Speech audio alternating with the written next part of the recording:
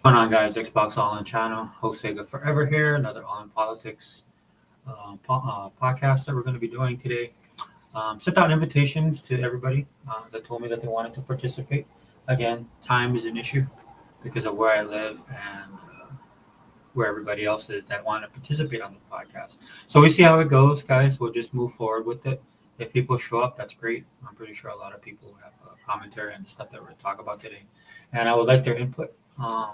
Also on the channel, I'm going to start doing more videos like this, all in chats though, where I can just focus primarily on just one topic or the other.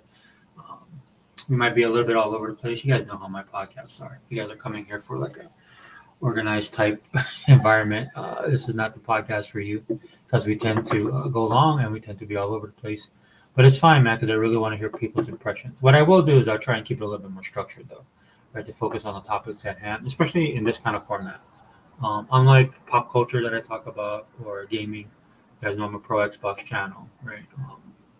A lot of this stuff that we're talking about is a little bit more, falls in with the world events and current events type of topics and stuff like that. So just let me give a little bit of time to the people to show up, and I'm adjusting really quickly. And don't worry, guys. There's a lot of stuff to still be talked about with Xbox. It's just I can only do so much at one time. And also, I fall back on a lot of the guys in the Xbox community. They're putting out a lot of videos. Unlimited Production had one yesterday. That's really good. I'm partway through it. I was a little bit busy yesterday. Actually went out to eat with my daughter last night, which is a great thing. When your kids get older, parents tend to treasure the times that your kids can make time for you because they're busy as well. She's in college. She got her friends and all that stuff. So I take every opportunity that I can because I was planning to do a podcast last night, but I take every opportunity that I can to spend with my kids. And if you guys are parents, you know what I'm talking about. If you guys are parents with younger kids, cherish every moment. I'm telling you right now because it does matter. But let me try and set some of this stuff up again. Just give some of these guys time. So hopefully they could pop in, but now we're gonna move forward because I do have a clock. I do have a timetable today, though. I do these early in the morning to give me like more space, right? Because you know what happens, like people tend to jump in midpoint while the podcast is going on, which is fine, right? And that's why it tends to run long as well. I never want to shut people down. I kind of had to end the podcast last week because I did have to go. But this is why I do it so early in my time, right? And so I do have at least a couple hours to go over all this stuff. But again, let me just set this stuff up really quickly.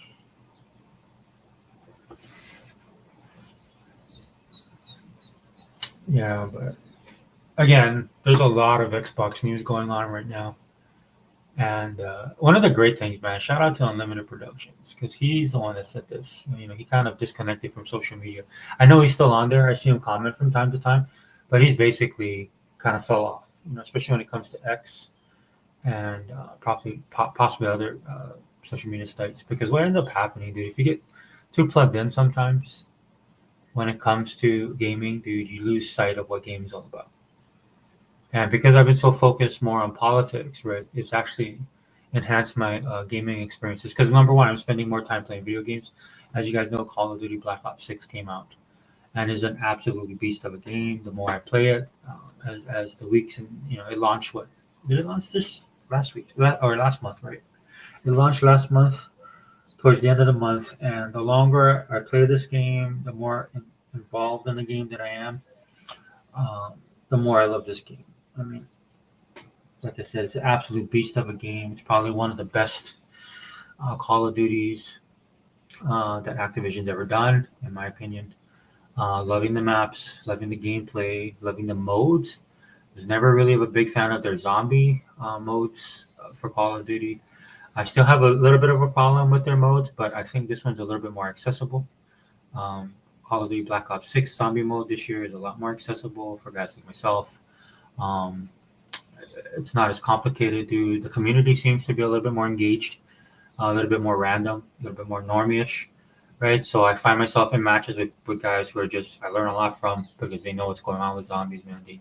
I played a game with one guy, and he had it on lock, man. He knew how to level up the guns. He knew where the little hidden stuff was. And with him, I got to level 45. Could have actually gone higher, but then the error code kicked in, and I got booted out of the game. which is a little bit of a problem that I've been receiving a lot lately. But then again, man, with the amount of people playing COD against multiple spaces, right? You guys might have seen the stuff that was kicking off this week when PlayStation guys, where people were talking, PlayStation was talking about all the the typical crap that PlayStation guys talk about when it comes to COD and stuff like that. But I know across the board, man, a lot of people are playing this game, right? And shout out to Microsoft, man, and Activision for making this happen. I think that's one of the great things about the 2 year wait that Xbox had to go through with the FTC regulations and the court cases and stuff like that. I think it gave time for Xbox and Activision to acclimate really quickly. So when the deal went through, they hit the ground running, and it shows, man. It really does. It shows in a lot of the stuff that Microsoft owns when it comes to Activision, King Blizzard, whether it be Diablo, Overwatch is another thing. There's some stuff they can work on there, but overall, it's been a great experience. But definitely COD, dude. If you guys play COD, you guys know what I'm talking about, dude. They just launched a new mode. I forgot the name of it, dude. But it's like there's something launching every week, it seems like, right? So they had the momentum of the game launching. People were high on it. People were, especially coming off of the demo. That demo that they did was really smart. The demo was really well done. It gave you the perfect taste, like an appetizer of what COD Black Ops 6 is going to be. And then when the game actually launched, it delivered in spades. And so people were really excited. But what you have to do, you have to keep people engaged. Unfortunately, in our current society, right, people are always looking for the next big thing, man, even though they got something new. And it seems to me, man, the developers know what's going on, man, so they're always dropping content. And the content is good, man. I'm playing stuff that I never thought I'd play. One of the funnest modes I played was what was it called? Stakeout. Yeah, this map called Stakeout. It was nuts. It was crazy.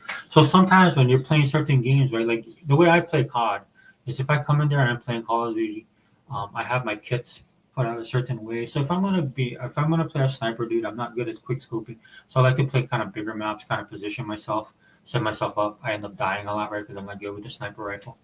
Um, and but it's okay, right? Because as long as I'm in that feel of how I'm playing the game, with the kits that I'm using, I'm totally fine. I don't care how much I die. Feel sorry for my team, unfortunately, depending on what mode we're playing. I try and contribute, but if I have a sniper rifle, man, that's why I really don't play sniper rifles. But what they do is if you want to get XP, right, there's certain daily events that you can do, and it kind of forces you to play with the sniper rifle in a good way, not in an overreaching way. Um, but yeah, dude, it's just everything, man. There's some things that I normally wouldn't do when I play COD. I'm kind of set in my ways, man, but they're forcing me outside of my bubble, which I've come to appreciate, man, because I'm enjoying a lot of the other modes that I normally do not play.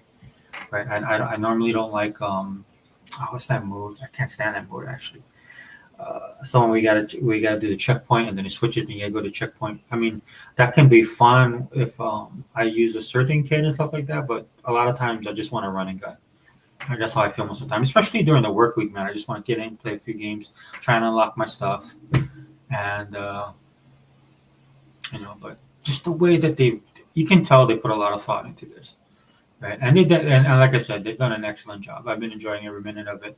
I've been addicted to it. This is why I haven't been playing. I know Stalker 2 came out, right? I know that there's other games that I wanted to play came out. Metal Gear Slug Tactics came out. I haven't even touched that. There's games I haven't even touched that I wanted to play from day one when it went to Game Pass, right?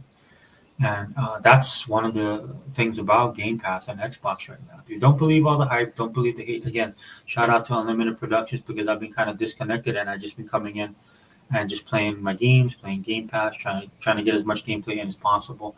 And when you do that and the focus is off the console war and all the BS in the gaming media, like the Game Awards came out, that's an absolute dude. I haven't watched the Game Awards, I don't know how long. And because to be honest with you, you don't have to, right? I'm also like, dude, I'm an older dude and stuff like that, but I'm also participating in pop culture and media in the same way that a lot of the younger people are right now. Dude, you don't have to watch certain things, dude. Everybody clips everything and puts it out. This is why I'm so into X right now. A lot of people are like, well, you're just too politically charged. Yeah, I might be. Right, but there's a whole lot of host of reasons why I do what I do or how I connect to what I connect. And when it comes to the Game Awards, man, you don't have to watch anything. Microsoft puts their stuff on their own channel, right? And there's clips that people are going to share on X.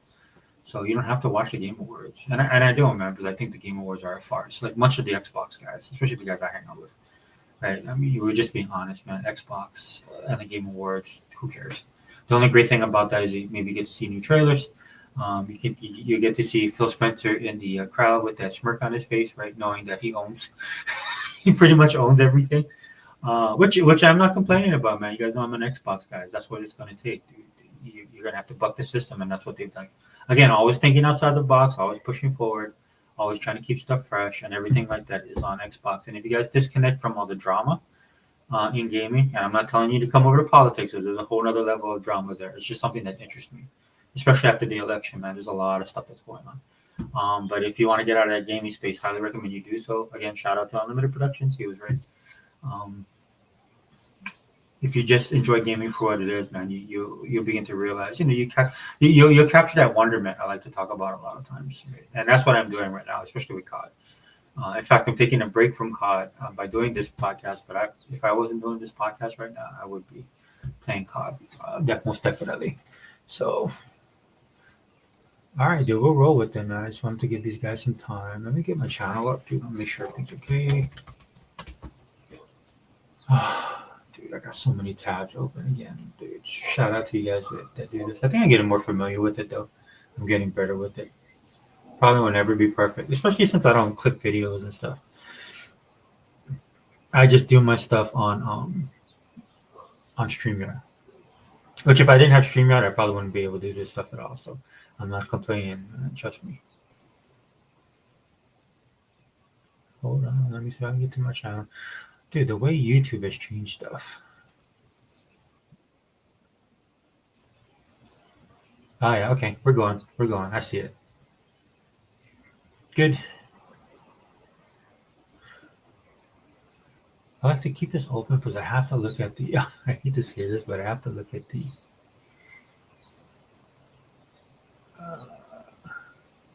I have to look at what the podcast is about sometimes. Because again, when we start talking and then we start jumping topics and stuff like that, dude, kind of get lost in the mix. Let me move this over. Hope it doesn't mess with the feed. If you guys didn't know, man, I'm doing pop culture stuff on my channel. So yesterday I actually did a kind of reaction. I call it all in real, pop reel. I'm just gonna call it that because I don't like react in real time to this stuff. And a lot of times if I do these videos, man, it'll probably be people, you know how it is, dude, because I'm tuned into it as well. When a trailer releases, man, there's people that you go and watch that are on it right from the jump. And I'm never going to be that way, guys. I'll try to do that and do an honest reaction, and maybe then I'll show myself on camera. I don't have a problem with doing that. It's just that by the time I get around to doing this kind of stuff, man, it's already been like, because I'm reacting to videos that are older already. I just want to give my thoughts and opinion as well. So it's not really a reaction video. All right. Okay, sorry guys, still setting this stuff up. Give these guys time. But yeah, so I did a reaction on what is it called, Captain America: The New World Order, and then those videos I'll try and keep them short as well, as short as possible. But I am going to give commentary on them. But I'm very cognizant of what I'm going to say. I'm actually going to plan things out a little bit more.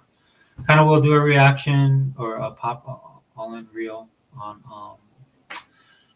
what's the name, man? I got Suicide Squad stuck in my head, but it's the other Marvel trailer that came out.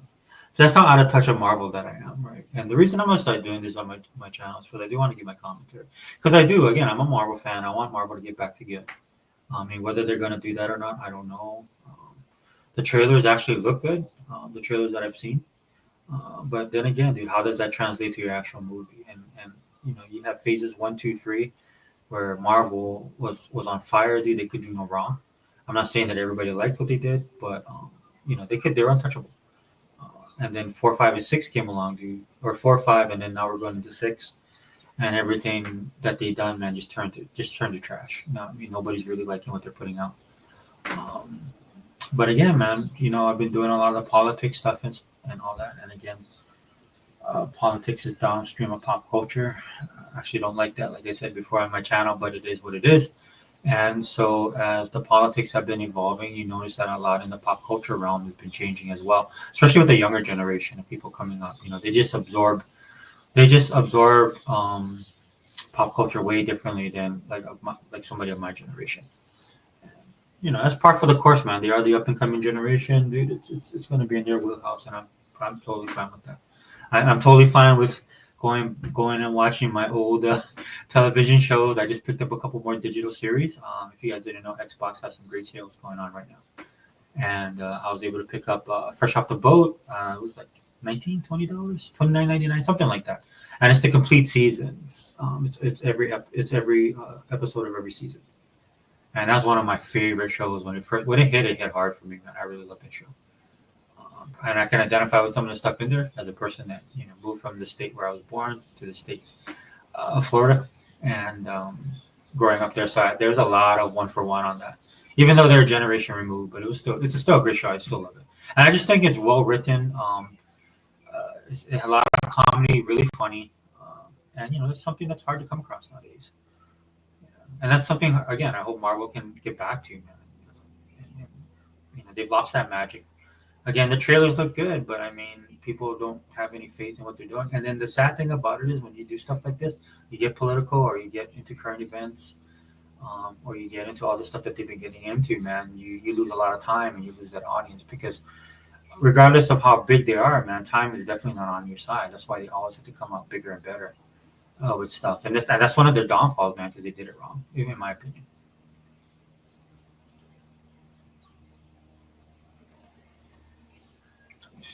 This and this. But yeah, go check out those videos, man. I'll be putting more stuff on this channel, like I said. Where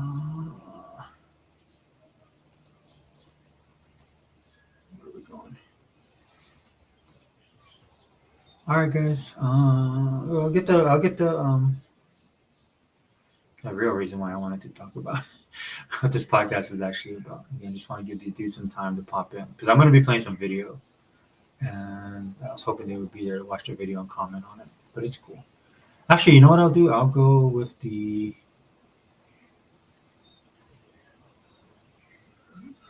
think I'll do this one first. Hold on. Let me try and set this up. Share screen.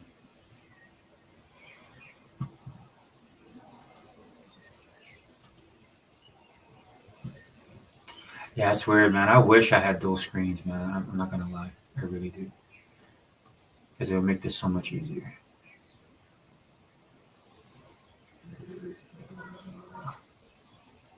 Hold on, I'm checking all this stuff. I do apologize, guys. I can only do so much, right? Is that full screen? Yeah. And also, when I'm doing this, I'm gonna be giving my commentary off of the YouTube channel, so I gotta stop the video and stuff like that. You guys know the deal. All right.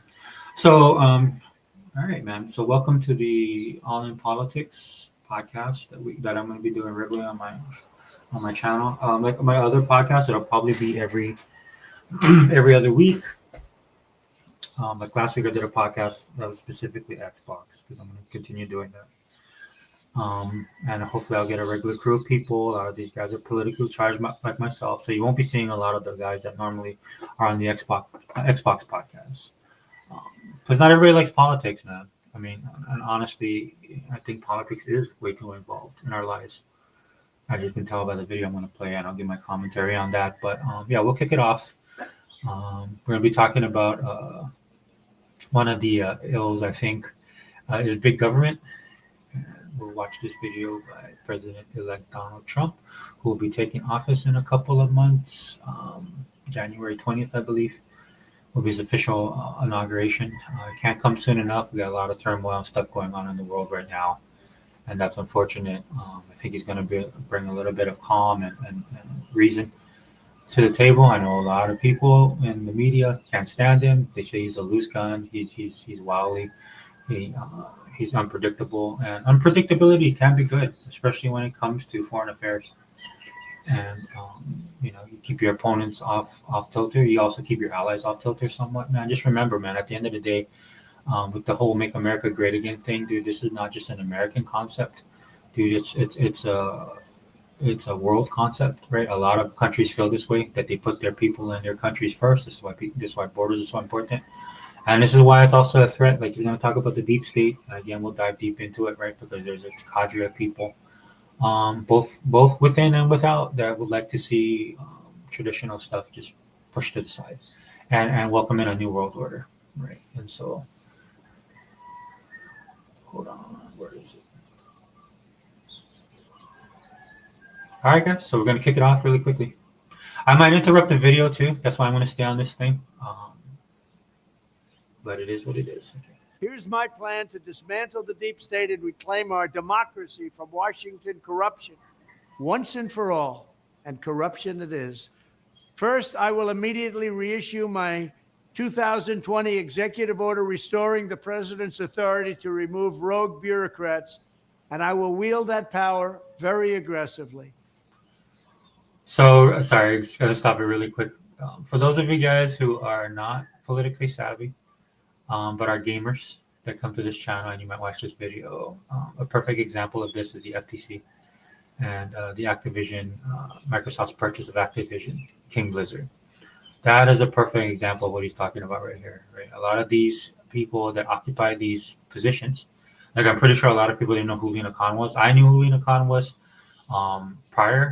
before the AKB thing, just because I watched a lot of the confirmation stuff. Normally when a president comes into office, right, he'll want to get his people in there, and that's what I mean. A lot of these people, you don't have control over them in a sense, right? They have to be confirmed, usually by the House and the Senate, which is your only connection to that because you vote for the representatives that you want to represent you in both houses, in both the House and the Senate, right? That's why that's important. But that's your only connection to it. But these people are responsible for saying yes, we approve these people for these positions, right? Especially if they're going to be heading these departments. And that's what he's talking about right now. He wants to make it easier because a lot of this stuff is ruling by fiat. Okay, so you have a direct line to the presidency, as we just had an election, as you can see. But things get kind of lost in the shuffle when you start looking at all these different agencies and government agencies. That who's the head? The heads of these agencies are people that are appointed. Okay. Second, we will clean out all of the corrupt actors in our national security and intelligence apparatus, and there are plenty of them. The departments and agencies that have been weaponized will be completely overhauled so that faceless bureaucrats will never again be able to target and persecute conservatives, Christians, or the left's political enemies, which they're doing now at a level that nobody can believe even possible. Third, we will totally Yeah, that's one of the main reasons too. This is like when he first started doing these videos. Again, I told you guys on the channel before, I didn't know how fast he would move. I didn't even know he would move this fast. That's why I've been having a hard time keeping up with everything, right? You know, I have a life, guys. I have stuff I have to do. If I did this all day, I could be doing videos all day just on this to give my commentary on it. But he's moving really quickly, and one of the reasons he's moving quickly is because he's been a target of these people for the longest time. You know, even after he lost, quote unquote, 2020, they wouldn't leave him alone, man, because they know he's a real threat. They know his popularity. This is why I feel they stole the election in 2020. Because if they felt confident that they actually beat him, they wouldn't have done all the stuff they've done from 2020 up until 2024, up until this election, man. Because, you know, and even when you look at the numbers, even though a lot of people say that he lost outright, he still had a lot of people that voted for him, right? And that was the problem for a lot of these guys. They knew he wasn't going to go away, so they had to make it in a point where he had to go away. And since he's been a victim of that, he knows what's going on. He learned from his first 4 years in office. In 2020, he was going to all the stuff you see him doing now. In my opinion, in 2020, if he would have gotten in his second term, which he should have, he would have been implementing a lot of this stuff. So what you hear him talking about right here is basically telling people who voted for him, like myself, who wants to see action taken, right? Wants to see justice prevail, wants to see these people held accountable. He's basically telling you right now what he's going to do. And this is why he's been, again, like I said on a previous video, he's been nominating the people that he's nominating. Right? Don't listen to all the subterfuge and all the stuff out there. People like these people have no experience. They're Russian assets. They're spies. They're all this crap. Dude. naturally they're going to say that because they don't like them, because they're scared. These guys are scared that the people that he appoints, right, was what he's looking for first and foremost is loyalty, because he learned the first time, right, he trusted politicians, and I hate to say this as a Republican, but people in the Republican Party, and they stabbed him in the back because they all have their own agendas, man. This is one of the things. I mean, I knew that at the time. Maybe I was a little bit naive, but of course, you want the best one, what's positive, and there are good people in the Republican Party, right? But a lot of people showed their ass. I don't know a better way to put it, about how they feel and that they have their own agendas, man. It's all about them. It's all about them getting over, right? And he experienced that firsthand, man. This is why it's funny to me, because a lot of the people that he's dealing with are not your traditional Republicans. Tulsi Gabbard, RFK Jr., Elon Musk. A lot of these people couldn't stand him, right? But they've all come together and coalesce, and he's found one of the most important things he's going to need in his second campaign, uh, and as well as in his second term in office, is that he has people with the same mindset, same ideas, and that'll execute. Because what they want and what he wants are the same thing. This is why when you see Elon Musk and Vivek Ramaswamy talk so passionately about Doge and what they're going to do to cut waste and fraud and abuse, and Trump is all for that too, because he's seen it, he's experienced it, he knows what's going on. Reform, FISA courts, which are so corrupt that the judges seemingly do not care when they are lied to in warrant applications. So many judges have seen so many applications that they know were wrong, or at least they must have known. They do nothing about it. They're lied to. Fourth, to expose the hoaxes and abuses of power that have been tearing our country apart. We will. So that's the lawfare he was talking about with a lot of these judges, because there's a procedure to a lot of the like the warrants and judgments and things that they bring forward for all of this stuff to happen, and a lot of that stuff was just dismissed, man, this because they just wanted to go after. In fact, there's some judges that they're wearing their liberalism and their politics on their sleeve, and they have no fear about it, right? Because there shouldn't be any bias, as the when you see the balance of justice, or when you see the scales of justice, right? Lady Law is she's wearing a blindfold, because that stands for justice should be blind, right? It shouldn't be. You shouldn't have your bias in any of this kind of stuff. And these guys have Trump derangement syndrome, man. If you guys don't know, man, that stuff is real, dude. It causes people to lose all track of. They hate this dude so much, right? You might not like him. You might even kind of hate him and stuff like that. But the problem is when that affects you directly. So you have a lot of people, their reasoning goes out the window, and they do a lot of stupid things. This is why they're getting in trouble as well, because they're circumventing a procedure and policy, right? Stuff that they're supposed to be doing. And a lot of these guys have shown themselves, right? And this is bad. This is bad, not just because if you're a Trump supporter, if you like Trump and stuff, just anybody. Because if they can do that to him, they can do this to everyone. That's one of my biggest complaints and gripes about all this kind of stuff. And it's something that he needs to deal with, right? Because again, they're showing that they're just wielding this power unobjectively.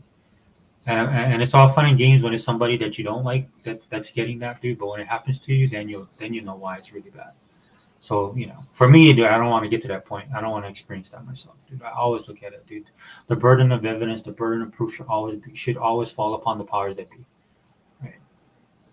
Because the average person, man, the little guy, right? We don't have that, we don't have that ability. Right? You never want to be at the mercy of somebody that's just wielding that power unequivocally, just going around running roughshod over everyone. And that's what he got to experience, man. And this dude's a billionaire. This is why a lot of people are realizing about him. He doesn't have to do this stuff. Man. He's choosing to do it.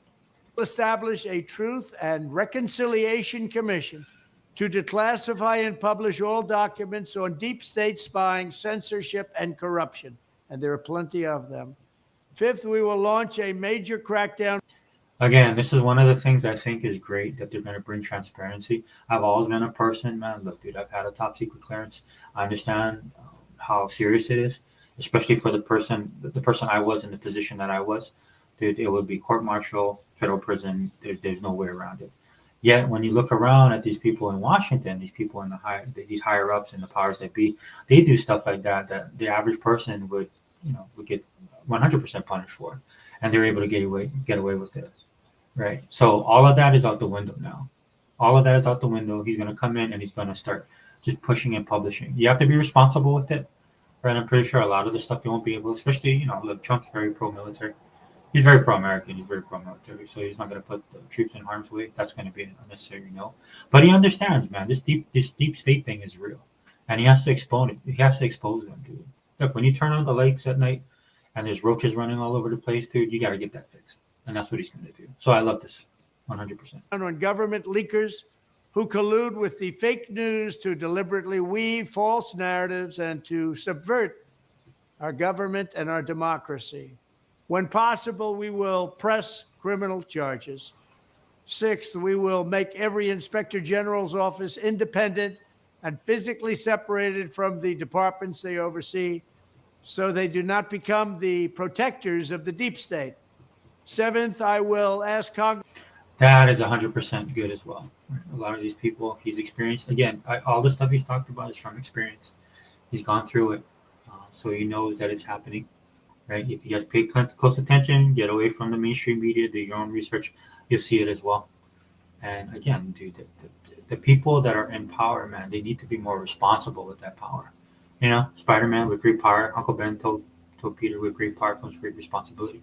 And a lot of these guys are not doing that. Dude, a lot of these positions, a lot of these government agencies, the positions in there, the people running it, dude, they're politically charged. I can speak on this, man, because I'm old enough to remember. These are the hippies back in the day that were anti-government, that wanted to bring the system down, right? But then they got smart, right? They realized that they couldn't do it because the average person doesn't want that, as you can see by this election, right? A lot of the average people pushed back and said, no, we don't want your crazy Marxist, communist stuff, dude. We like America the way it is. Let's get back to normal, right? And so a lot of these guys, but what they did was they knew they weren't going to win, so they infiltrated the system and they're going to take it down from within. That's why I named this podcast "The War Within," because it's a real situation. To establish an independent auditing system to continually monitor our intelligence agencies to ensure they are not spying on our citizens or running disinformation campaigns against the American people, or that they are not spying on someone's campaign like they spied on my campaign. Eighth, we will continue. That's what I love about him, man. For certain things, President Trump doesn't have a poker face, dude. It really pissed him off that they did that. And it pissed him off even more that they tried to flip it and put it on him. Continue the effort launched by the Trump administration to move parts of the sprawling federal bureaucracy to new locations outside the Washington swamp. Just as I moved the Bureau of Land Management to Colorado, as many as 100,000 government positions could be moved out, and I mean immediately, of Washington to places filled with patriots who love America. That's something I talk about on my channel a lot when it comes to Washington, D.C., man. It's so incestuous over there. Dude, it is their own little bubble. This is why a lot of them are in shock and awe with the election when he won. And they're still doing it now with a lot of the policies coming out, dude. They're just rehashing the stuff that they've been doing for the last 10 years. And the reason why they do that, dude, it's just like if you're an Xbox guy and you talk to a PlayStation dude, man, they can never credit to them. They never waver, man, but they can't see outside their own ecosystem, which they don't even have an ecosystem, but their own plastic box. Right? This is why these guys are constantly taking L's, right, on the PlayStation side. This is the same thing when it comes to politics, right? These guys that are in Washington, D.C., man, they can't see past their nose for a lot of this stuff, and they don't want to, dude. I mean, they have the perfect bubble, right? They get their money, right? They get to wield their power. They get the prestige, you know. They get Hollywood recognition, right? They have these junkets and all this kind of stuff where they feel like they're important and they're celebrities, and that stuff needs to end, dude, because that's one of the focal points of Trump's administration coming in right now. This, and I love this, dude. They should have done this a long time ago. There was a point in time when they wanted to let people to coalesce and work together, but what you had is they built a little kingdom, right? So the president is an elected individual, but what you have is this bureaucracy is as if you lived in England, man, and you were under barons and dukes and people like that, archbishops and stuff like that, who are actually running the country right now. Right, that's what a lot of us knew from the jump, man. When Biden was put in office, dude, it's not about Biden. He's just the face, man. It's everybody behind the scenes that's running everything because they have their own agendas, right? And they have their own political beliefs, man. A lot of this stuff is ideological, right? This is why a lot of people that are just normal are just sitting there going, like, why are they pushing gender ideology? Why are they pushing? Why are we all in these countries We went from policing actions to actual, getting involved in people's wars. That's what people are pushing back on. And this is why when you look at MAGA, dude, it's not, trust me, dude, I was there in 2016. It's not the same. The movement has grown and it's included a whole bunch of other people. This is how I was able to win the election, right? That was and he knew this, dude. And his people, they're smart, dude. They know what they're doing. That's why they came up with the term "too big to rig." They knew that they had outreach into a lot of different communities that kind of supported him, but not on the level that they did this election. And that's how bad things are in the country, right? Because a lot of people are feeling it. Again, man, everything is self-preservation at the end of the day, man. So, and it's another thing to people that are politically charged. Don't overreach. Most people just want affordability. That's the first thing. I think he has a case in point when he does videos like this, when he's talking about dismantling this deep state or moving organizations outside of DC or just getting rid of them altogether. I think he can wield that type of power, and because people are paying attention, right? And then at the end of the day, you remove a lot of this stuff, and we'll get into it when I start talking about tariffs. When you remove a lot of this stuff, people will realize that it won't affect them at all, for the most part. And they really do love America. Ninth, I will work to ban federal bureaucrats from taking jobs at the companies they deal with and that they regulate. Amen. So they deal with these companies and they regulate these companies, and then they want to take jobs from these companies. Doesn't work that way. Such a public display cannot go on, and it's taking place all the time, like with Big Pharma. Finally, that's why they call it quid pro quo. I actually have training on this. Yeah, you're not supposed to do this. This is a big no-no. But these guys, they're untouchable. So until now, right? Again, this is why they don't want him there. This is why they did everything these last 4 years, man. They know he comes in, dude. He doesn't have, number one, he doesn't have nothing to lose. He has 4 years, right? Which is sad because I think it's going to take more than 4 years. But number two, man, he's already went through it with them. So he knows what he wants to do. And this is why they're pushing so hard. Every little thing, I mean, look, liberals are psychotic anyway. Leftists are even worse, right? But what it is they know that he knows, and then they know when he goes in, he's going to start taking action. They're just a threat to everything that they built to their own agendas, right? This is why they try so hard to stop him, and they're going to fight him tooth and nail, man. If you're new to this game, I'm telling you right now, dude, that you saw what happened with Matt Gaetz. It's not just on the liberal side or the Democratic side or the leftist side, dude. A lot of that's all going to be on the Republican side as well. Sometimes I forget that a lot of you guys are new to this stuff. I'll try and explain it in that way. It didn't surprise me, man, because I already knew. Because it's been going on for over 2 decades, where the Republicans are just as bad as the Democrats in a lot of senses, right? Because they're all, again, it's that swamp they always talk about, right? All of these guys are in cahoots, right? Because it benefits them personally. I will push a constitutional amendment to impose term limits on members of Congress. This is how I will shatter the deep state and restore government that is controlled by the people and for the people. Thank you very much. That is an awesome video. Hold on, guys. Let me just.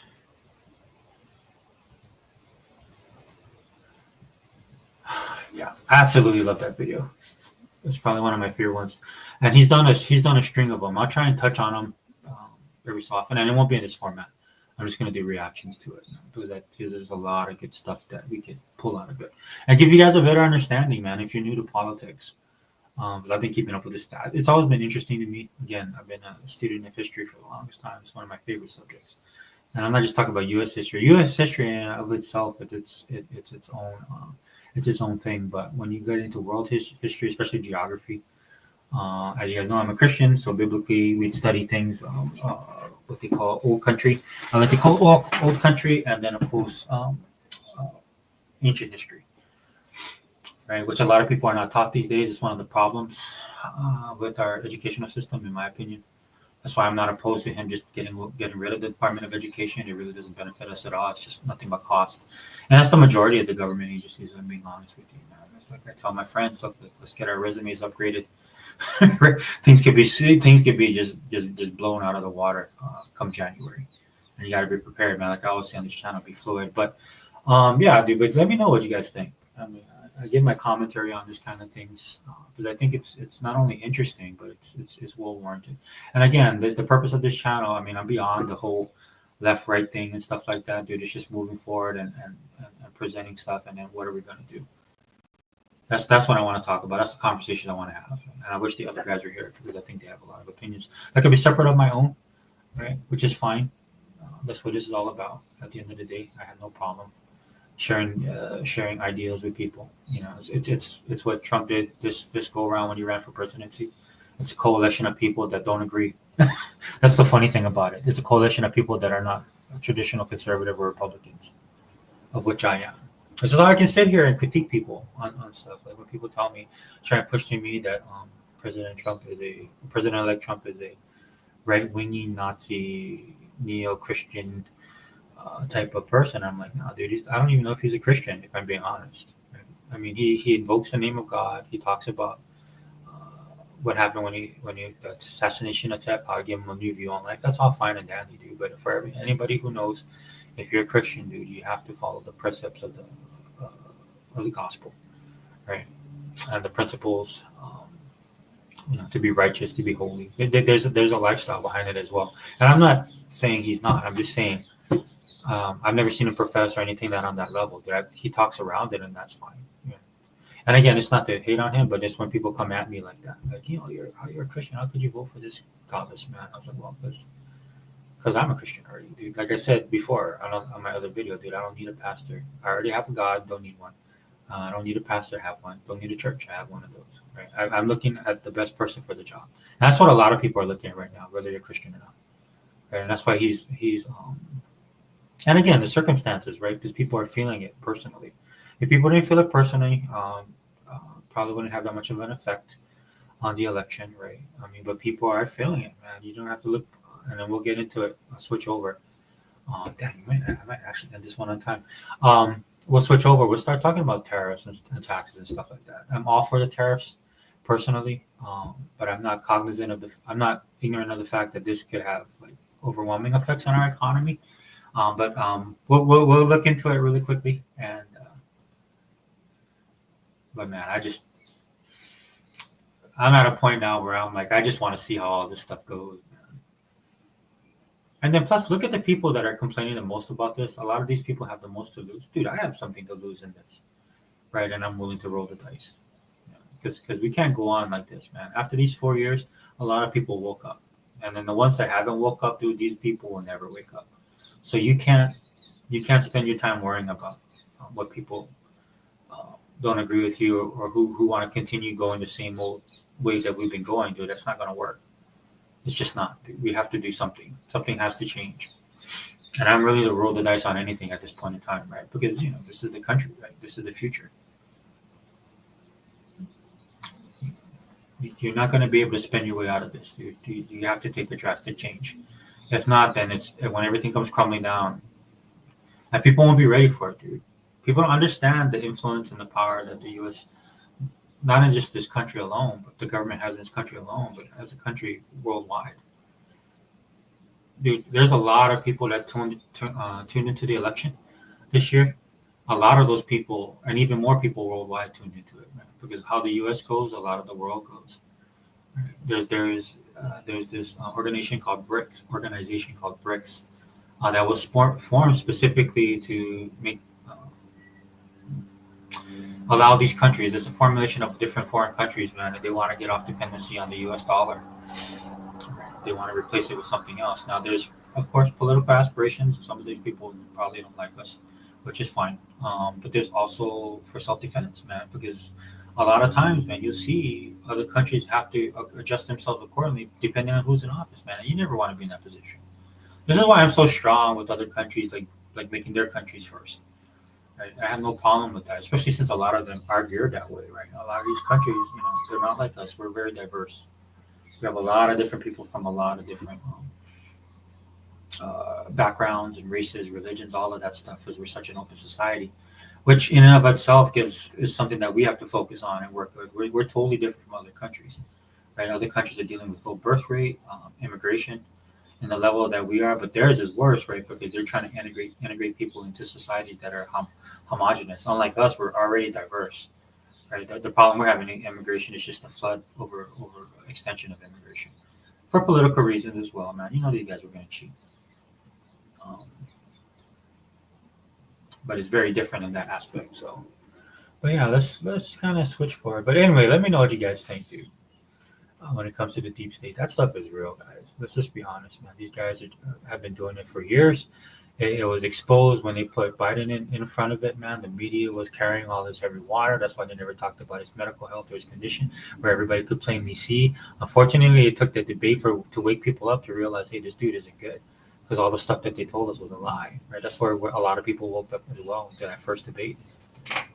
Because look, at the end of the day, most people don't want to deal with this stuff. Like I'm an oddity, right? I just find this stuff interesting, and people like me find this stuff interesting, so we can talk about it and we can look at it, right? And realize what's really going on, and then you share it with people, and that's where you find out most people don't either. They don't care, or they have their own agenda with it, right? Like there's people that voted. If you look at the election, it just blows my mind that people actually voted for Harris, given the 4 years we went through. And then when you listen to the reason, it's not so much they voted for Harris or understands what she's about or her policies. They can't really explain it. They have no answer for the last 4 years of which she was part of this administration. When she was questioned on what she was going to do, right? She said she wasn't going to change anything. That woke up people. But again, at the end of the day, right, she wasn't held accountable. Right, and if you listen to people that are supposedly her supporters or hardcore supporters, they just hate Trump. Right? And that's all you need to know, dude. It has nothing to do with their candidate or what they bring to the table. It's always against the person on the other side. Right? And then these people lose their minds, dude. They take it to a personal level. And when you start hearing that, dude, you just cut their line right there. Because it doesn't matter at the end of the day. Because again, you have to move forward. Like I said, the election's over. How is this going to matter to us? How is the deep state going to be held accountable? What are we going to see? What is he going to expose? Right? And when he does expose these things, how are we going to deal with it? Right? Again, Matt Gaetz, Trump went ahead and just started nominating all these people. And if you notice the people, again, like I said earlier, dude, these people are loyal to him, and they have the same ideals and agendas. You know, it's not just his agenda that they're going to implement. It's a lot of the people that he's implementing. That's how he's able to build these bridges with all these different people. They also want the same thing he wants. Right, so he understands that he's going to have they understand the game plan. He has the loyalty because they'll do what he wants to do. Right, so he doesn't have to worry about that and getting stabbed in the back. They're going to have disagreements, most definitely. You look at somebody like Tulsi Gabbard, Robert RFK Jr., and Elon Musk. You know, they're not all on the same page when it comes to stuff. But at the end of the day, they see the bigger picture, and that's the most important thing. That's why he's nominating people. He's nominating. I know some people are concerned about some of the people he's nominated. Look, dude, if you just no, one thing that you're just gonna have to trust on this dude.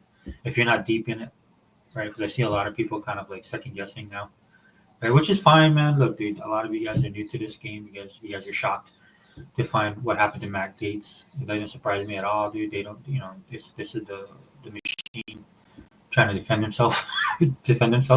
Again, both sides, man. These guys are bad, man. They've had it so good for so long that it's gonna take it's gonna be painful. Right, so you guys better prepare yourself.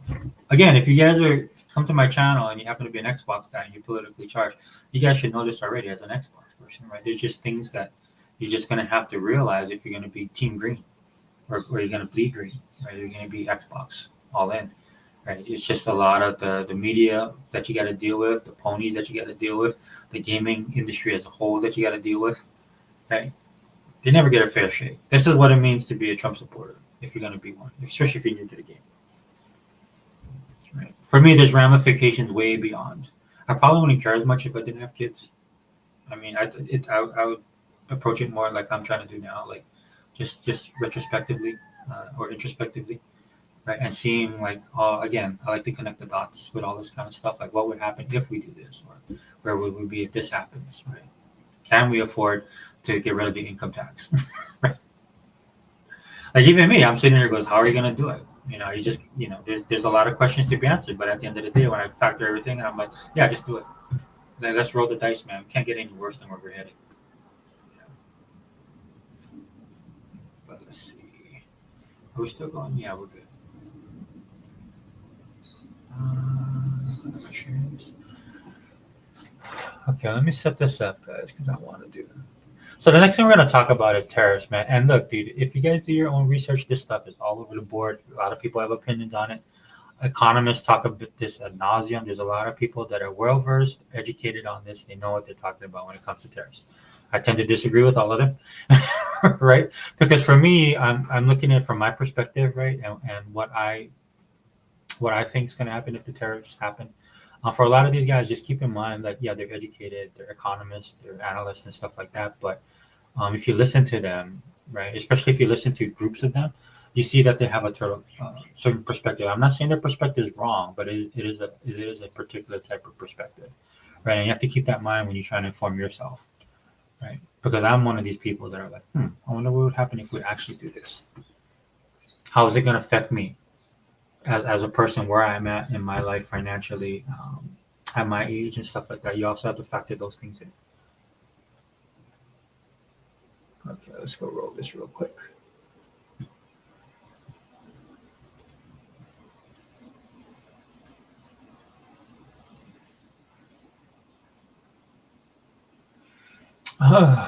Excuse me. Oh my gosh. Which one is this? See, this one, I don't like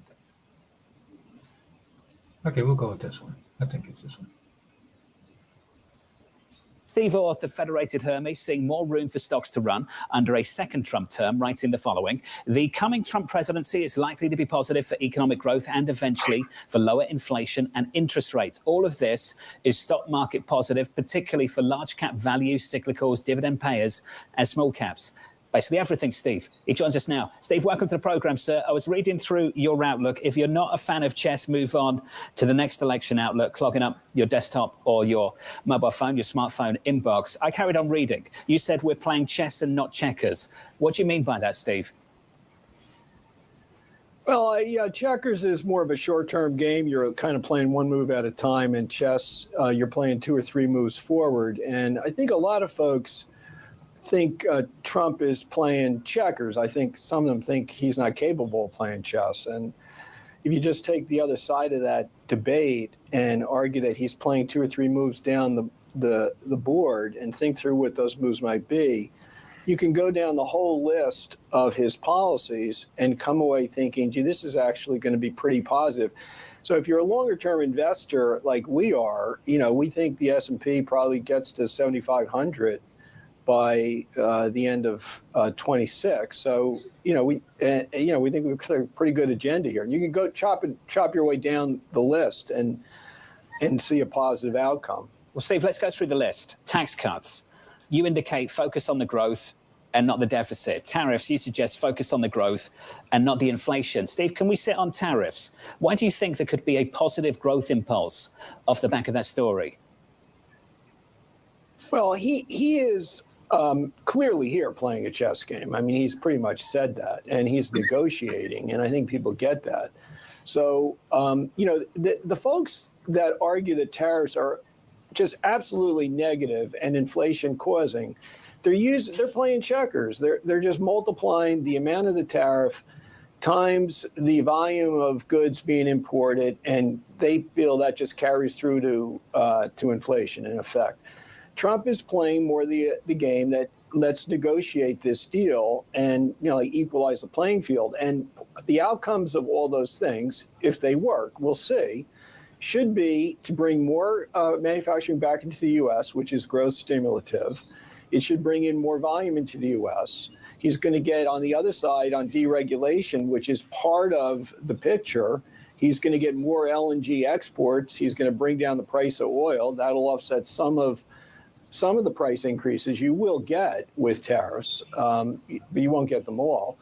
The Chinese manufacturers, like they did the last time, will absorb probably a good hunk of the tariff increase out of their profit margins rather than raise price. They don't want to lose their competitive position. So it's not as simple as just multiplying the tariff times the volume. It's something a little more complicated. And my guess is he'll end up with more investment in the U.S. economy. We're already starting to see people move the piece on the board for that purpose. You're already seeing companies ahead of Trump starting to do that. So, I think net, it's probably growth positive, not growth negative. Are you investing in municipal bonds that will fund roads and bridges? All right, sorry about that, guys.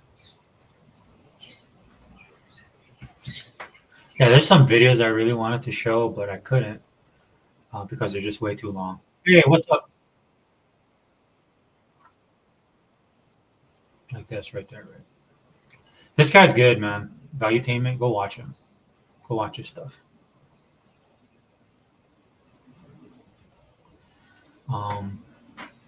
Yeah, so there's some videos that were even more that were better, but I couldn't show it, man. They're like 20, half an hour long, dude. And that's something that I could show, but I'd have to react to. I didn't want to do that in a podcast. Hey, what's up, T? What's up, bro? Yeah, sorry, man. I'm on the again. I don't have dual monitors, man, so I got to jump back and forth, as you can see. But yeah, welcome to the podcast, dude.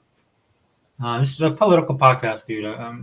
We're gonna, like I said, I'll be doing this on my channel now. So, but thanks for being here, dude. Good to see you.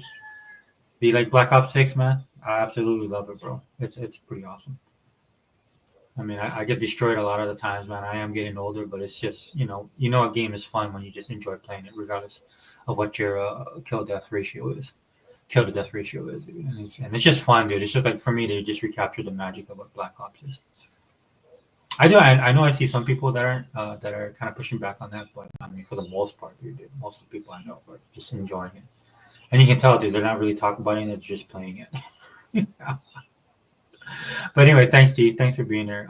Yeah, so I think that's really important, right? When you listen to the guy as he's talking about the tariffs, right? This is what I was talking about earlier before I played the video, right? It's your perspective on things, right? And one thing I love about that video is that when he's talking about it, he has a different outlook than a lot of the economists, right? You remember economists and stuff like that, like everybody else. They go to colleges, right? They go to universities, and I'm not saying that's bad, but what I am saying is if they have a certain type of political bent, if you're college educated, that's just the reality of it, man. It's something that the media focused on so much. They hyper focused on it so much. They were right. It's just their conclusion was wrong. There's a lot of people without college degrees that think differently than people with college degrees. Right. And I'm not saying that's the end all be all or the matrix that you should use, but it's just something you should be wary of because you'll watch a lot of people talk about tariffs, and like that guy said, it's a net negative instead of the net positive, right? And since we've already had 4 years of Trump, the way he used the tariffs, he wielded it like a bargaining chip, like a weapon, right? It wasn't just about like a lot of economists says, well, if you do 60% on this, 50% on that, he didn't do that. Trump didn't do that the first time. Right. Again, he used it as a bargaining chip to get people on the table. When he got on the table, because of the way he is, he was just able to get what he wanted for the most part. Now, I'd say 99% of the time. Right. And then that 1% where he didn't get what he wanted, dude, he had again, like the guy said, he's playing chess, not checkers. He had multiple avenues to pursue. Only problem he had, again, in the first 4 years that he did was the people that was supporting him or supposedly supporting him. No problem. I enjoy it. And Prestige 2 and 3, dude, mine is 1.04 now. Oh, wow, dude. I don't know what mine is. I gave up looking at it, dude. But I'm on Prestige. I'm on Prestige once? No, twice. No, one time. I'm heading to a Prestige 2. It just depends, dude. I mean, I have to utilize some of the stuff. Like, I haven't been using the XP correctly. So, like, yesterday was really good because you only have to get 50 kills, 10 mine kills, something. It was really easy to do. So what I should have done was when I was getting to the end of that, I should have used my 2 XP, either on weapons or on experience points per se, and just so that I could level up faster. I gotta get better at that, dude. Sometimes I'm just jumping, but I don't have a lot of time to play, so I'll just jump in when I can. It's been sucking up all my time, dude. But yeah, good job, bro. Prestige 2. I'm just trying to get there. I'm at Prestige 1. I'm thinking I'm 40. I want to say 49, 48. So I'm almost there. But it's just fun, dude. It's just a fun game to play, bro. Maybe me and Gogo, man, we gotta jump back in on that bad boy. But the maps, dude, the maps are amazing, dude. I'm loving all the maps. I hope, you know what I hope, dude? I hope that they don't give up on Modern Warfare or the older games, dude, that just came out. The previous 2 games that just came out, and they incorporate some of the stuff they're doing in Black Ops 6. Like, go back and retrofit it into Modern Warfare and Modern Warfare 2. Because that would increase the. I think more people would start playing those games as well, if they make it. If some of the stuff they implemented in Black Ops 6 goes into those games, they just really did a great job. Sorry, guys. Oh, I had to sneeze. Your boy has allergies. Yeah, so sorry. Yeah, so with the tariffs, man, when you guys look at that, when you're talking about it, keep that in mind, man. These guys have their own thought process as well. And what you got to remember is like, how does it affect me? What is my how what is what do my how does it affect me? How does it play in my world? Like, how does it affect my finances? Right. So, and I'm not saying the economists are wrong, right? You know, yeah, you put tariffs on people or other countries and stuff like that. You can pay more for the products. But one of the things I believe the tariffs will expose to a lot of people is that we just rely on other countries way too much. You know, when the pandemic kicked off, and I was getting these notifications from the VA, they're pushing for people to have small businesses. Very, you know, it's a very governmental thing to do. And already I knew why they were doing that, right? It's to kind of offset all the negative that was coming in. Sorry, guys.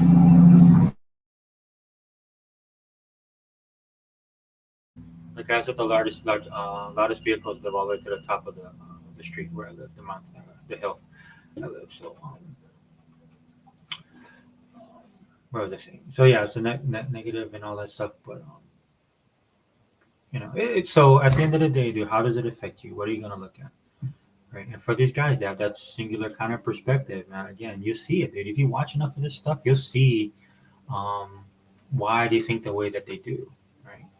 Again, for me, when Trump was in office the first time and he was doing the tariffs and stuff like that, dude, I was really impressed the way he did it. Now, the negative of that is that he only has 4 years, man. And I don't think there's anybody in government right now or whoever the people sitting on the bench that are waiting to take his place on either side, dude. None of them have the skill set that he has, and that's the biggest problem I have with the tariffs, right? Because he implements this stuff, and then he makes it work the way I think he can make it work. And when people begin to realize, like, hey, dude, we rely too much on other countries. Oh yeah, so I was saying with the VA, right? They're saying, hey, dude, we can help you if you want to set up a small business, right? Definitely not the time to do it, dude, economically, dude. Unless you have a really good idea and you feel like that idea, like anybody can take a chance and you think it's pretty much bulletproof and you can roll with it. But most people in the economy, the way that it was, it's not going to work. And I ran into a hiccup because I looked into it, right? Because one of the things I was having a problem with, right, they shut down all the gyms. And even when the gyms came back, they're very regulated. And this is why a lot of people will never let that happen again, right? Because they saw the foolishness of it. Right, and they saw that these people, it wasn't just about, it wasn't like what they promoted it to be. It's about health and safety and all this kind of stuff. Because everything they did was counter to reason and common sense. Right? So what I wanted to do is I was looking at, it'd be great if I actually, made equipment, right? Because I'm pretty sure I'm not the only person out there that's looking for equipment right now.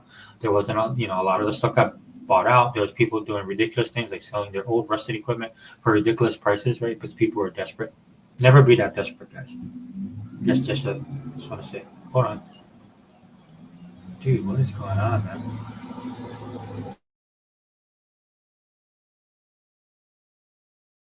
Okay, so they were pushing to get small business loans to veterans and stuff like that. So I actually looked at possibly producing like equipment for home gyms, and because home gyms were taking off as well. I think they still are, dude, to an extent. I mean, the gyms are open and stuff like that. But there's a market now, and that's one of the cause and effect of the pandemic. So like if you run a big box a gym and stuff like that, you're a little bit worried, right, when stuff started opening up because you saw memberships drop and stuff like that. Plus you got to deal with the economy tanked, right? So people were cutting that out, right? But still stuff is coming back, man. I think fitness and stuff like that, because of the internet, because the knowledge base is better, because of the way gyms are right now, it's very inclusive, right? And there's people that, look, people are very self-centered. I mean, there's people doing it for health. I think that's great. There's a myriad of reasons so that they were able to still stay in business, keep the lights on. And so I think that did affect the home market. So if you open a business like I was looking at, that's probably something I'd have to deal with, right? But then again, dude, you gotta, it's not just you open a business and that's it, dude. You gotta work at it, right? But that's something I realized from the jump, man, because I actually looked at the manufacturing publications and websites, and because I was wondering, if I wanted to create my own, it was going to be hard, right? We don't make a lot of the stuff, and I kind of knew this, man. But when you start doing the deep dive, you begin to realize we don't make a lot of the stuff here in the U.S. anymore. Right? A lot of the stuff is made overseas. That's why China is always being brought up in all of these newscasts, right? Because a lot of our stuff comes from China. We've become too dependent on them, man, and this is something that was pushed back in the Clinton era. A lot of the growth that China had is because of us, right? And our relationship with them, right? Which we should not have done, in my opinion, because they're communists, right? They have a communist form of government.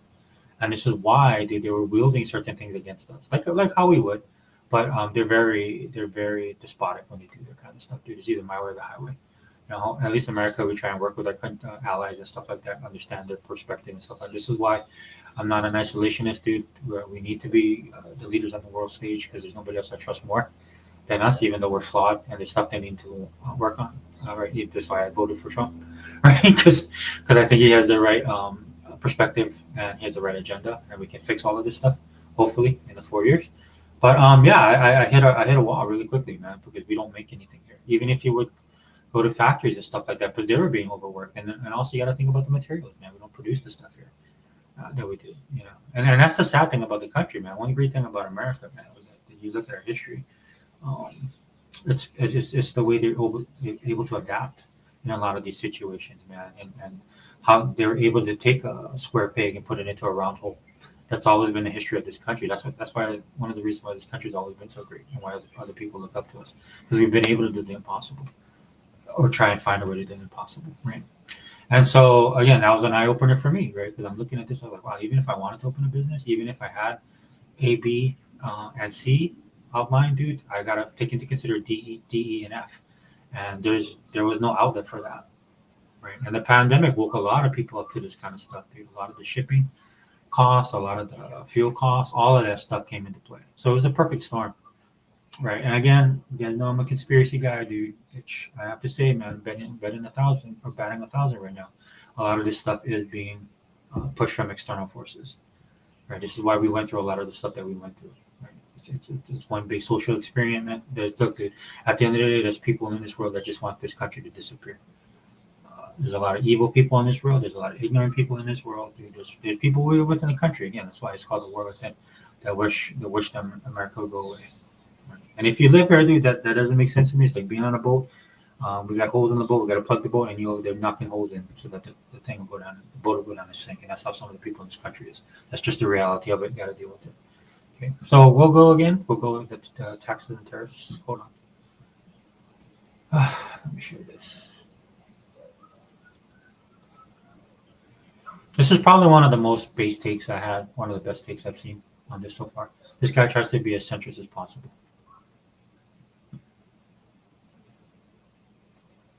Presumably, the whole goal is to deter consuming imports and to switch to consuming more American. Donald Trump's economic agenda for his first 100 days includes extending his tax cuts and imposing tariffs on imports. However, the Congressional Budget Office says extending the 2017 Trump tax cuts and Jobs Act could cost the economy more than $3 trillion over the next decade. Also, critics argue increased tariffs could cost the average middle-income consumer between $1,700 and $7,600 per year. Well, here to set us straight is Young Voices commentator, author, Texas Tech associate.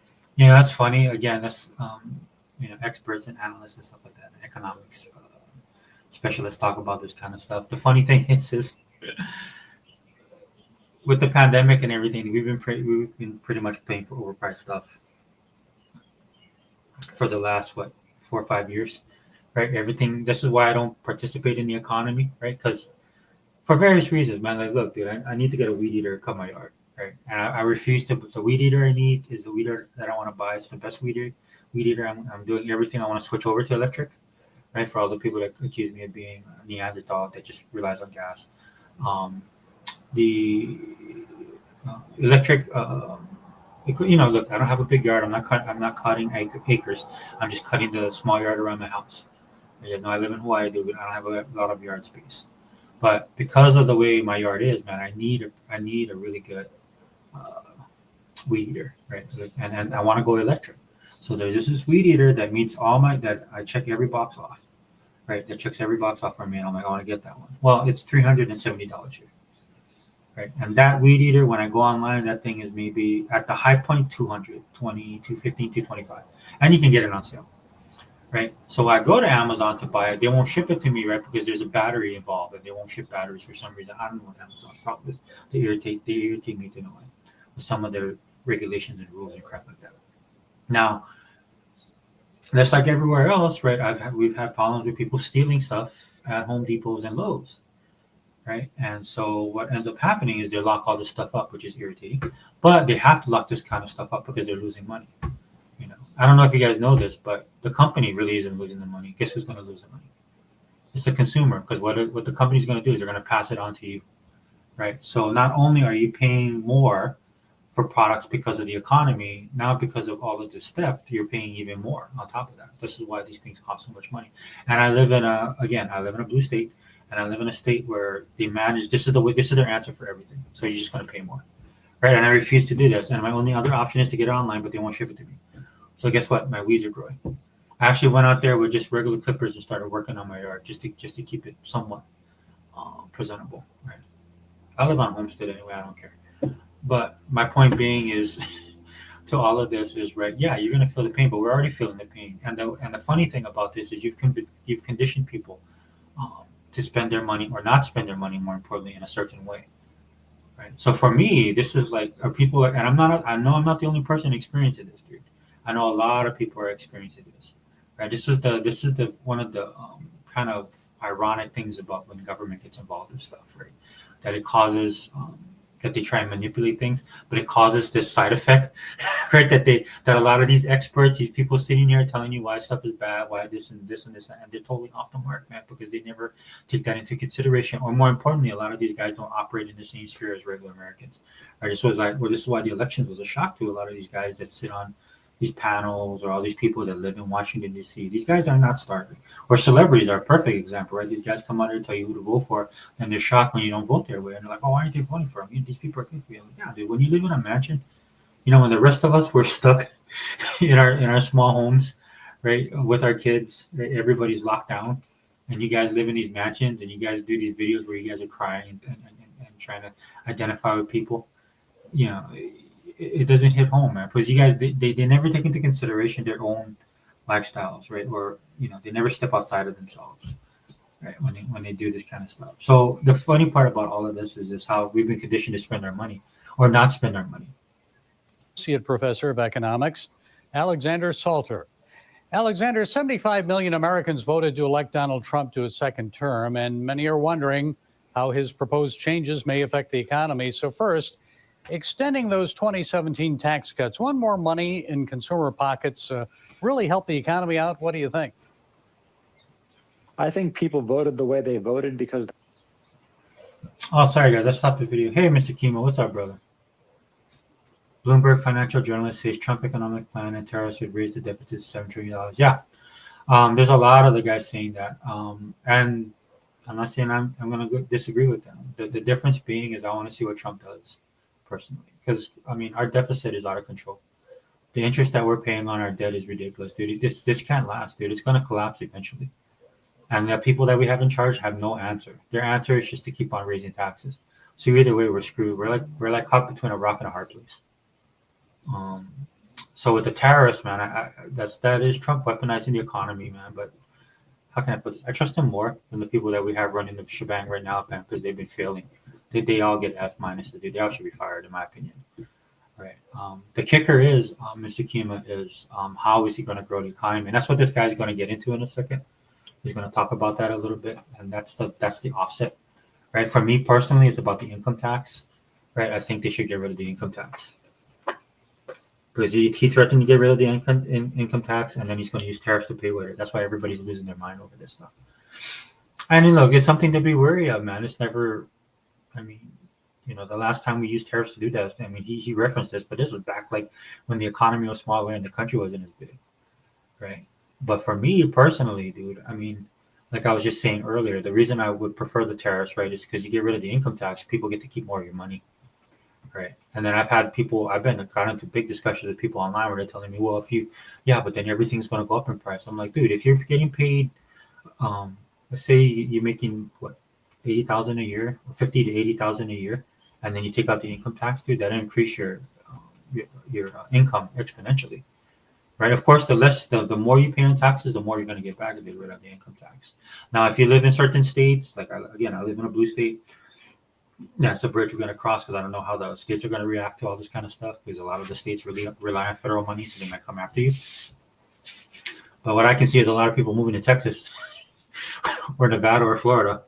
right? Or moving to states that are a little bit more tax friendly, right? Which could be a boom for those states as well, man. A lot of this will be in flux, man. A lot of this will be in motion. I'm not saying that these guys have no reason to be concerned, but at the rate we're going, I mean, why not, right? Because at the end of the day, if I get to keep more of my money, because one of the things they say, well, then you have to pay more for stuff. I'm like, no, I don't have to pay more for stuff. And they're like, okay, what does that mean? I'm like, I don't have to buy, because some of the stuff they said, right, it's not necessities, right? Like a washing machine and a dryer. That'd be great to have a washing machine or a dryer, right? But I already have one. I need a weed eater right now. That could be affected, right? It depends on where all this stuff is made, right? But yeah, I could see paying more. But then again, you're also keeping more of your money, right? And that's the offset for me, dude. I would rather come back and control my own money. And this is why they're pushing so hard against it, Mr. Kimo, dude. A lot of these guys realize once people get a taste of this, dude, it could change everything. You know, China experienced that in their economy, right? Because they are a communist country, but they also want to compete with the U.S. Both financially and militarily, right? They want to supplant the U.S. in the Pacific, so they knew that they had to do something to grow their economy. So they allowed this capitalism to grow. What they didn't fall back on is because what they have this communist, just like how our Washington Swan people think, right? They have this certain type of mindset, and so it's worked for China for all these years. But what ended up happening is they created a middle class in China. And once those people got that taste of that middle class lifestyle, dude, it was over for them. And a lot of people end up pushing back now. They have a movement in China called the lay flat movement, where these people are not going to be as productive. The old stuff that China used to fall on with nationalism and getting the generations to rally on national pride is not working with their newer generation because they have a middle class now. It's interesting to watch, dude. I was like watching that, going, man, that's amazing. And I guess, and all these experts were wrong. They were all wrong, right? Because it's the status quo, man. A lot of them benefit from this kind of stuff too. So I mean, at the end of the day, it doesn't benefit us per se, right? This is why guys like us we kind of live paycheck to paycheck now, right? I mean, we have savings, man. Savings been totally obliterated. 401k got pretty much wiped out. Right. So you're looking at Trump coming in under him when my 401k, dude. Look, I have a 401k, man, but the money that I had, dude, a lot of that got 50% negative, right? So then Trump comes in, and a lot of people rely on that, right? Because they don't have the time to do the stock market stuff. But when he was in, man, my stuff blew up. So in a way, when his first 4 years kind of cushioned the loss that I took. So, but yeah, I know. Yeah, Bloomberg's financial journalist said Trump's economic plan and tariffs would raise the deficit $1 trillion. What these guys are talking about, the guy previously was talking about, he's looking at the net positives as well. If you grow the economy, like if people are able to keep their own money and make their own financial choices, then people will have to adjust, right? And this guy will talk about it. Hey, what's up, bro? What's up, Google? Bloomberg loves globalist wars. Yeah. You know, some money. At the end of the day, it's funny though, right? I can understand them because it's a money thing. Right? I'm not saying it's right. What I'm saying is I understand them because at the end of the day, it's a money thing. But we'll get back to the video. Then we'll have more discussion, guys. Gogo, if you want to jump in, I sent you the link on Twitter. Let me go back, guys. You know, your boy's not savvy. They're fed up with the high cost of living. And I think that there's a lot in the president-elect's agenda that's going to help address that by increasing the supply side of the economy. I like the idea of extending tax cuts. I like the idea of deregulation. All of those things are going to make the economy more productive, which should mean that we see wages growing faster as the economy grows faster. Yeah, and that's important too, right? You're going to have growth. That's the growth that people are talking about, right? So one of the things that happened during COVID, I seen it firsthand. I'm sure you guys did the same thing, man. A lot of small businesses got destroyed. Like when I drive around here where I live, dude, there's a lot of these shops that were open. They had to close down, dude. They couldn't burden costs. The only ones that could was these big outlets, man. Again, this is another globalist thing that's what pissed me off, man. You lose a lot of that. So doing this, hopefully it'll spur, and I think it will, dude. Americans, look, at the end of the day, dude, Americans, we hustle. That's kind of our thing. We hustle. And a lot of these other foreign countries look at us as like, how are they so successful? What is their mindset? What's their drive? Dude, we just hustle, dude. At the end of the day, it's all about hustling, right? So like when Trump says something like, "Oh, we're gonna no tax on tips," dude, that's huge. If you ever worked in service, dude, like I worked at a Domino's, man, when I was transitioning out of the military, right? And then I was applying for other jobs and stuff like that, jobs for my skill set, but I needed to work, right? So I knew somebody at Domino's. They were like, hey, it actually was a pretty fun job, dude. I'm not gonna lie. I enjoyed it, man. I was baking pizza, and I became a driver. But one of the things you do, man, you get tips on that kind of stuff too, but you got to pay taxes on it. There's certain depending rate, like at the level and stuff like that. But a lot of people rely on tips, man. Now imagine if you don't have to pay any taxes, like you get the whole shebang, right? How beneficial that is to the people that work in there, dude. They do that, dude. I bet you Uber's gonna blow up. And then for the consumer, on the consumer side, right, that hopefully will bring down those rates, right? Like sometimes when you do the Uber, you can tip whatever you want to, right? But sometimes it's like 15% off the bat, right? Because what you're doing is you're supplementing service industries, their cost of living because their pay is not high enough for them, right? That's why you see a lot of help wanted signs, like even at McDonald's and where I live, they're paying like $15 to $20 an hour, right? Now nobody talks about the initial stuff, right? You're not. A lot of people, $15 an hour. I work 40 hours a week. Well, you might not work 40 hours a week. You might be on a switch schedule, right? There's all of those little things they never talk about, or politicians never talk about when they do this kind of stuff. It looks good on paper, right? It's good for their campaign, get people to vote for them. And then you have the offsetting effects of that, companies close because they can't afford the labor costs, right? Look, at the end of the day, man, a lot of these jobs are made to make you rich.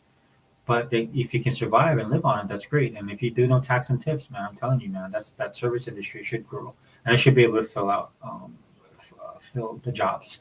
The jobs will start coming in, right? Because the people will realize, I'm going to get paid more money. Because that's what it is. It's the malaise we're in right now, where people are working harder, but they're not getting to keep more of their money. So a lot of them are like, okay, well, why should I work? And again, this is why you see a lot of help wanted signs in these places. Cool. Says I'll be listening at oh, you're at the Founders. Yeah, no worries, man. No worries, brother. Yeah, no problem, bro. Thanks for stopping in, dude. But enjoy the wedding, man. Enjoy the wedding.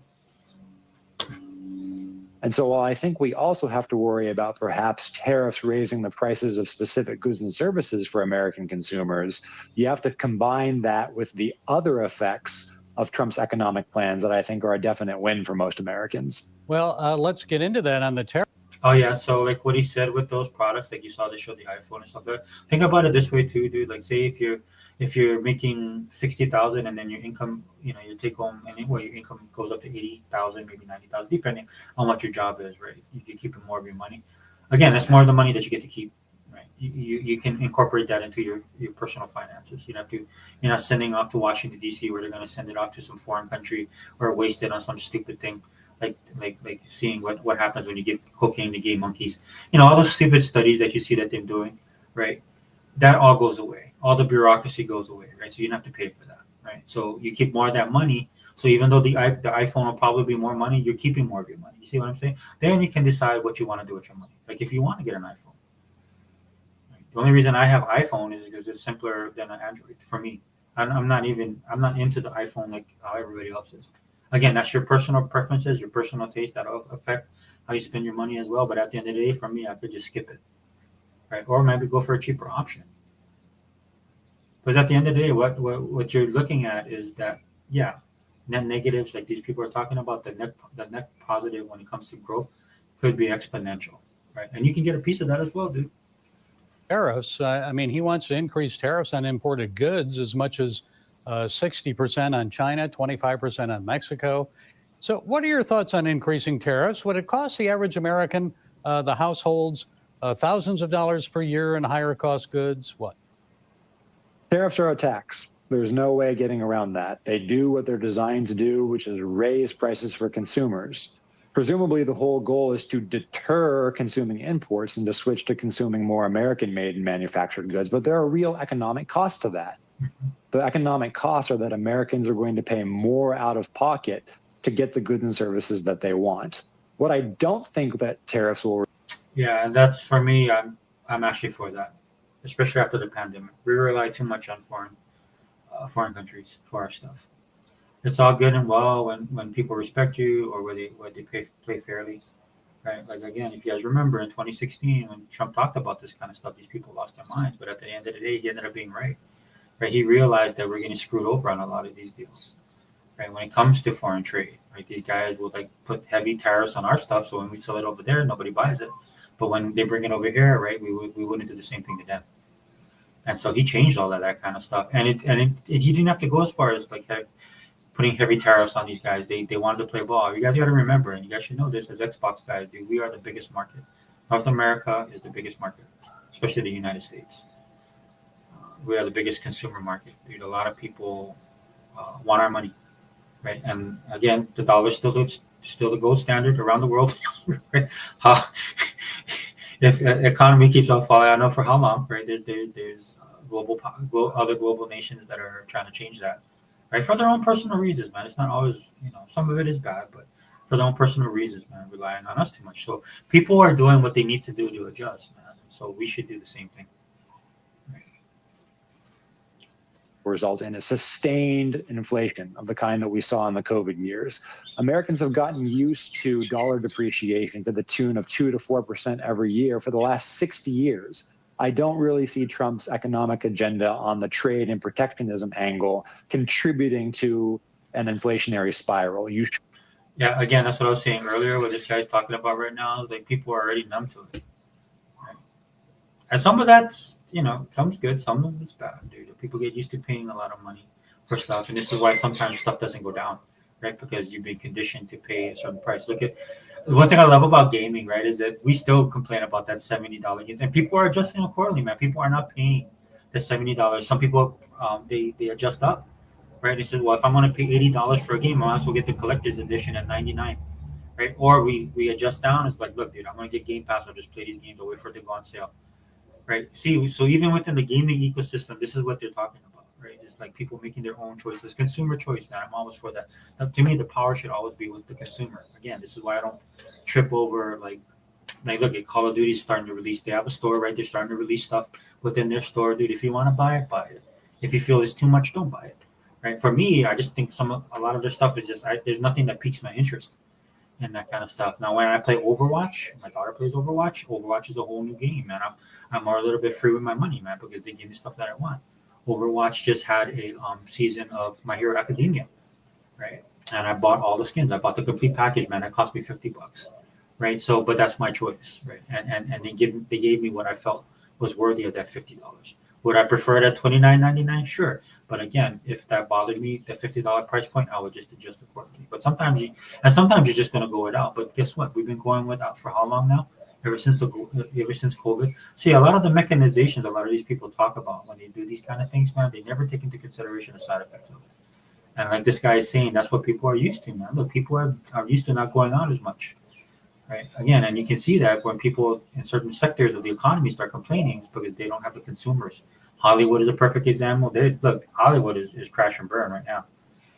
Right? I went and the last movie I watched was Transformers. I'm glad we went to watch it in the theater. We didn't even get to see it on the big screen like I wanted to, right?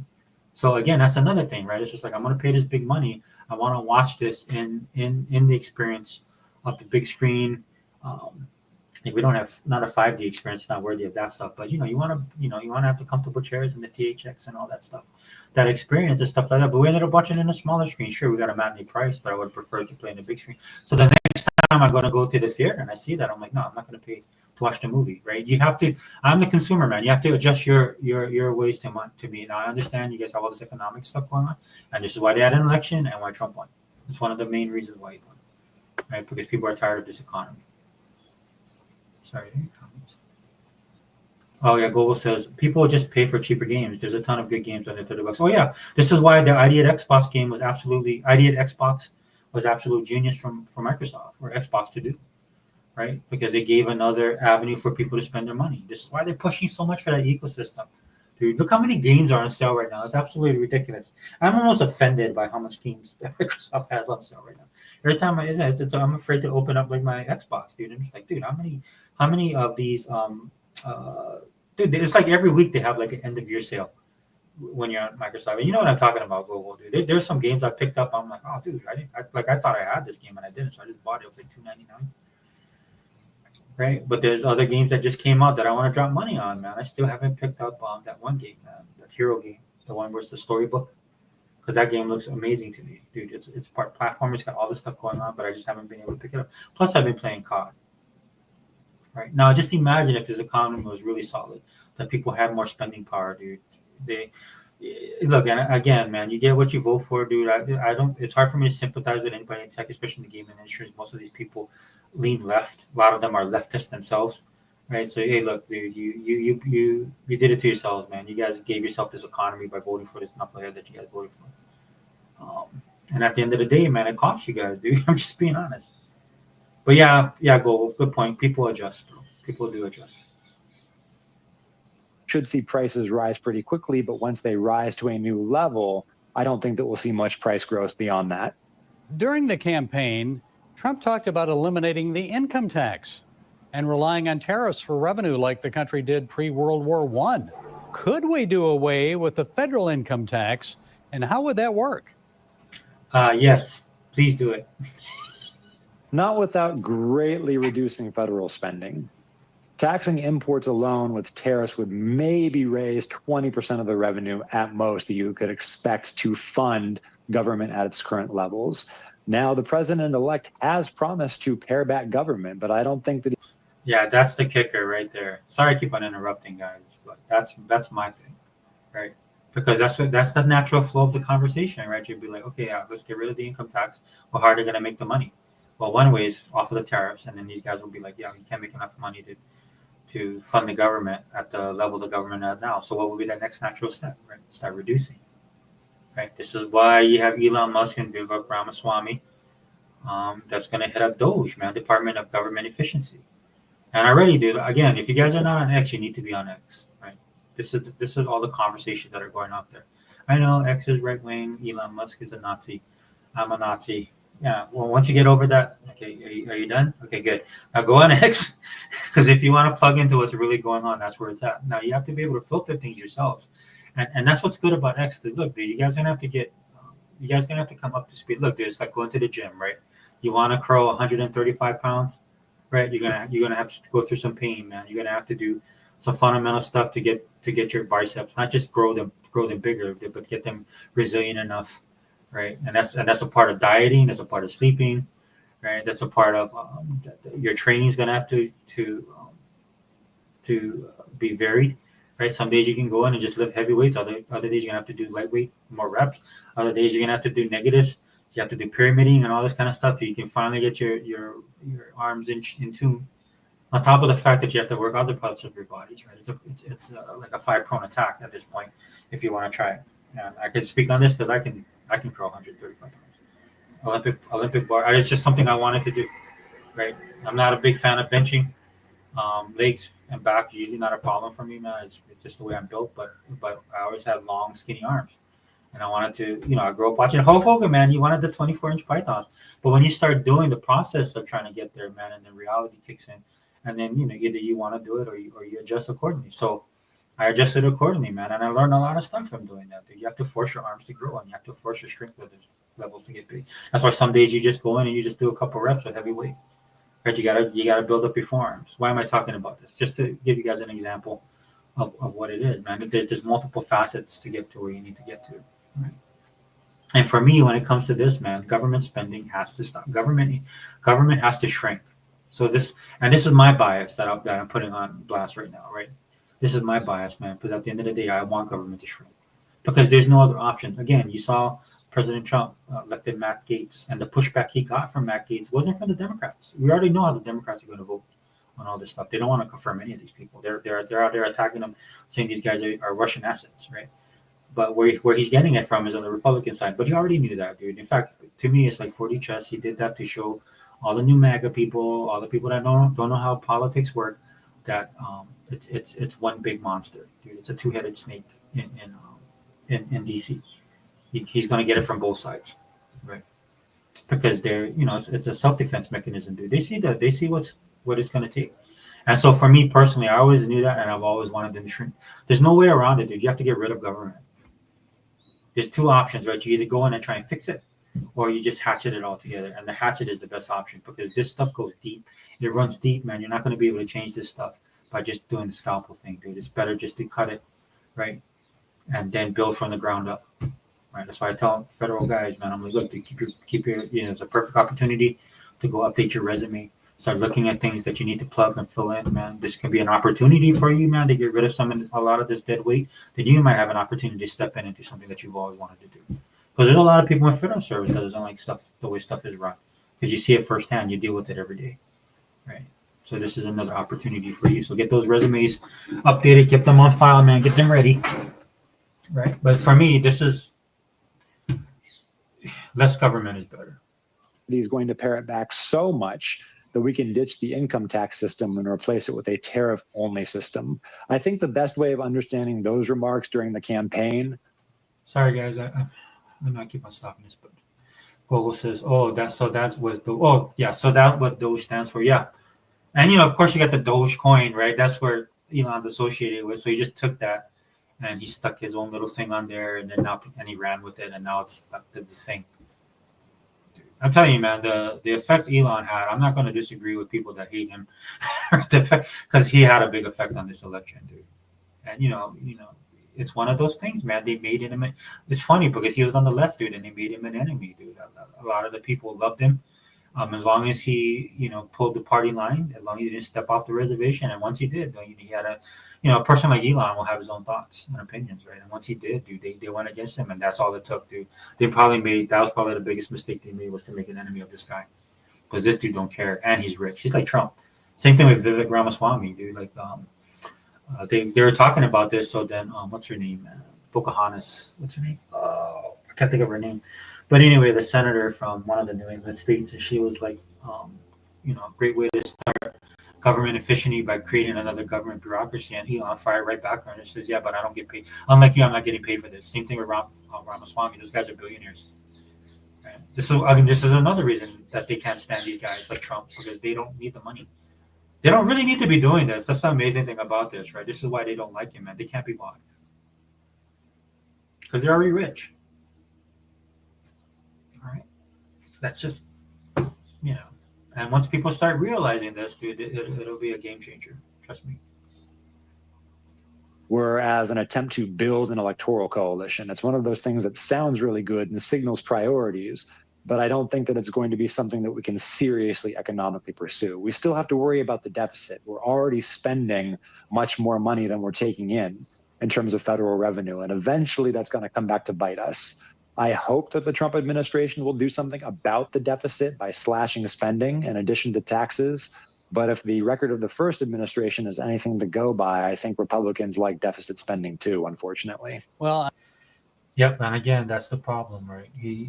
Trump wanted to do that in his first 4 years, and he got run against by his own side, by the Republicans, because they're part of the problem as well.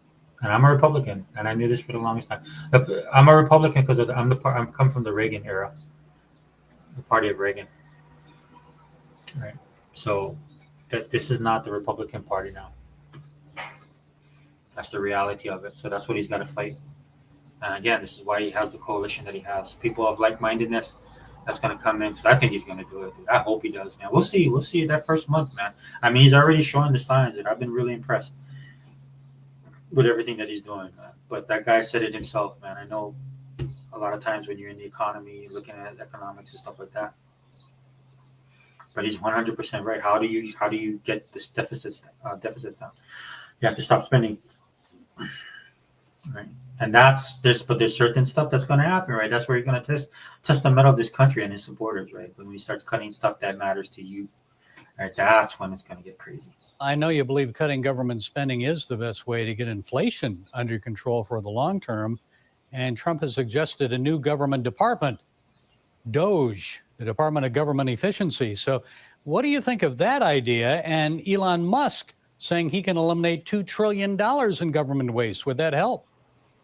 Elon Musk as an efficiency czar is a very interesting idea. And if there really is $2 trillion worth of fat in federal expenditures, I'm all for trimming it. The question is, when push comes to shove, can you really swallow the political pill of pulling funding from interest groups that are going to raise a stink when their funding dries up? I guess the silver lining. To answer that question, I mean, like I just said, these guys, Trump only has 4 years. That's why they pushed so hard in 2020 to get him out of office, because you have 4 years to he can't serve any more terms after this, right? He had 8 years as a president total. right? So that's why everybody said, oh, it's a political one of the comebacks, one of the best political comebacks in history because, the only other one there was only been one other president, I forget what his name is, that did this, right? That came back and won, right? So yeah, he's right, but he has to also realize that Trump's this, and he might. I'm not saying right. He's giving his economics perspective, but this is Trump's last hurrah. So why not? Finding is that President-elect Trump is term limited. There cannot be a third Trump administration, so he doesn't have to worry about re-election. Maybe he's going to be willing to bite the bullet and actually do what's necessary to support paring back those revenues. But it's something that's very difficult to do. I'm not sure that we're going to get $2 trillion worth of cuts, but I certainly wouldn't mind any little bit, because ultimately what we have to do is bring the rate of growth of government spending below the rate of growth of the real economy. As long as we're producing new goods and services faster than we're increasing federal expenditures, that by itself is going to go a long way to repairing America's broken fiscal house. And a lot of entitlements there that are hard to touch. Okay, Alexander Salter, author, commentator, Texas Tech Associate Professor of Economics. Thank you for setting us straight with your pre-Trump administration insights today. We appreciate it. Yeah, I actually like that. That was a good I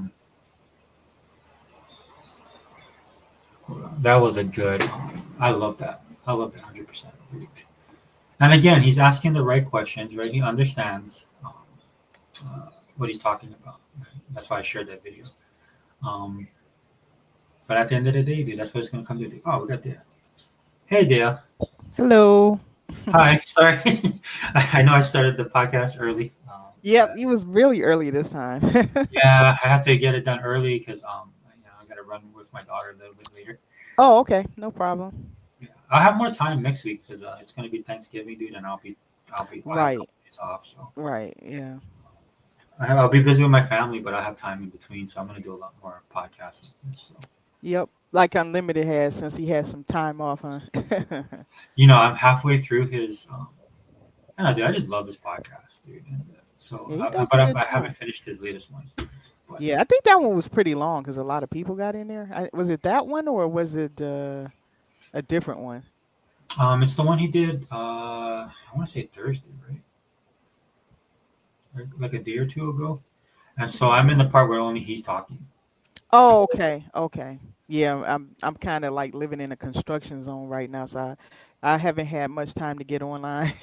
No problem. I understand. I know your situation. I just sent the links out to you and Mhm. Gogo's at a wedding, and then Oh, I didn't know Gogo's at a wedding. yeah, and I didn't know if Zobi was going to be able to join, but I sent him the link anyway. I felt kind of bad because he wanted to jump in on the other podcast we had, but I had to wrap it up. So. Oh, okay, yeah. Oh, there you go. I see you. Yeah, okay. Thanks, Dan. I'm so bad with the chat. My bad. But were you able to listen at all, or? No, I didn't. I just listened a little bit. I heard a little bit. It was basically about Trump having one more term, and I guess what he's going to do with the tariffs and how he's going to try to improve the economy. I guess that's what I heard a little bit of. Yeah. So for me, like, I don't know how you feel about tariffs. I mean, I'm open to anything. I'm all for it. Yeah. Oh, okay. Good. Yeah. Because the reason why, look, America, we've had it good for a while, and it's not really been good. We've been kind of pushing the problem down the road. Yeah. But it's going to hurt in order to correct things. It's as simple as that. It's just like, look at your own household expenses. Let's say you overspent, you have bad credit because you borrowed too much. To correct that ship, you're going to have to make some big sacrifices, and that you're not going to be completely comfortable through that, because you're going to have to make hard choices, and as a country we're going to have to make some hard choices, and we're going to have to endure some things, right, in order to correct the ship. That's just reality, and anybody who lives and knows how to budget understands that basic principle. Yes. So in my opinion, what he was saying, I think what that guy was saying was accurate in preparing people for reality, and not like getting upset because if they assume that somehow because Trump is in there and that everything is going to go smoothly, they're crazy. It's not going to happen. It wasn't going to happen under Kamala either, because we were reaching a breaking point. We were taking in more people. The middle class was shrinking. Since COVID, it's really been shrinking. We lost a lot of our mom and pop businesses and things like that during that time. And then you bringing in all these people, and of course the big corporations are okay with that cheap labor, but it didn't help. What this country is survives on is the middle class, period. That's what it survives on. And so without that middle class, while that continues to shrink and fall away, and you bringing in all these extra people, you have the poor who don't pay anything into the system, and you have the rich who have their loopholes, but even with that, they still pay way more in percentage than any other group. We know this to be a fact. We were headed for something really bad, and we could not sustain that. If they think Kamala wouldn't continue to send money to Ukraine and all that stuff, and I don't know with Israel, I don't know exactly what they were doing with that, but we were sending way too much money there. And again, we're not taking in a lot. We're in a recession. So they're scraping the barrel, and they're going to just print more money, which is going to send us spiraling faster. And so it was a no-win situation with that. So what Trump is suggesting is that we stop everything on the brakes and then start turning that big ship around. Think of us like on the Titanic. We're heading to an iceberg, and we need to turn that thing around now, or it's too late. And that's what he's suggesting. And I just want people to know that it's not going to be an easy time. We're going to have to make big sacrifices. We're going to hurt as we do this, but there is a light at the end of the tunnel. So as long as we get there, but we have to get there together. We can't whine when things are getting hard, because it's going to get hard. It was going to happen no matter what. Yeah, we're gonna pay a price either way. Exactly. But I will say this. One thing I'm very not confident, but one thing I'm positive on was what the pandemic did to us.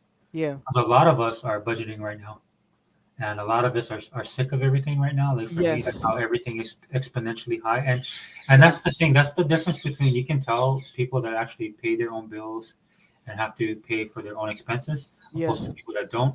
Because we have to live in that real world where you when you go to the store, dude, there's just stuff that you could buy before you just can't buy. You can't even buy it anymore. Yeah.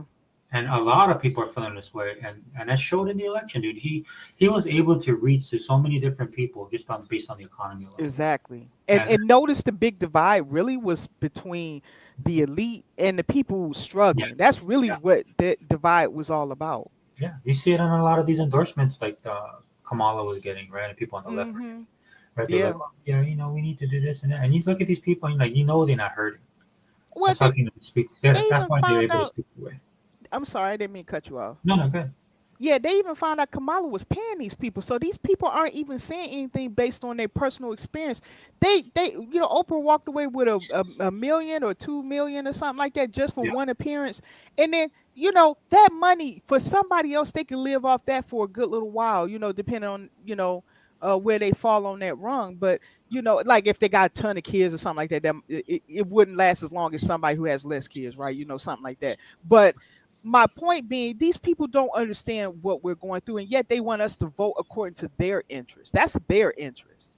Yeah, that's how tone deaf they are, because they don't live in the world we live in. They don't. I'm fine with that. I'm fine with that, dude. Enjoy your life and stuff like that, but don't come over here, right, and try and identify with me or try and tell me what I should be doing as a exactly. person of color, or as a person that's in a certain type of group.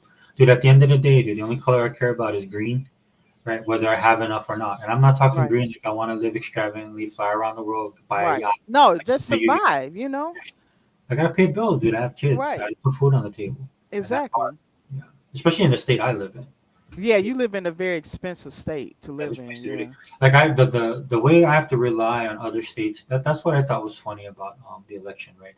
How those of us who are in these states have to rely on like Texas and Florida. Wow. This is why when they show states like mine and then we're like all happy, it's because thanks guys, because this place will never change, where I live, and so we have to rely so much on these states and a lot of the people who woke up, right, and we're like, no, dude, we have to change. So I mean, this is why it's cool to see the popular vote, and when you look at the breakdown in some of these states that were predominantly blue, but there's a lot of red. That was a lot of red. Yeah, he almost flipped. Like, I couldn't believe how far the gains he got in New York, California, Chicago. I was shocked by that. He got huge gains there. Yeah.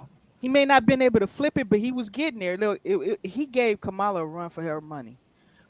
Yeah, and I think that's the interesting part, right? And that shows that he was right, man. It's you built a coalition. Look, I say this all the time. Most of these people are not like myself, dude. I'm a Reagan Republican, right? Always have been for my whole life. I'm a conservative. Top of that, but first and foremost Christian, right?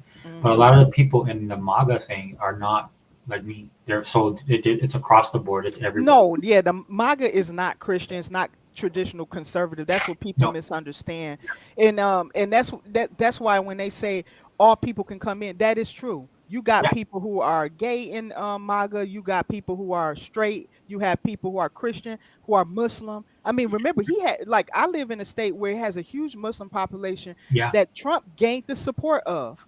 See, yeah. that's MAGA is like all people. It's a populist movement. Yeah, it is a very populist movement. That's the Yeah. thing. And it's the funny part is they keep on hitting somebody like me over the head over it, and it's funny because the people that are in the group that's what was waking people up. They're like, okay, Right. if you're gonna do, because number one, it's like no, because I'm in this group and I'm not like him, and then they're Right. like, okay, if you're gonna do that to him, what are you gonna do to me? And that's where everybody's eyes are open Exactly. because there's no end to it, right? It's just like any type of government program, right? Like, look, you remember, like we grew up. Well, at least me, right? I used to go buy my grandmother cigarettes. Right. Right? She wrote a note to the store down the road, Mhm. and I would walk in there, go grab her cigarettes, right? They take it back to her, right? I wouldn't do, that's I would not smoke cigarettes because my grandmother would kill me. But what I'm saying is like, Yeah, smart grandma. but then the society that we lived in, where people did things, Mhm. and of course, there's consequences later on down the road. I'm not promoting that, but then the blitz that happened when they were trying to get rid of smoking, stop people from smoking. There's a Right. full on blitz, and that was Right. government funded. Yeah, it Then was government funded. That's true. yeah, to the point where nobody smokes really, like not on the level that we knew when we were growing up. Nobody. Yeah. Right. But then, instead of these agencies going away, what did they do? They just like find something else, right? Now they're going after like vape. Yeah, now they're going after vape. I was like, wow, isn't that like an answer to the smoking and something like that? That was their way around it. But yeah, it's just once they pick a target that they want to remove for whatever random reason, that's just how they go after it. I remember in my state, at least this is what I recall, they went after milk, like raw milk. I remember Yeah. I was able to buy raw milk, and my husband and I did that. And you know, and then all of a sudden they went after the farms here to where these farms, they either pushed them out of business. I remember one time at one point they stopped this truck that was because you used to be able to sign up to directly to the farm, and the farm would deliver it to a drop off station where you can then pick up your milk. That's Right. how it was done, right? And yeah, they went after him, and I remember seeing one video. I was so angry I didn't know how to control myself, and I usually don't like to get that angry, but they stopped this truck and they forcefully forced the truck driver out, and Yeah. then they opened up the back of the truck, and then they poured out all the milk on the ground. Yeah. Yeah. That's what they did. That's what helped Pennsylvania, dude. When they did that, to the Amish. They raided Yes, that's why the Amish voted, because they were really interfering in their lives. Hi, Faded Blaze. Oh, hey, what's up, brother? Welcome, man. Welcome.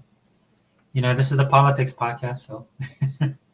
Oh, Gogo says I saw that. Oh, you video. saw that video? Yeah, that happened here.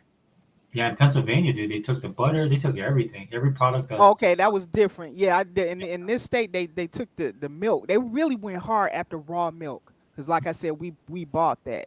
Now we can't buy it anymore. So, but Yeah, it's again, everything's so regulated, right? And so when government starts programs, dude, they never die. yeah. I saw this Christian meme post. It's Christian memes and stuff like that, and and then the guy wrote, "Man, it's like a play on the fatso thing." I was Mhm. like, "Boy, government regulations must have found Jesus, because they never they have eternal life. You know what I mean? They never go away." Oh man, that's a good one. Yeah. But that's what I mean, right? And what it is because it becomes a job, right? And it Yeah. becomes and people begin to rely on that income and stuff like that. So what do? They just turn and make it into something else, or expand it even more, and then start. This is where then they become like the hall monitors we couldn't stand in school, or the person that would tell on you. Oh yeah. I remember that. The snitch. Yeah. And then what made it even harder for people, right? It's just like, okay, they see the video where somebody's getting their raw milk poured on. They're like, dude, that's messed up. Meanwhile, somebody somebody illegally enters the country and does something illegal and See, nothing that's happens. the this is the problem with the average citizen. They see that they pick and choose what laws they enforce and which ones they don't. That's the problem, because that's laws on the book that the government is required, that the president, the executive branch is required to protect the borders of the country. They have to. They're required to do that, but they don't do it.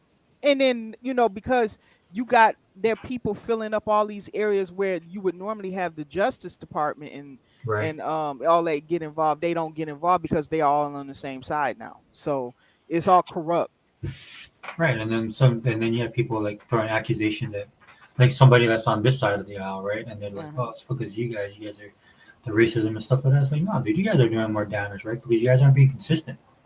Right. There's Right. people there's people that I know that would have been sympathetic, right, to the plight of these people, right? But the way that you guys did it, dude, it turned them sour. Right? Because at the end of the day, man, it's like rules for me, but not for thee. Right. What it Exactly. boils down to, right? And I'm like, dude, Exactly.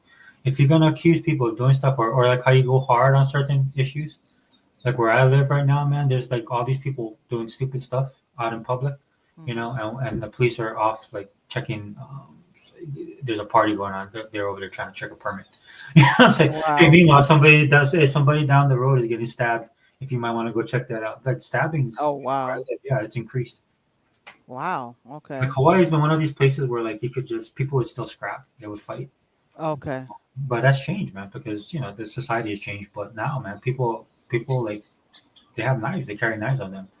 Mm. Guns are kind of like we don't have Second Amendment. I mean, they're real strict on gun control here. Oh, they stole your right to that, huh? I mean, we have it, but kind of, like they say, oh yeah, you have the right to carry a gun, but then you just load it down with like legalese and litigation and all that kind of crap, right? Hmm. So it makes it hard. Like if you have a gun, dude, you can't put bullets in it. You got to carry it separately from the bullets. Like you have to keep it in a case, locked.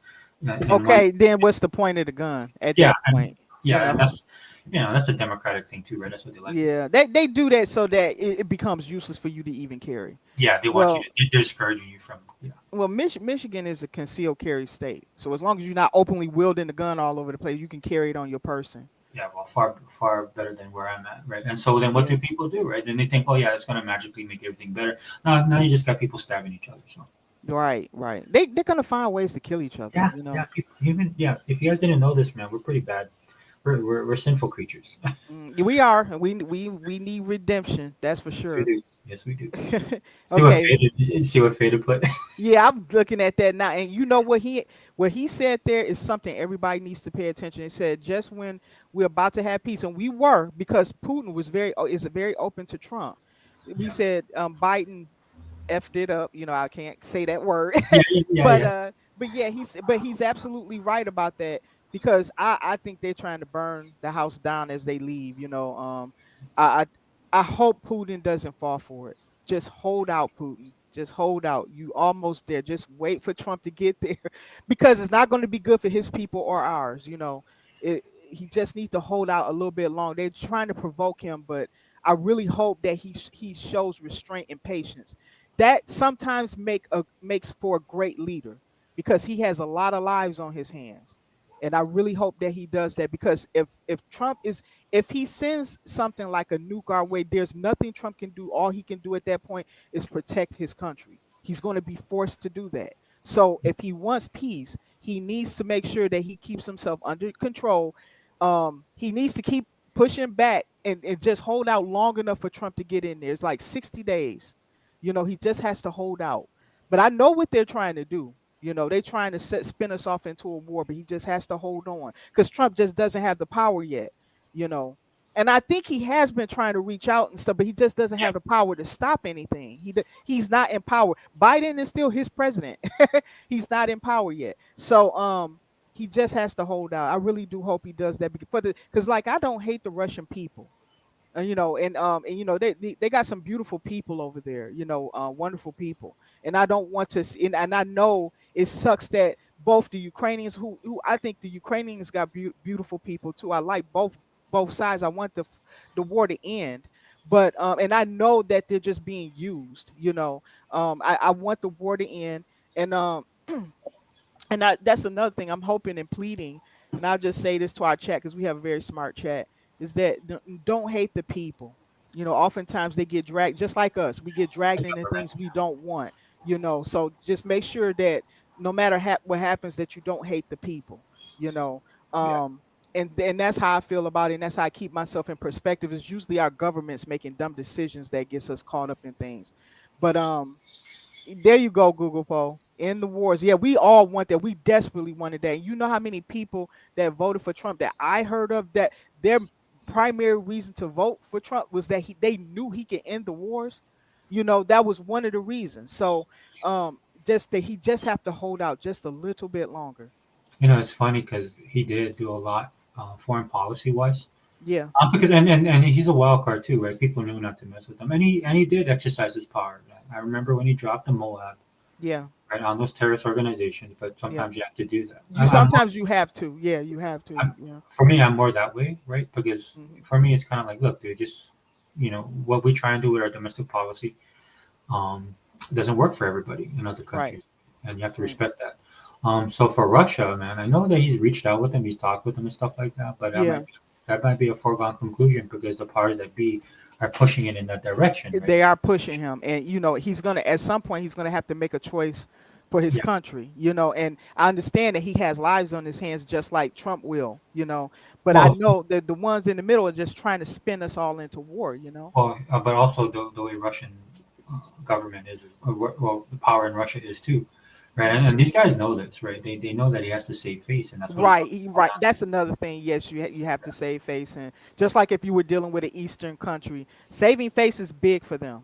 You embarrass them on the public stage. You've almost put them in a position where they can't work things out with you. So and Trump did this too in his first 4 years. That's why he wanted to, get us out of the UN, which I wish he would have done.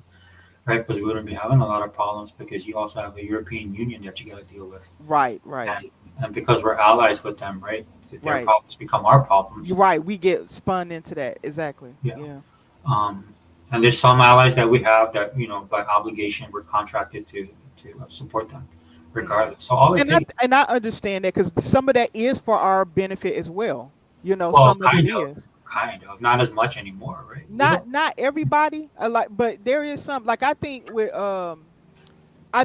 Taiwan, the reason why we engage with that, I think it's their what is it? They microchips. It's the microchips. I think they can produce it because of the minerals or something. It's something like that. Well, so their industry there in Taiwan is far advanced than most. Right. So there's other countries where they can produce these in, but the quality, the cost, Taiwan's already there. Yeah. So I think for the sake of America can't afford to lose that source, and expect the world's going to be like, oh, it's okay, we'll overlook that, America. No, that's not that's just not possible for America. So I think that's one of the reasons why we're over there. Well, yeah. So, and we have kind of an agreement with them. Yeah. But, and that was stems from, of course, the World Wars, right? Especially when we supported the freedom, the republic that China was, not the communists. But then they lost, and that's why a lot of them are in Taiwan. That losing force moved to Taiwan, and so that's where we have our connection with them. Plus, Taiwan and Japan get along. We have they do, they do. I hear Taiwan is pretty peaceful country. They're one of the few Asian countries that don't have any animosity. Right. Yeah, that's what I heard. Yeah. Because Japan did colonize them, as well as the Philippines. The Philippines is another one. Okay. Like Hawaii, I live in Hawaii. They actually Pearl Harbor every day. So we were able to move past that. So again, the traditional norms and stuff like that in today's world. That's why it's important to remember this stuff, right? Because it is, but not hold on to it into the future, but to understand it, try to avoid it in the future, and learn from it. Those are the key 3 points I think people need to do with the past. Even if it's a painful past, you don't want to forget it. You want to learn from it, but you want to also be able to move on from it. You can't live there. Yeah, that's how they make the same mistakes over and over. Exactly. So let me read Google's comment. You can make good money working for government and just sit and browse all day. Google, I'll say this. In defense of the government, that's what government is, and that's how it kind of should be in a way, right? Because you don't want government making snap decisions, there's a process. There's a method to the madness of the largesse of government. So the best thing to do with government is just to cut it all together, just to get it out of your lives. Yeah, pretty much. That, Yeah. that's what I'm hoping everybody will come around to, right? Because some people are like, well, maybe if we cut here and we do Yeah, this. they scared of living without government, and they don't realize that there was a time when the government was so small that you barely even noticed it was there. Yeah. Well, to be honest, too, like there are some people that live off the tip of government. Let's be honest, right?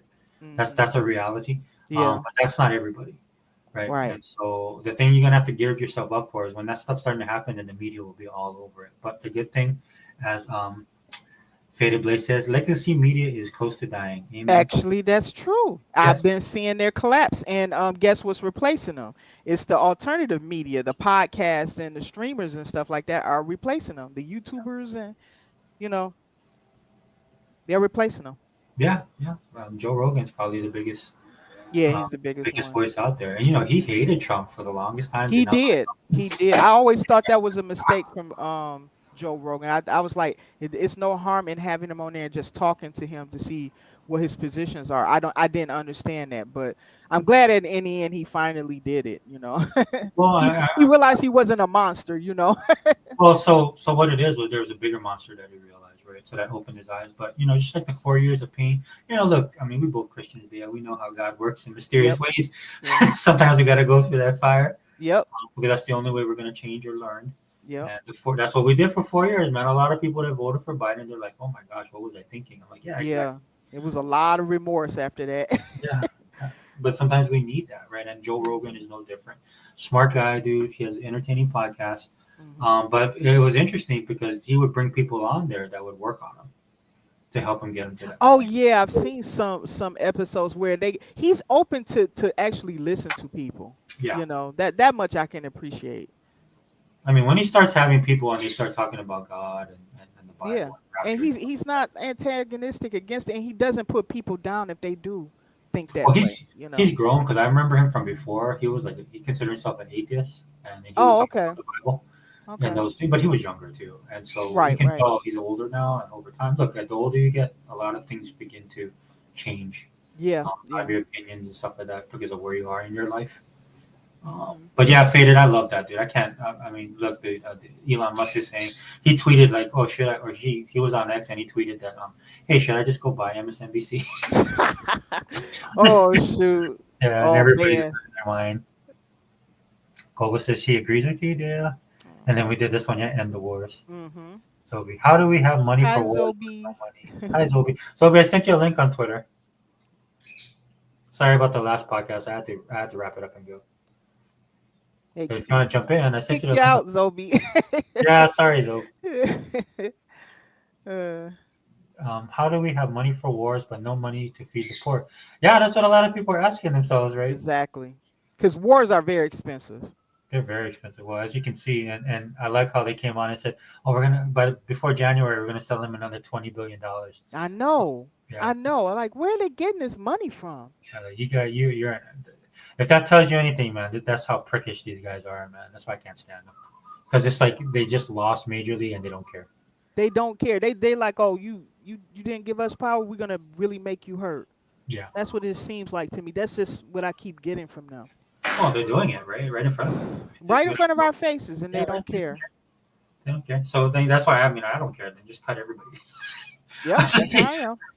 I love every time like Elon and Vivek. They're Yeah, they up there. Yeah. They're Boy, explaining those the two. details. Yeah, they're just not saying, "Well, we're just going to cut this because of this reason," and they'll do it like, "Do you know that we did drug testing on this animal to find out what the reaction was, and we spent $524 million on it?" Did you guys know that? Like they do. Some of the stuff they spending money on is ridiculous. I said that couldn't be real. That just couldn't be real. Some of the stuff that they were saying, like they were spending money on testing a fish or something. I was like, what? Yeah, and I mean, you're talking about hundreds of thousands of dollars. Yeah. Well, so I mean, there's been people talking about this for the longest time, but now I got Elon and Vivek, right? Right.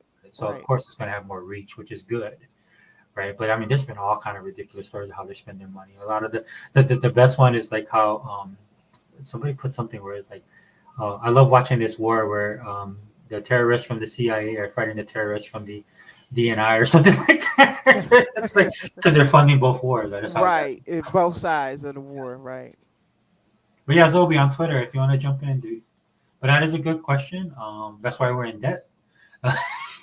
That's why our economy is Man, going to collapse either way. So that's what we're talking about right now is that's what tariffs. it's going to happen, and I'm saying, people, this system can't continue as it is. It just can't. We've reached a point where it can't. Yeah, Faded, just let me know, man. You're more than welcome. Um, Yeah, look, guys, Faded. I've been looking for you to hop in here. I haven't been able to be on with you, so I'm looking forward to it. yeah, and then any podcast, Faded. It's just not this podcast. I mean, we do Yeah. the Xbox Yeah. stuff. It's funny. I did a kind of a reaction, quote unquote, for the Captain America Brave New World trailer. I did one yesterday, so I'm Oh, gonna keep there. up with that. Yeah, I just did the trailer, and Okay. I'm interested to see like everything that's going on with DEI, and people are starting to switch. Oh, that's a big change. Yeah, that's like spreading like wildfire too. Yeah, 'cause these I'm guys are like, shocked. well, I think people are waiting for that litmus test, and once look, dude, that's the great thing about Trump. It's the Trump effect, I love to call it. So Hmm. many, so many people that hate him are so ultra focused on it that these companies are like, okay, good, here, let's move. Well, they wasn't making no money off of DEI, and now they can finally make some money. No, but the optics, right? The Mhm. optics. Oh, Did you and the see what, optics. Yeah, yeah. did you see what Microsoft did? No, what did they Yeah, do? let me try it. Let me try and find it. Um, I posted it on Oh, X. Faded. You don't even want to know. He asked, "Has anybody check out Black Friday?" Said, "I've overspent." I'll just put it that way. I went Yeah, on to wait. spend this. Don't be like that. Not just. Oh man, I regret, but I took advantage of Black Friday. I'm not gonna lie. I did. But you know what? There, this is honestly though, it is the perfect time because you are going to save a lot of money. So, Yes, exactly. I did save a lot of money, so but I did spend a lot for Black Friday. I'm not gonna lie. you know what? I can't. I gotta find it. Go ahead, Dale. I'm trying to find this article. I gotta show you guys. Okay, and let's see, what was we talking about? Shoot, now you got me thinking about. Oh Oh, no, tariffs. I've also been thinking about with the economy, just on the lighter side of things. Mhm. I'm hearing that Sony is about to acquire. They're getting into acquisition mode. I was like, huh? I didn't even know they had money left after what happened with Concord, but I guess they still do. And yeah, they're gonna try to buy I guess From Soft or whatever to get the Elden Ring.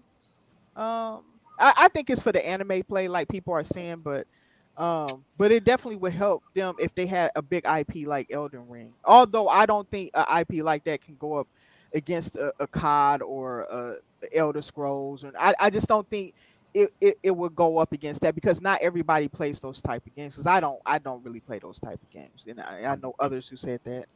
I mean, I'll be honest with you. It's probably be one of the smarter things that they've done. Honestly, it would be, because all the other choices they may have been kind of dumb. Like I'm like, what they thinking?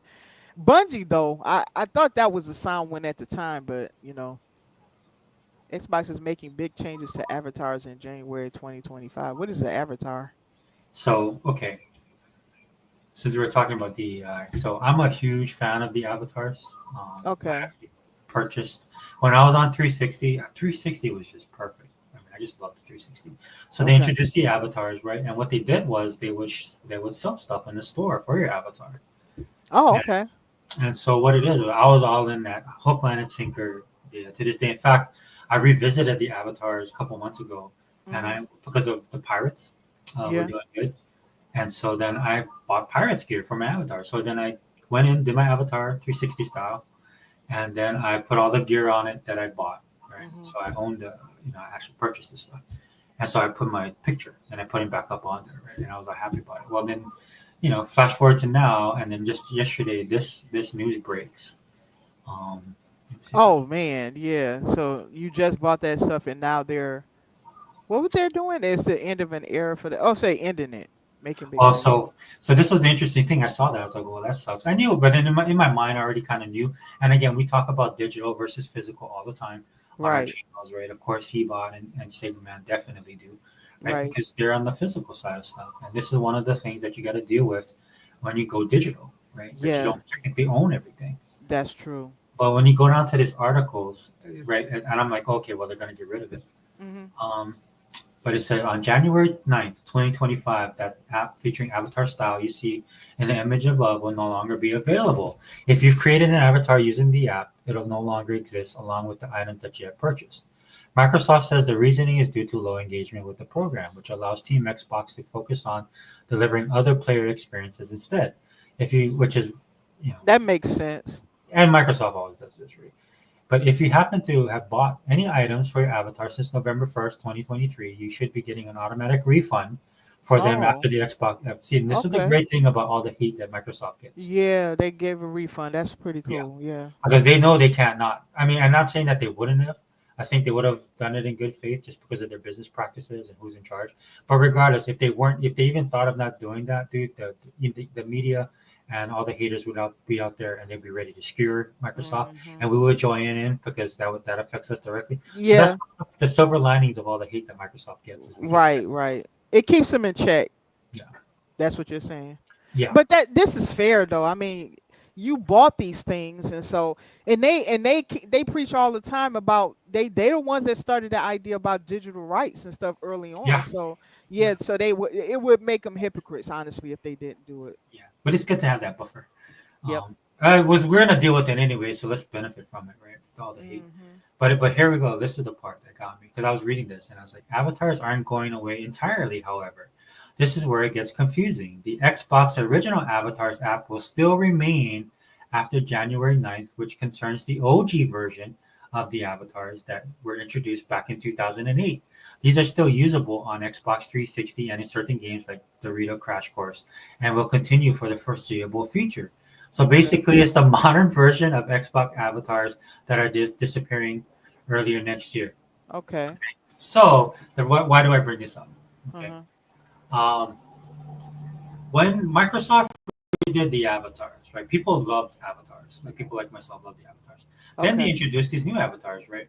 Yeah. So the first thing I noticed about these new avatars is they're trying to make it a little bit more realistic. And I was like, I like the kind of the black. Is this the new avatar I'm looking at? I'm just sorry, I didn't mean to cut you off, but I just want to make sure. This is the modern one? That's a perfect way to put it there because it's the modern version. Okay, modern version. Okay. The thing that everybody loved about the old avatars, number one, is they were quirky. They had a certain look to them. It was very 360. Right, they're blocky because they don't have the technology to make it look like this. Right. But it was funny when Microsoft decided to upgrade, and then it was all about the Xbox One and pushing power and all this kind of stuff. So they brought this out, and this was the modern version, which I feel like myself when I first saw it, I was like, ooh, I prefer the Rosa version, but I was ready to roll with it. Okay. But what ends up happening is they started doing the whole thing. They talked about the team behind it and what the thought process was. And this is years ago. This is before DEI and all this stuff was in the. Oh, okay. So they were like, look, dude, we want to be inclusive. We want everybody to see them. So it's the total thing that people are going against right now. Right. I see where you're going with this. Okay, yeah, go ahead. Now, at the time, I looked at it for what it was. I mean, I'm the type of person. I say this all the time on my videos and on X when I'm pontificating. Right? This stuff is meant to be escapism. It's not meant to. Yes. And I understand the generation now is different because they grow up so kind of more self-absorbed than we were. But I see myself every day in the mirror when I gotta get ready for work. I don't need to see myself in everything. Right? I think that's a trademark of our generation. That's so true. When they started doing this, right? When they first came out with this, it was in the back of my mind. It's just like, oh man, why are they ultra focused on that? A lot of people that like avatars, dude, they'll make it they'll make the avatars as much a different part of what it's more like when you look at a person's avatar, you can kind of tell what the person's into, not what the person looks like or what he is or his politics or anything like that. Right. And so even to the point where they started putting like disabilities. This is when they started with the disabilities thing. Don't tell me you can get an avatar in a wheelchair and things like that. Yeah, wheelchair, like a prosthetic leg. Stuff like that, right? Because they want to be inclusive, right? So again, this is the whole thing with the slippery slope, right? The road to hell is paved with good intentions. I'm not saying that these guys didn't have a good intention behind it, right? But this is why I tell people that this stuff's been going on for over 2 decades. Because I've been in this stuff since ground floor, and I've seen it affect the industry, right? I saw it affect comic books first, and it just grown after that. These people are kind of like a virus, dude. They just come in and occupy these spaces, and then they infect it. Right. But the reason why I'm bringing this up, Dave, is I think it's apropos because it says Xbox is making big changes to Avatar Gen 25. You read this, you think the whole program's going away. Then you go down and read, oh, but the old one's fine. Yeah. So if they're getting rid of it and they're saying they rather put their resources to other things, then why is not the entire program leaving? Well, and that's why when I read that, I was like, oh my gosh, this is a nice way of saying, yeah, DEI doesn't work. DI. Yep. Because they basically said nobody's using this. And again, it's just not, again, this is the problem that Microsoft has sometimes, right? It's just not knowing their audience. Right. And it's just like there's reasons why people love the avatars and trees. There's reasons why you guys make money. There's reasons why people would actually spend money on actually branded stuff for a fake person. Right. Right. Because they have to pay a lot of the branded stuff. Now, the cool thing about the avatars when they first kicked off, if you got an achievement in a game, that would translate to an avatar like a shirt. Oh, Celebrate okay. that, right? Oh, Or like wow. Halo, like all those Halo fans, right? You could get the little quirky box thing that they have. Oh, for the game. that's cool. Oh, Yeah, I still okay. have all of that stuff. Or pinball wizard. I surpassed like a milestone, like it's really big, like I don't like a million score or something like that. And I have a Yeah. shirt for that. But then what they did was they got smart and was like, I wonder if people would buy like something from Nike, like Nike sneakers. And they're like, oh, let's give it a try. And people bought the Nike sneakers. I bought a bunch of stuff. Their NFL licensed product, their MLB licensed product, right? Because I'm a Pirates, or I love Penguins, Pirates, and Steelers. And then I got Lakers stuff as well because that's my basketball team. But I mean, it's that, and I miss that about Microsoft. I think that's the biggest thing missing from the 360 era is that innovation. Hmm. And we need to bring it back. Let me stop sharing this and we'll go back to. Sorry, but I had to show you that because Yeah, that's interesting. And that's an interesting perspective. I don't think most people would actually see. So that's actually pretty good. Yeah, I you're think right though. yeah, I think because I mean it's always been a kind of a niche community in the Avatar, though I feel like it made them money. Right, right.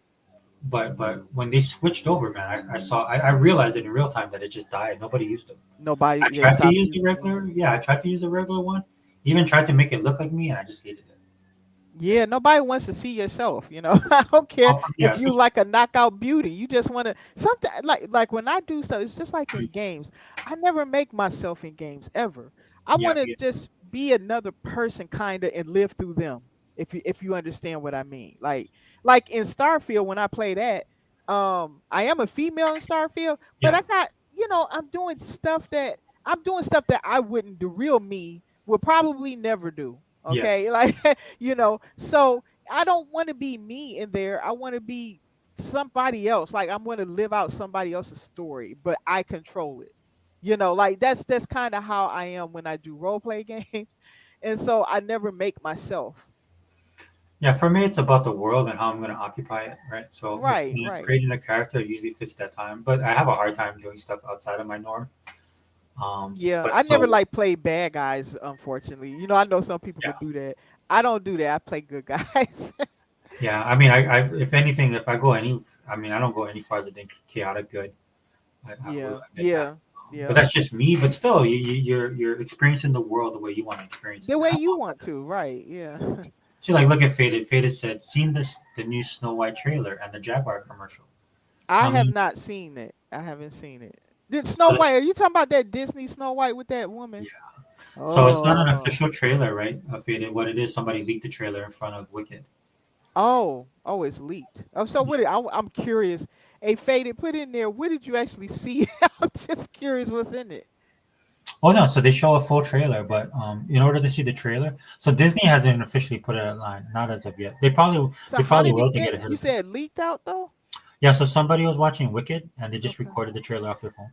Oh, that's what happened. Okay, But it's a okay. nice recording. It's worth checking out. But Oh, and okay. it just confirms all the stuff that people were worried about are going to be in the movie. Uh, So no, I kind of knew it because that girl is. They chose, in my opinion, I think she was chosen because she fits that type of Snow White really well. I mean, I'm like, if you hate Snow White that much, why in the world are you playing her? She doesn't well, they like all anything about the original Snow White. no, but that's Disney now. Disney is Yeah, full. It's like our government. It's full of people that are anti-American. So yeah, yeah, yeah, Disney is full of people that hate Disney, which is yeah, ironic, right? That yeah. they're in there, right? Because the way Disney is and what they stand for, their values, their history, right? These people absolutely can't stand it, and that's why they're creating these alternate versions of all of the either whether it's their mascots or their properties. Mm-hmm. They Yeah. want to flip it, right? And this is Right. why people are getting tired of it, because what they're doing is people are like, okay, now you guys are going too far because this is for Right. kids, right? And you guys are trying to warp kids. Right. I do believe Disney's doing that because they got caught saying some of that stuff before. Well, look at this thing they had, right? There's all these people that got arrested for pedophilia. Mm-hmm. And Yeah. then what was coming about Nickelodeon, man, a lot of those guys were pedophiles as well. Yeah. It's unfortunately, one thing I learned a long time ago, and I think I might have heard this. I had a friend that was a cop. They learned that pedophiles will go to and take up jobs and stuff where they can be closer to children. Yeah, There yeah. a lot of them do that. I'm just saying. So whether they teachers, whether they, I don't know, daycare workers, or whatever. You think of anything that a kid, they work for an amusement park or something, anything where kids would congregate. That's what they tend to do. They work places like that. Yeah, yeah. I mean, it's just like, dude, I like cake. I know where the nearest bakery is. You know what I'm saying? I know where it is. I know how to get there. I know the fastest route. I know what time of day is better than other Oh times. shoot. I'm just Cake saying. fiends, huh? Yeah. The cake fiends live near the bakeries. Yeah, I mean, if he has something, and not to make light of it, but that's just honest. Yeah, I know. Just being Yeah. honest. And then Jaguar, yeah, Fatal Blaze. You want to watch what not to do. See what Jaguar did to their entire their entire 100-year history just went down the drain. Wow. Commercial they just Wow. released because they got some moron in charge of it. Well, I guess they're gonna be like the next Bud Light. Yeah, that's what everybody's comparing them to. Because that's what it is, right? They got all these new people coming into corporate, right? And they were Yep. raised on this stuff, and regardless, what they don't understand is just like old Hollywood, right? Everybody knew that there was a certain type of, either gay or whatever movements in Hollywood and stuff like that. But what it was is they would separate their lifestyle from their jobs. From their work, right? They did everything they did. It didn't have to be about that. It was just that they did their job. Yeah, and it became things of urban legend. And it's kind of funny, some of this, not enough, but I remember this one guy was talking about it. He's from the old school of Hollywood, and he talk about what you would do to find out if somebody you work with was of that background, and he would say something like, he was being jokingly, but it's kind of true. He says like, "Oh, I like Barbara Streisand. Do you like Barbara Streisand?" They were talking this code. Okay. And it became a culture for them, an underlying culture, right? And this is why you see some of them switching over to the MAGA movement, right? Because Right. Well, because they don't, they, there is a bit of a divide even within their community. People act like, again, don't paint all gay people with one brush because they're not all the same either. Like some of them have a problem with this whole thing with, putting in books that teach kids. Well, it's not even teaching kids about sex. It's going beyond that. It's some of the stuff I've seen in some of these books that they allow in the libraries that these parents have had a problem with. Um, it actually grooms them. Basically, that's what it does, right? Yeah. And it kind of grooms them to be gay, right? So this is something that I've actually heard gay people say they don't have they don't like that because they say they don't want kids to be preyed on and stuff. They're not like that. You know what I'm saying? That just because they're gay, that doesn't mean they want kids to be a target and stuff like that. And so they're not all on the same page with that. Some of them hate the fact that the transgender side of things have really distorted, the way like they might not be okay with men going into women's bathrooms or that they have to fight them if you got women's boxing that a guy get in the ring with a woman. There's some of them that's not okay with that, so they don't all think the same way in that way either. Well, And they also see the repercussions of it, right? Because it's drawing on yes, it's on causing, right, exactly. And because now people are feeling a certain sort of way. People are like, all right, whatever, But then what you're doing now is you're coming into those people's lives and their kids' lives, especially. exactly, it's going into people's average everyday life. You stripping, like in California, they were stripping the parents of the right to even know, like like the parents don't even have to be told their kids is transgendering and all this stuff. And what? Since when are you taking the rights away from the parents? It was getting so I tell you, those 4 years, it was getting so crazy that people just had enough, Yeah. and that's a problem. And they realized the kid was learning more about that stuff, about DEI or whatever, not DEI, but just that stuff. Like Um, all of that stuff. Yeah. yeah, all of it kind of summed up. Then they was at academics. They weren't even really learning that. They learning all about this other stuff. So we've went so far, and they weren't even done. They say we ain't far enough. I mean, I don't know. I don't want to live like that. And I can tell you the one thing that upset me was this lack of care, and where the so-called feminist groups, this lack of care about women's health and everything. These women are fighting in rings with, or just competing in sports with men where they're getting hurt, and Mhm. nobody cares about them. Oh, Our yeah. sports is being taken from us, and nobody cares. And I'm looking at this and I'm like, this is totally unfair for what women had to fight for so long. It's just being taken away from them and given to other men you know Yeah. and that's what was upset me, like that aspect of it really upsets me. And then it got to the point where I even got to the point where I was hearing people say, oh, men can have periods and all this. I said, this is so ridiculously stupid at this point. Like, it's like they want you to just flat out deny reality. This Yeah. just biology and anything else is just, it had got too far. And I so, saw this one guy. I saw this one kid. This dude, a kid, and then he was like talking about it, and I just was looking at him, and I was just like, and I wasn't mad at him, dude, but I really wanted to punch his dad in the face. I was like, dude, where is your dad, dude? Why are you like yeah, this? And if you were like, my son geez. and you was acting this dumb, dude, number one, you wouldn't be. But if you even had an inkling of thinking that, dude, I would handle that business. I'm like, no, dude, I teach my kids from the jump, Right. um, from the get go about that. Also, faded to it's the parent company, Kawadar. Oh yeah. That What they're what is that? so, Sony's. Yeah, that's what Sony's buying. Uh, Kawadara? yeah, Kawadara? yeah. Because Who like the you said, heck is that? It's the anime side of it, right? That's a company that they're buying. Oh, Sony okay. rights. Because that's the company that has all those rights. So if they buy them, right? Oh man, if they get absorbed by Sony, I'm just saying they don't have a good track record, so I don't know about that. I mean, I'll give Sony credit. It's probably the smartest thing they've done in the longest time. It's smart, but one thing Microsoft, I believe everything that Phil said when he said we're not looking for a big acquisition right now because we're still absorbing Activision Blizzard King. That is no joke. They took in so many people. They have to manage all this. They have to clean up the mess that caused them to be in the problems in the first place. People have all but forgotten about that. Can I And translate? Can I yeah, translate that for you? go ahead.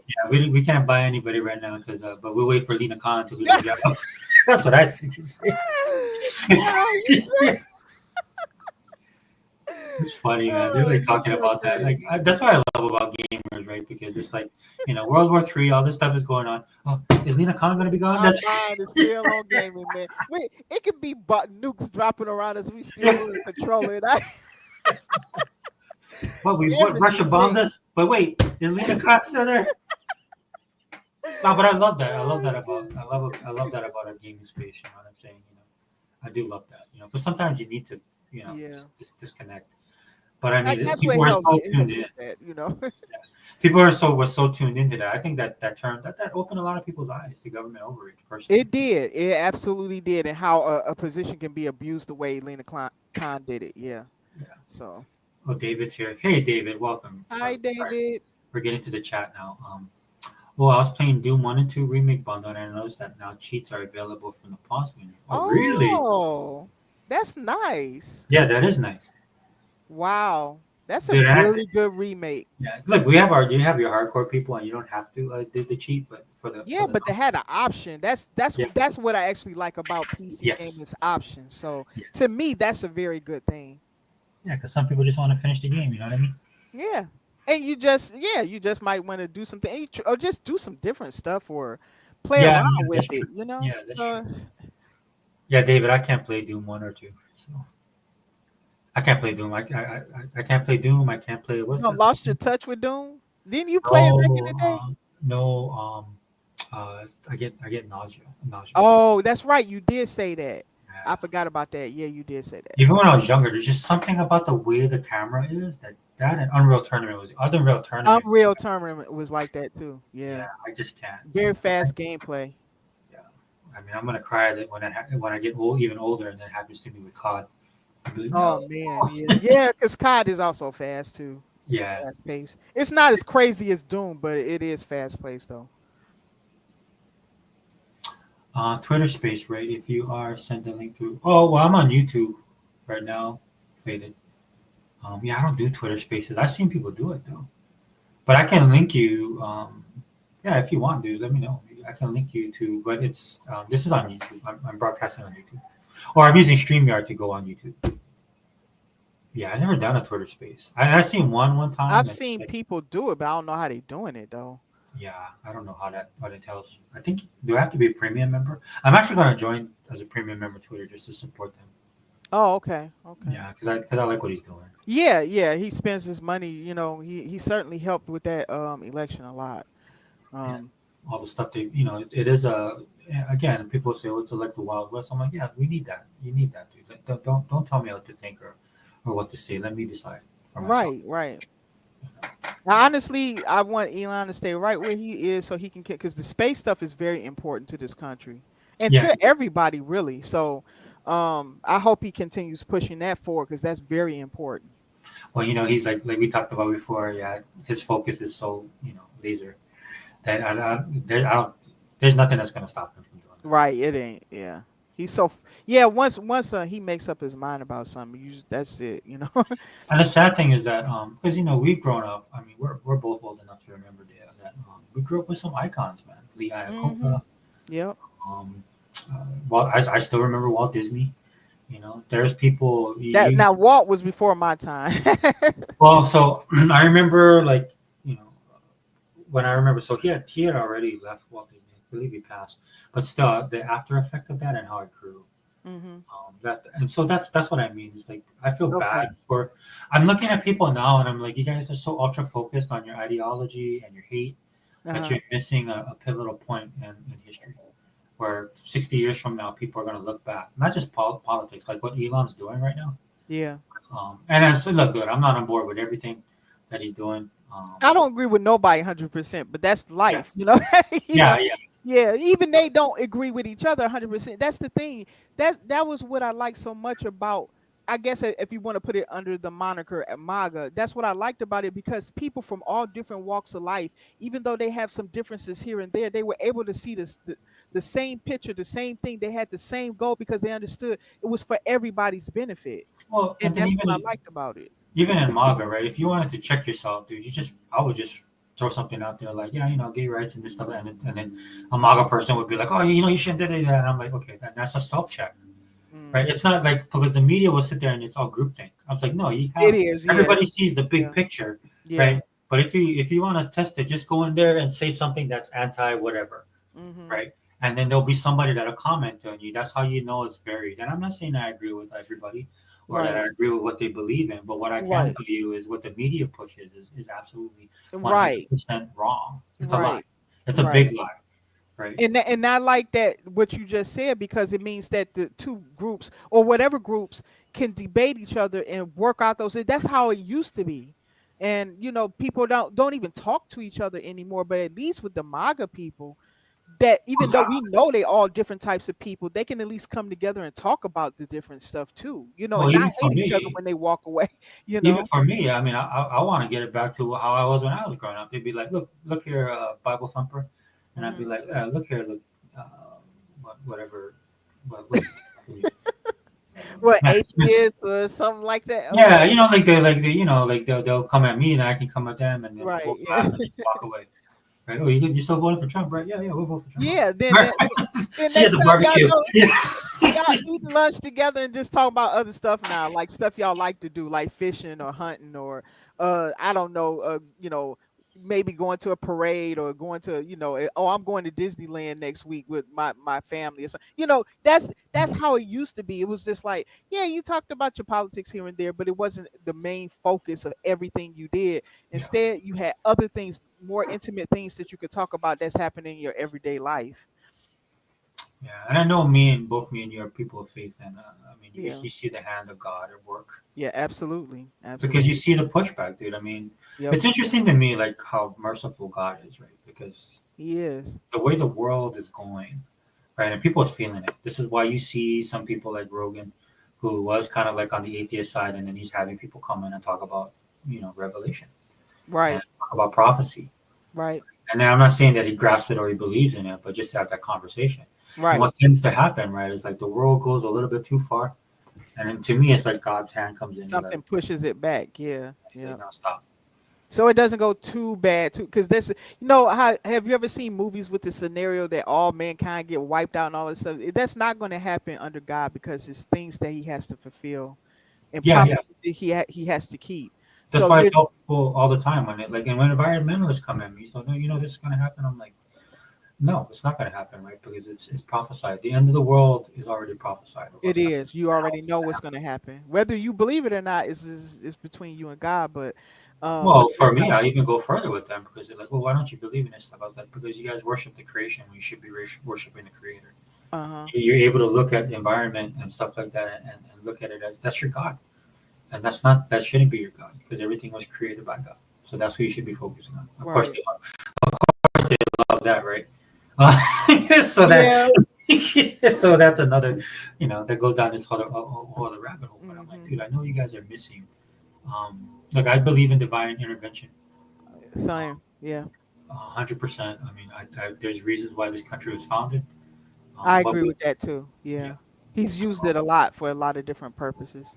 yeah, like he's done with that. Like when people come like talk about the Roman Empire, Hmm. how was that possible? And I'm like, look, dude, the one thing Romans did was they built all these roads and all They these also trade. they also helped in building the temple. They allowed it. See, it Yeah, says a lot of things that the temple in Israel. yeah, That's another thing people don't realize. There's a lot of things that God used, yeah. for Inside His of purposes. Yeah, and He ordains the governments, by the way, and He's given the people warning, like the type of people you put up there, like you can live in peace and you can live in prosperity, but it depends on the type of people you put in there. But He also, any government that is established, both good and bad, have their purposes, and that doesn't mean He puts them all in there, but it means that He kind of have foreseen. Just like a good example is like, take how Israel was once enslaved to Egypt. We all know the story of Moses, right? During right. his time, that's what was happening, and people don't realize that God raised Pharaoh for His glory, to show that there was a God, because He knew that Moses would be born and that He would spare Moses' life, and then Moses would be the man that He would work through to free Israel, and then from there He would actually display to the world, because you got to understand, at that time Egypt was kind of like the center of all that. It was an empire that a lot of the other world looked to. They all knew about Israel, and Israel was, again, it was an empire at the time. Um so he was like, if I'm going to bring down your most powerful man, and you're going to know that God did it. Oh, that's yeah. Even the that's scriptures say, it was right? He hardened his heart. He hardened him, yeah, in order. Now, again, Pharaoh chose that, but God Hmm. used it, Hmm. so, but he used that as a way to show the world that, yeah, I'm taking your most powerful man. He has the most powerful army and all that, and I'm going to make him bow to the knee before me. Even when he had his magi, who made this little mystical snake or something, whatever they did, because people don't understand that if there's powers that operate within the light, there's powers that operate within the dark, in the occult. Yeah. So that's how they were able to do that. And then the snake, that Moses, the staff became the snake, and it swallowed up the other, swallowed up the magi snakes, all three of them. The reason why that happened was, again, that God was displaying, my power is greater, that I'm greater than your false gods, your false this and that. And He was trying to show the world. He's always trying to get the world to understand that He's there. Like, imagine you create something and you love it a lot, but they don't even know you exist. So he's trying to show it, and then to show that he's greater than these false guys, because lots of different cultures all over the world made false gods, right? So he's trying to display through that I'm greater than these false gods. I'm not just any god, but I'm greater than these false gods that you worship and stuff. So um that's what he was trying. Oh, look who made it. Look who showed up. It's Hey, Zing. what's up, Zing? Now you know what? We just saw a miracle. Yeah.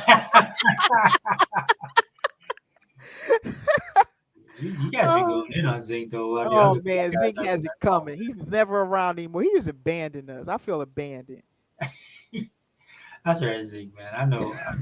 I mean, I remember when he made it to that one podcast. That was Yeah, awesome. that one, that's like one in what? I'll probably be like on my deathbed next time he shows back. He gonna say, "Yikes!" Yeah. Zink, you need to show up more often. We need your business smarts. We need your knowledge. Yeah, Zink. I mean, But I know when it was Unlimited's podcast, I believe. yeah, I think yeah, I That was think like it what, was 2 months unlimited. ago? Like Yeah, yeah. that was yeah. Shoot, time flies with Zink.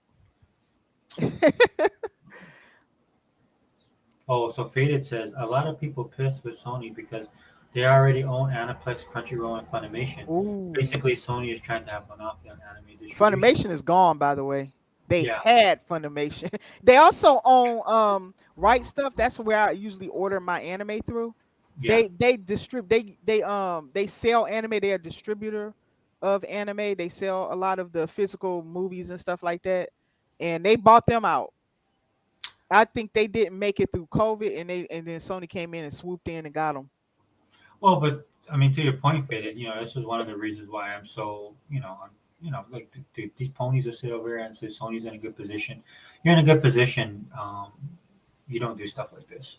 Sorry. Yep, yep. You know what I mean? They're trying to diversify their portfolio, which any company should do as a good company, but given their economics, right? It just reeks of desperation. That's why I can't listen to ponies, man.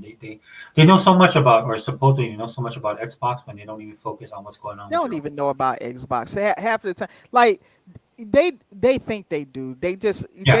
They don't know anything about Xbox. I mean, I think some of them do because I actually learned. I figured everything out because some things just wasn't making sense to me.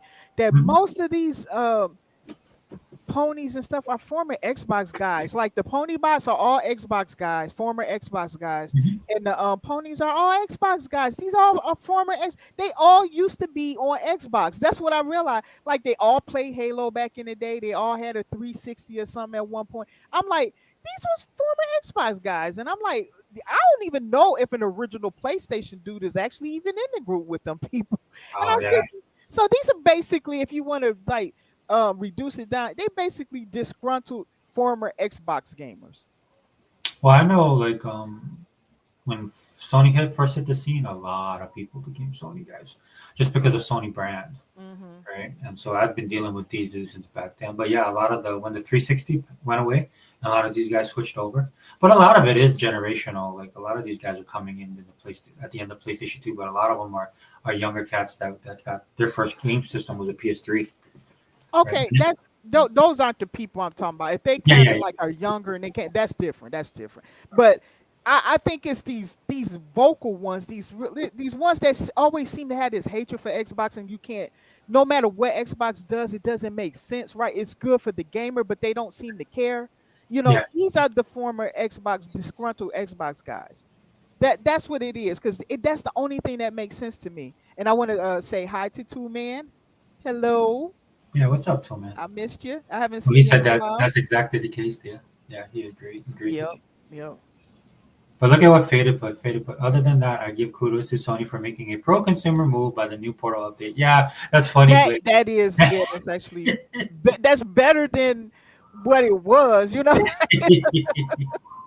Shoot. mean, we Yeah. kind of knew that was coming, but to see it like in print, they're actually putting it out there. Oh, sorry, when I'm mute. Is that ice cream truck? That's I'm doing it on Saturday, so that's the monopole man. No.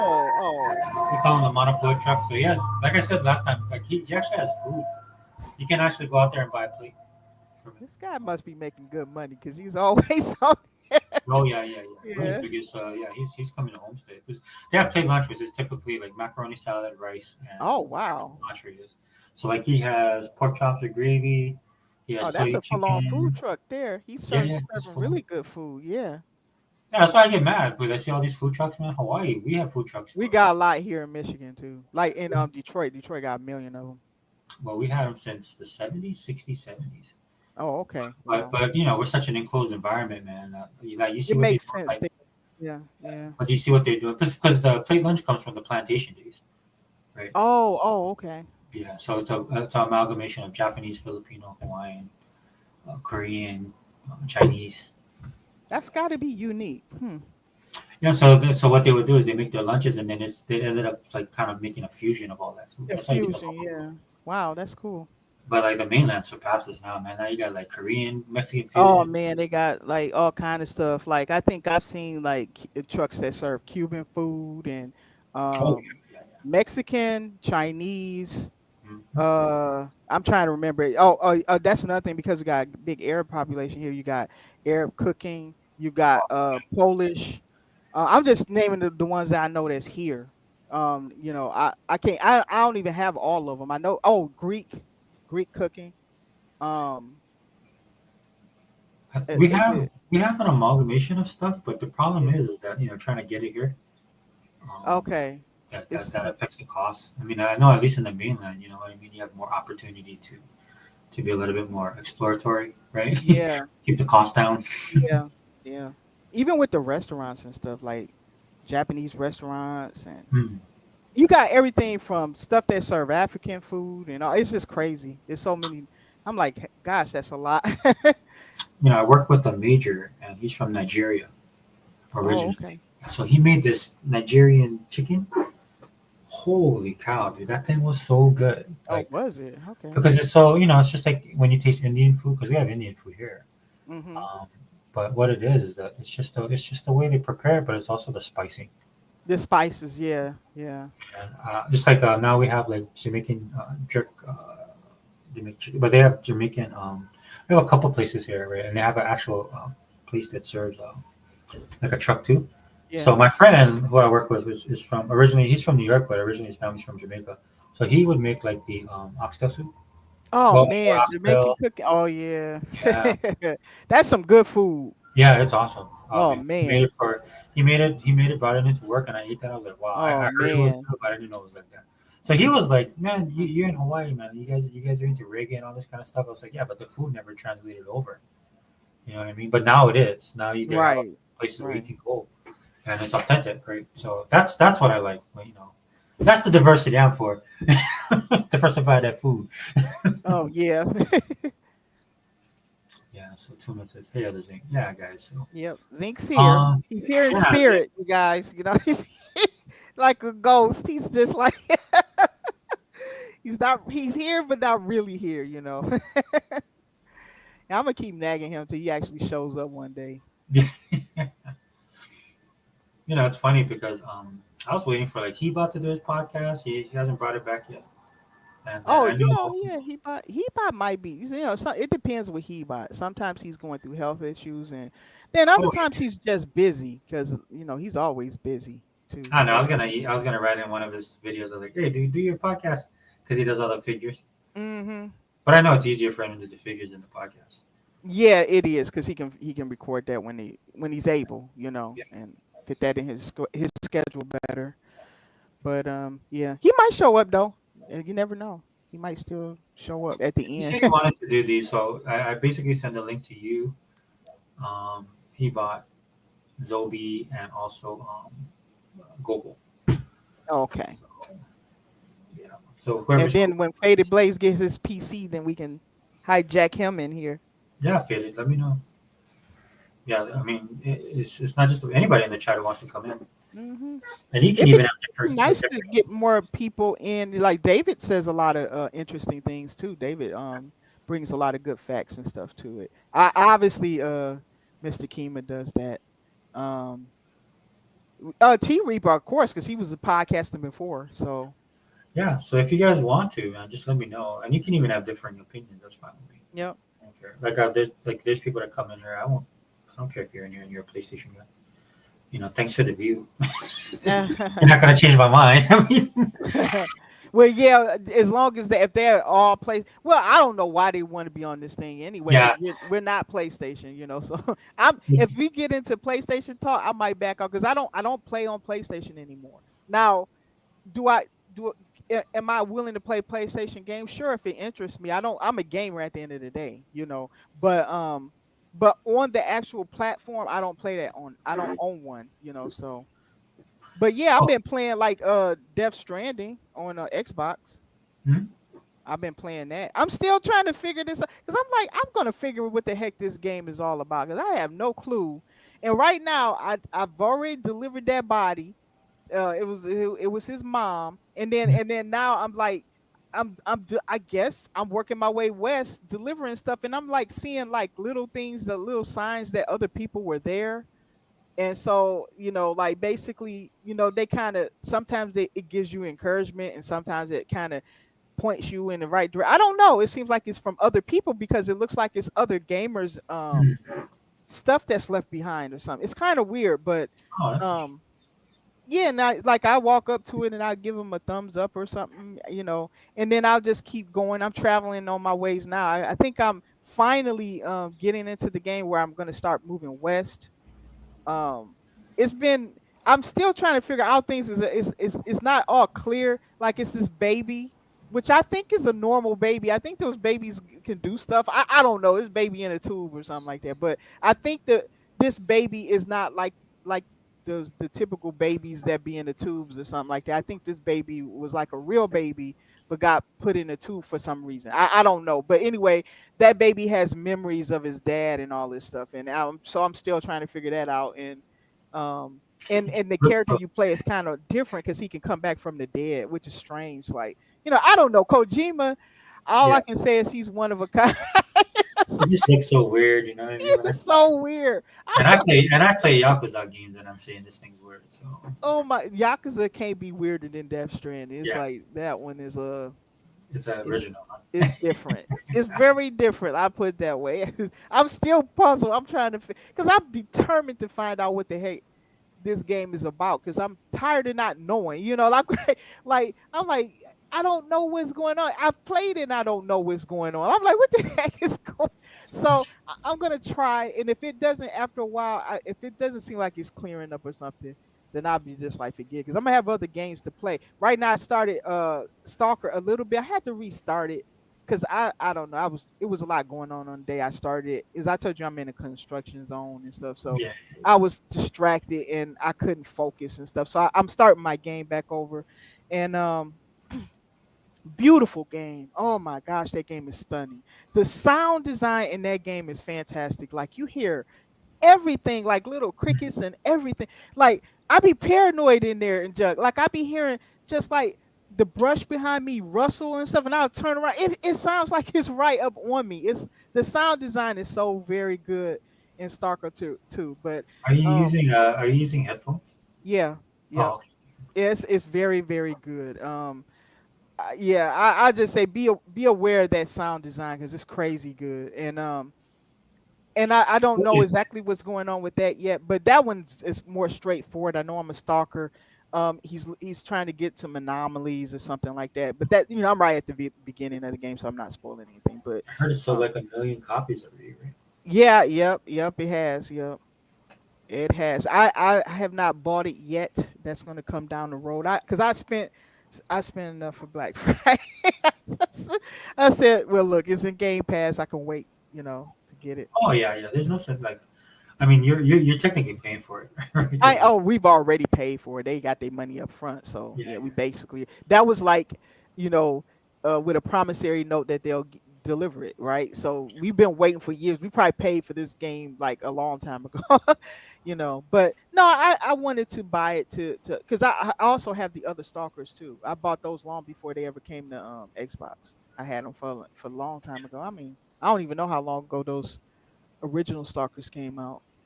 but it's interesting to me, man, because you think more people would use Game Pass, right? Given the financial. They So, don't though. They actually buy the games. I think look, I think it's like this. When they're uncertain about a game or they want to try out a game and just get a Mhm. feel of the game, I think they'll use Game Pass. But when it's a game they absolutely know they want, they just buy it. Yeah. I think that's what happened with Kai. I think people just knew they wanted that game and they bought it.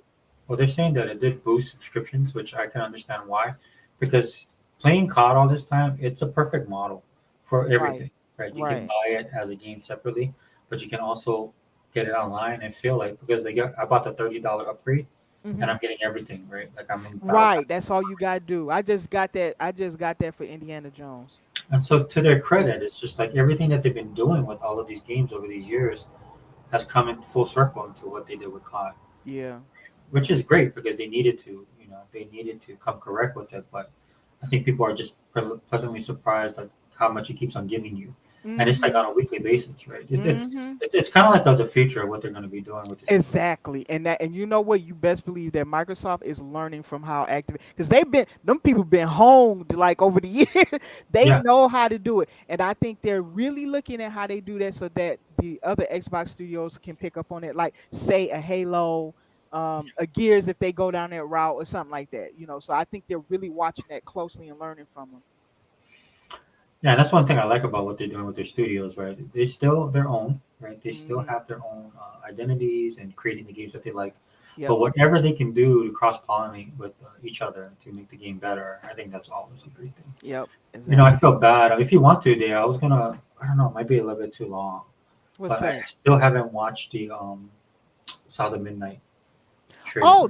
Oh yeah, that was good. Yeah, we can look at that. You want to Yeah, break it down? yeah. Well, maybe not in this podcast, but Oh, okay. Okay, we um, can do that different. We can do that. You said next time you'll have more time off, right? yeah, like coming on Monday, like during the week. I don't know how your week's. My Monday is busy because the guys come, the contractors come back, so I won't be able to do anything on that day. It'd be too Okay, much well, noise and all that stuff, so I won't be able to do it. yeah, I'll Um, communicate with you on Instagram, and then we can put up. okay, Yeah, okay, anytime next week though. For sure. okay. Yeah, just I got to get past this period because we got it's been a lot of stuff. But Um, right uh, now they're working on the floor, so we getting new floors laid down and stuff, and that's a handle, lot of noise when they're doing that. So handle your business, dude. yeah. No, I mean it's just the only unfortunate thing is that you gotta wait till January for Yeah, some of this. You know what I'm saying? It's just like yeah. because I expect things instantaneously to not instantaneously, but most stuff. He's already talked about the sorry, switching gears, but he's already talked about the pipeline Excel. Okay. That's gonna be Okay, a so big you're gonna one. bring that. Okay. And then Oh, again, that's gonna be a big relief. I'm telling you, energy for especially for people who live in the north. I'm gonna tell you that's beautiful. Because it takes energy for us to stay warm through the winter. yeah. Well, and I know the nuclear thing, especially with all these big corporations now pushing for it. That's so funny to me, right? Yeah. I remember like what last year I was watching a video on these environmentalists in California. Uh-huh. The stuff was so high. Their energy costs are so high. They flipped a lot of them to look at nuclear.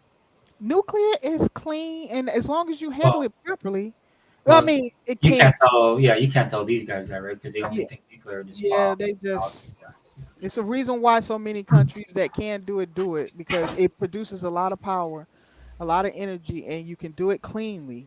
So as long as you make, it has byproduct, but a lot of things have byproduct. I don't care Well, I what think you it's use. funny because it's not the same. Like they look at it like it's still in the '70s, and it's way more. It's way more advanced than that. And I Yeah. remember one guy was talking about it. Says a lot of those byproducts they can burn off. That's how much more efficient it is. Oh Just like wow, that's awesome. Yeah, yeah. and then of course these guys go to Fukushima. What happened? And then Yeah, but that was a natural disaster, though. no, but How that's can what I you tell them. I'm like, dude, they got hit by an earthquake and then a tsunami. Yeah, two Dude, things. that's an act of God. You Yeah, you can't. can't blame. How you blaming people for that? Like, the fact that it wasn't worse of a disaster Yeah, it is a didn't blow up. testament to their engineering, honestly, No, because that's what I tell people. They're like, well, but did I'm like, yeah, but did it blow up? Because it you didn't guys, blow up. They got it under control. So that was it was very well built because well, it but got that's the hit by thing two too. things. As soon as you talk to somebody like that, it's like, the explosion. I'm like, dude, if anything, it'll be poisoning, not Yeah, explosion. I don't know. yeah, You guys think of it like a nuclear bomb. It's not the same thing. yeah. It's not a bomb. Yes. Yeah. It's more like a radiation leak, which could be Right, radiation poisoning. right, Yeah, right. that would be bad for the environment. And I mean, and it is sad what happened with Fukushima because it is areas that's still radioactive and things like that. Because it did have a leak, right? Obviously, because that's what he's talking about, right? Yeah. But honestly, it could have been 10 times worse than that. It's just honestly, nobody could foresee an earthquake and a tsunami hitting that thing. Nobody could foresee both. Like I think they were prepared for maybe one or another, but to get hit by both of them, that's just Well, it's the thing about it is though, right? Is the way that it's built. That the one thing knocked out what the other one was built for. yeah, I'm saying yeah, as far as the yeah. power, but it's interesting to me because they're very the Japanese on the front end are very practical and reasonable. Yeah. And so, they were out there testing. They're testing the water to present everything to the public because the public expects it. Yeah. And they keeping everybody up to date on how things are going, so they Plus, can just be to let you real. guys know, it's an island, right? So in an island, you're on. I know because I live on an island. On islands, you're only allowed to make a few mistakes before you die. So I'm just Right, exactly, because islands are so closed off. Yeah, you yeah. have to be extra careful on those. Yeah. I mean, thank God for modernity. I just say that right there, right? But there's times where we're one of the states where everybody rushes to buy toilet tissue. Yeah. Because when they're shipping, as soon as they start talking about shipping strikes, we'll be like, oh, they can Well, run out you by know what? 20 pounds. Out of all the things, I never thought toilet paper would become as valuable as it did during COVID. I just did not know. I was I like, would like to think that's God reminding us how we think. Like our human nature at its worst. Yeah, because everybody was the same way, right? It was like they're gonna get this, and this, and well, like when we were in lockdown, I have my food supply, I have my water. we had that too. Yeah. Little did I know that in lockdown, the thing that I needed the most was an office desk. I actually had lots of toilet paper too. We had already had that because I Well, just buy in bulk and I get yeah, things up to a certain point all the time. it's more cost effective me to buy in bulk and just hold on to Yeah. stuff. So Yeah. I'm not hoarding to hoard. It's just more cost effective, like you said, especially in the state I live in. But the thing that hurt me the most was I was working from home and I didn't have a desk that I could work on, and I didn't have dual monitors because I do a lot of data entry, right? And I was like when they said it, my boss asked me, do you want to come back to work? I'm like, yes, please. I said I don't have air conditioning. I don't have. It was hard for me. Like I was actually writing stuff down on a pad with my pen and pad because I can't flip the both screens. Like I didn't realize how much I rely on dual screens to do. Oh, okay. So all right. Yeah, so I'd have to write the information down and then pull up stuff and then. Yeah. It's convenient, isn't it? Yeah, because you can just drop and drag or flip. Yeah. Over, right? Yeah. So I learned my lesson. So when Vest became available, I have a setup now. I have a big screen that can split if I have to do dual screen and stuff like that. So anyway, right? Again, we learn a lot through all this stuff. But there we can wrap it up. Okay. But is there anything else you wanted to talk about? I just wanted to. It's going to be off the topic of the economy, though. If No. Go ahead. Good. Whatever. I wanted to know what you thought about like the Game Awards, because I hadn't heard. I don't think you've ever mentioned that and what you thought about it.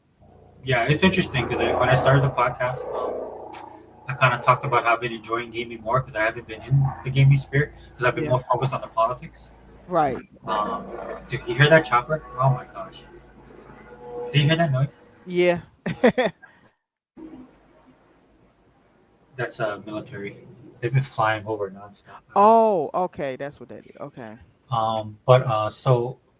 So I've been enjoying gaming just for the sake of gaming. So I've been out of the loop, but though I do read the commentary, and I saw Sega Man's video, and I have not seen it. I do have to see that. Yeah, I saw Sega Man's video, and then I saw parts of Unlimited one because I'm going through it right now. Is that newer one? Because I know I saw one with him showing off his controllers. That punk showing off. I know, right? Unlimited showed off his controllers. Yeah, I saw a little bit of that. But I ain't gonna lie. On the bright side, I think I'm gonna stop by Best Buy today. Man, I ain't gonna lie. Those ghost controllers look fantastic. The blue one looked way. That's why I like when. I like the white one. So I was like, I mean, I was already in on the white one, but when he showed the blue one, I was like, wow, that's a lot pretty. Yeah, it looked way better than I thought. It's awesome. Man, I really like those. $50 at Best Buy. Oh, I'm tempted. Dang, I spent so much money, man. I don't know. I have to think. I want to get them though. I see. That's what happens around this time. That's what happens. You're making it worse for me. Yeah. And a limited showing off his stuff. I'm gonna get a limited for that because that's why people would learn how to maximize their Game Pass, right? I was telling people this. I was like, do you know that? I forgot what movie it was, but it was on sale for $3.99. What was on sale for that long? A digital, like in their digital store, it was. I forgot the name of the movie. It's a movie I want to do. Oh, okay. But it was $3.99 in the digital store, and because we have a Game Pass membership, right? They charge $3.99. Right. And so that's the kind of things I'll do. Like I'll buy stuff on certain levels, But then I always try and save is have a little bit of purchasing power for the end of the year because Black Friday. Right, Black Friday. That's yeah. It's I mean, hard even to for resist it. well, even for some of the current games, right? They're like at least 25% off. Some of them 50% off. Man, it was too many. The sales this year was fantastic because I got quite a few things on sale. I think Right. I bought both Oris because I have that, but I wanted it on console. I had always wanted to get that on console. I bought those a long time ago, right? So I finally got them on console. Thank goodness, I wanted them on there. And then though they were like dirt cheap. I think I bought those Oris for like $9 or something. It was something like Mm. that. Then what else did I buy? Because I bought quite a few things. I bought uh what was the other thing I bought? Gosh, I need to look because I was it was a I was looking to see if Kena Bridge of Spirits was on sale. That was not, so I didn't get that. But Immortals of Avium is on sale for like 80% off, Ooh, I gotta go and buy that. that is a good price because that's a big slash down. And then I was trying to see if Avatar, but that's not. It's on sale, but I'm like I can get more games elsewhere. Like Oh, yeah, you look at what you can maximize with that money, right? So I got that, and then in these tough economic times. yeah, and I often get game. Oh, I bought I know it's in Game Pass, but I had wanted to get them and they went on sale, so I got the man. I got them for a really good price. So I got Oh, yeah, the two new manners that came out, the ones that came out to Game Pass. yeah, I just went on bought them because the price was so good. yeah, Tails and then the 3D. Yep, and I got those two, and I want all the manners because I really like them. Yeah, Right? they're good. So I bought those, and then it's one other game I bought. I can't remember the last one. As you can see, I've been. Oh yeah, I told you already. I got that's not on sale, but I had locked that down. That's Indiana Jones. Oh, okay. Yeah, I got that. I got paid the $30 Uh, Game Pass thing. Vault Yeah, Edition. yeah, Yeah, right. I paid for that, so yeah. I'm ready for indie. I'm a huge indie fan. I have all the movies, so yeah, I'm ready for indie at this point now. So I don't need to see nothing else on indie. Microsoft don't show nothing else on indie. You spoiling it, so stop it. I want to just play it now. So It's interesting to me because I just feel like they got it. To me, when I seen the stuff that I saw with it, I mean, I feel like the developers got it down. oh man, they nailed So it. I am They looking forward to it too. nailed it. Also, did you see about Avowed? I'm shocked. Like you talking about anticipate, that was not on my highly anticipated list at first. I was going to play it. I know Mm. Unlimited is obsessed with it, right? He's been following it for Yeah, 5 years, yeah, but I see why he was following it because number one, Obsidian is one of my favorite developers under Xbox. I love them. I love their games. I like the way they do their games. I like all of it. Even Pentiment, I think, is a good game, yeah. right? So doesn't matter what they do. It seems like they just do it well, and they have passion behind it. You can tell, and I saw Val and I stand like I told Unlimited this before that I was interested after I saw some little I thought it was a deep dive. I'm not sure what that was, but Yeah, they it's like kind half of an hour, right? yeah, it was like it was during the summer though, I think. Val Oh, had some little thing where they kind of went over more information than just the trailer that you saw, right? yeah, yeah, And that's when I really it piqued my interest. I said I'm actually liking what I see, but what I'm seeing people play as and what they comparing it to is crazy. I think they're comparing it to what was they saying that Avowed was similar to? I can't like Elder remember. Scrolls, Huh? I'm sorry. Elder Scrolls, maybe. Not Elder Scrolls. They compared it to another big game. Mm, And this is saying something because I know a lot of those reviewers don't like Xbox, but they seem to look. They had 2 hours to play the game. Some of them cranked up so much time because they were just playing that game like crazy. right. Um, they were in love with that game, and I think I can't imagine how they couldn't. But after them playing the game, and I mean they was playing it through, and they were getting very good reviews. They might Xbox might have a big hit here. I think Avowed might be a big one. And I all I know is what I saw. I liked it. I think it to me it feels Elder Scrollish. It's like Oblivion almost or something. It feels that's what it reminds me of. But maybe but other people was comparing it to other stuff. But that's what it reminds me of. But I haven't had in my hands on it. I can't play it right, but that's what it looks like, and it's the world is so crafted. It's crafted so well that I can see myself just getting sucked up into that world. It's so well fleshed out and well thought out. They thought about every little thing in that world. It was just I'm blown away at how good that looks. So I I thought they did just a. go Uh, ahead, go ahead. I thought they did. Oh, so they had like a deep dive, didn't they? Yeah, a bunch of people been releasing stuff and gameplay on it. Yeah. Because I know they went to the. You know what's weird, man? So Microsoft here. Let me show this Let's real see, I'm quick. about Microsoft just does. Hold on. So I'll share this because I haven't watched it yet. hey, what's that? Is it about Avowed or Yeah. something else? So. South of Midnight's is too long right now, so Yeah, we're not gonna go over. But then I saw this one. This is about I'll deep dive. deep dive. Okay, that's a day ago. Okay. Yeah. I don't think I saw that. See. So as soon as I see this dude, because I like this guy, Okay. because he did what's that Hellblade? He actually went Oh up. yeah. So this is the kind of stuff I was expecting Microsoft to do back in the Xbox One days. Oh, okay. But so I have to watch this video, probably do a just do a reaction. Just play it and then react to it. Yeah.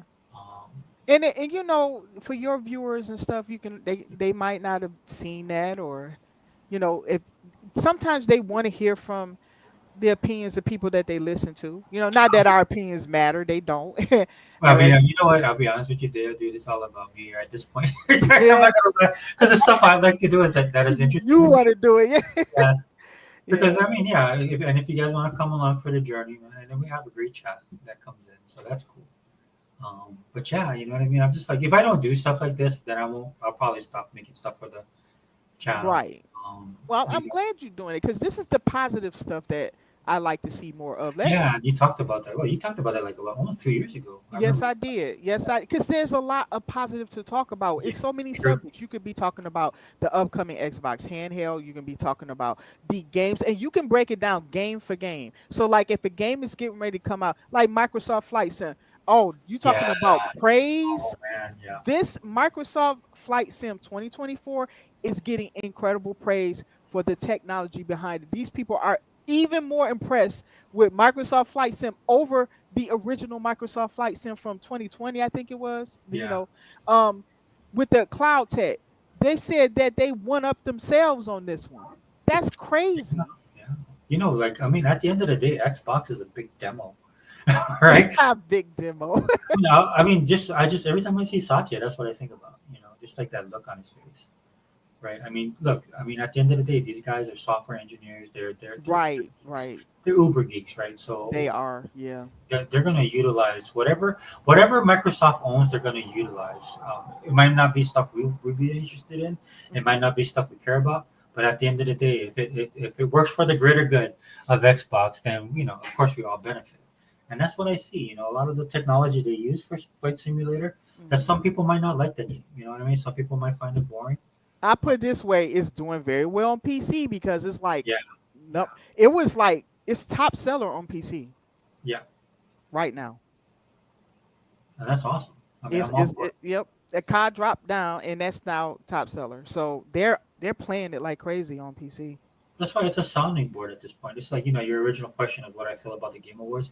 I mean, they don't matter to me. They've never mattered for years. They don't matter to me either. I just asked.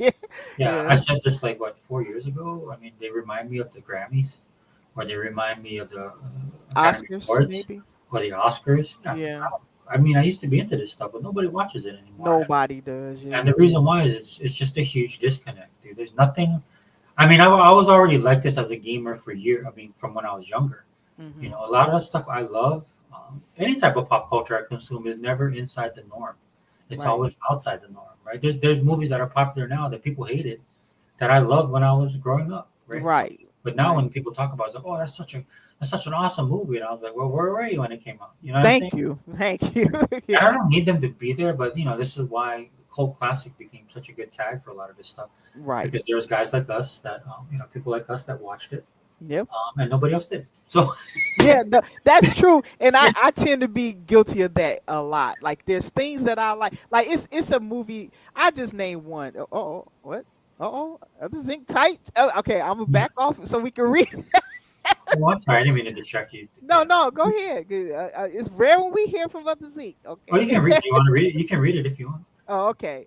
He said Satya Nadella said during an earnings call, the Xbox division is a critical part of the success of Microsoft. End quote. Yeah, Zink, I 100% agree with that. And like I was saying earlier, I look at because I remember he gave a speech like he gave one of his he addressed Microsoft. It's about 3 years ago. You know they had Panos back then, Mhm. and I really loved that dude. But when he was talking about it, I could tell because he was incorporating Microsoft seamlessly into all the other stuff. He was just talking about Microsoft as a company, and he would Okay. seamlessly like he talked about what they were trying to do with Office 360, Yeah. and then out of this, like like our chipset for the Xbox is the most powerful because he has dealings with Nvidia and all these people. So Yeah. what he was doing was he was talking about Xbox, but he weaved it in with everything else. Oh, And that's okay. what, Okay. yeah, and this was years ago. And after I saw that, I wasn't worried. I never looked back after that. And right before that, Phil gave that 2015 interview that I absolutely love, where he talked about the bigger picture, which is what Right. we're living right now. Right. Yeah, thanks. Honestly, I think that you might be right about Xbox being the testing ground for a lot of things for them. Yeah, That they're like, I think they're playing around with the AI. Or if yeah. not yet, they will be for the next gen console. I mean, we're And kind of like a captive audience, right? yeah, we are like we're test dummies whether we like Yeah, it we or are. not. Like Yeah, the cloud, they've been really working out and ironing out things with the cloud through, in my opinion, through the Game Pass stuff and everything. So, that's why it's been in beta forever because yeah, yeah. we're like the test dummies that that they use, and but it's good because what it does is it allows Microsoft to invest in the gaming industry with the best tech and the newest stuff. So like this is why I think that Xbox has always kind of been ahead of the curve because they're willing to put new stuff in there. Mhm. They don't really care, even if it's something revolutionary, they'll stick it in the gaming and see how it turns out. Well, like for me, like when these people are saying about Xbox is dead, da, da, da, this and that, and then when you see like, and Zink just said it right here, right? That it's they're looking beyond these things. Yeah, This is why I tried, and this is another thing that woke me up to the console wars. Like, and I said this too, is like, if Microsoft don't care, then why should I? Right. And but with the caveat of being, they don't care like how you would, like if you got bit by an ant, how you wouldn't care. You just would flick them off your arm. right. Yeah. Well, I'm not, well, fire ant, probably not. But I'm just saying, like a regular ant, like, sometimes you get an insect and they bite you, Right. and you just look at them like, oh, and then you just flick them off. You don't smash them, you just Mhm. flick them off. That's how I think Microsoft is right now. Whatever Sony does or Nintendo plans to do, like Sony wants, like we just talked, they want to buy the rights to those companies. I can sit there and I'm like, yeah, that'd probably be a good move for you because you guys are Right. sucking right now. It's actually a good move for them. So I Yeah. can when they do a good move for themselves, I give praise where it's due. I don't think it's gonna be enough to save them. They gotta do Oh more no, than no, no, that. no. Yeah, Yeah, but but I mean, but when we have the thought process of what Microsoft is doing, and like Zinc, perfectly like you did right there. You share the Zinc, the quote that Mhm. Satya said, and then that gives perspective to people who are on the Xbox side. It's like, oh yeah, these guys are like thinking bigger. You know? Right. Um, they said, or Zinc says they are correct. Satya also said key AI innovations came from the Xbox division. Yeah, I Oh, remember he said that. Yeah. okay. See, I think it's nice for them to have the Xbox division because they can actually see what it plays, how it plays in the real world through the And I gaming think that's where all experience. those stuff were coming out. Like they're looking at Xbox division, Yeah. they're doing this and this and this. I'm like, number one. Okay, first things first, dude. You guys don't know what you're talking about Yeah. because Yeah. none of you guys is in this meeting. You guys don't work for the company. You guys are speculating, which is fine. We all speculate, That's fine. Yeah. but your Yeah. speculations tend to be, you know, with a little caveat of I hate Microsoft and Xbox. Yeah, and I don't believe any of them because I don't think they have any connections anyway.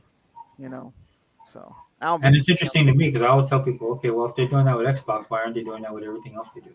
Yep. Right? If this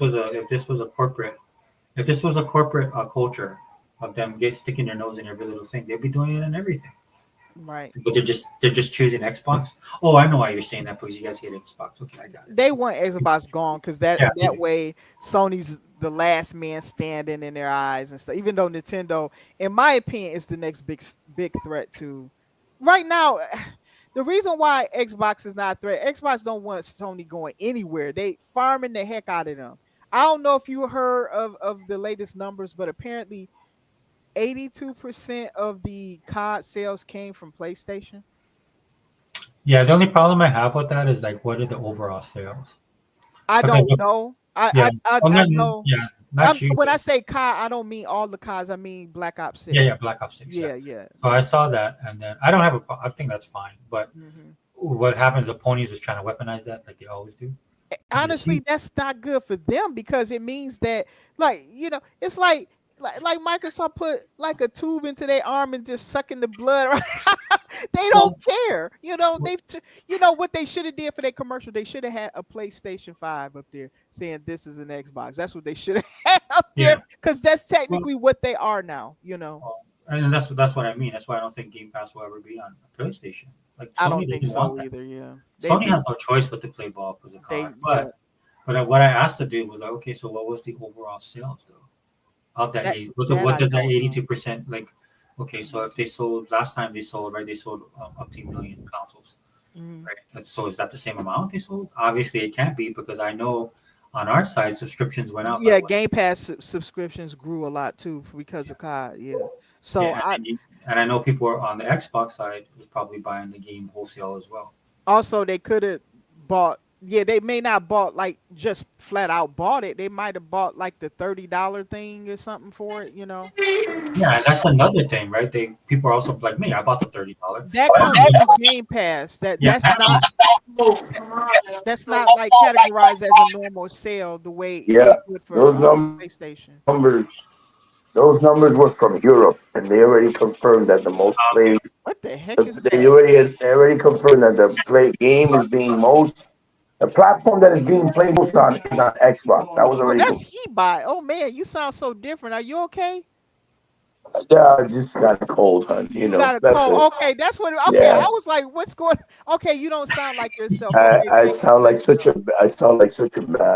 Oh, I hope you feel better, He-Buy. I'm so sorry. I'm such a man now. I'm like Optimus Prime. Well, his humor is still in place. I see. Yeah, exactly. No, but those numbers were from Europe. You're absolutely right. It was 87%, but again, you show these people that are uninformed, and they take that with like it's the actual factual thing and run with it. Mm-hmm. Most people don't seem to understand that the European market, for example, Microsoft doesn't own that anymore. It's always been they've been very PlayStation heavy, very PlayStation centric. And that's something that we discussed many years ago when I was doing the podcast with Microbox Events. He said he didn't understand why, but that they do a lot of purchase for PlayStation and not for Xbox over there. So he'd been confirmed that. So yeah, the numbers never show over there because they're mainly PlayStation. There's not a lot of Xbox. Okay. It's like Japan. Japan, everybody talks about Japan, but if you got only 150,000 Xboxes versus 3 or 4 million PlayStation, how do you think you're going to get bigger numbers for Xbox? Right. You're not. You see what I'm saying? Yeah. So again, it's that play. They do that to do that play of perception. Oh yeah, look, Xbox is doing like shit here and there. The same way most people don't talk about. Most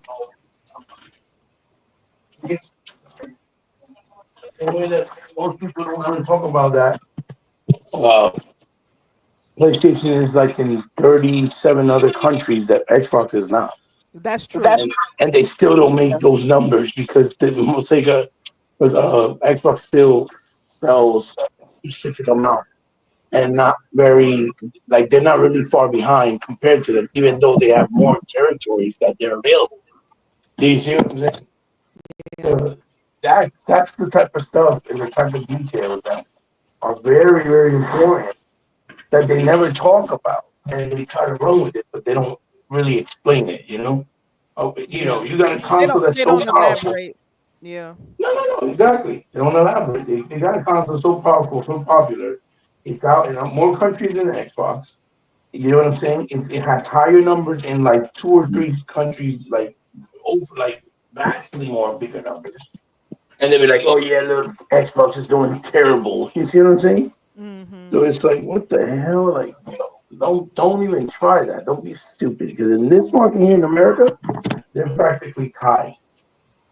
You know what I'm saying? Right. So, And also, like I said, they don't count or they can't count give me a the second, amount guys. that you purchase through Game Pass whenever you do like the premium upgrade thing. Like that's also you own that content basically you're buying. Not, I guess it's like at a discounted rate you get access to it, but it's still through Game Pass. I don't know how that works, but I don't think that's like considered a full sale, right? It's 6 months. like it's you know what? If you want to compare it to anything, it's like DLC.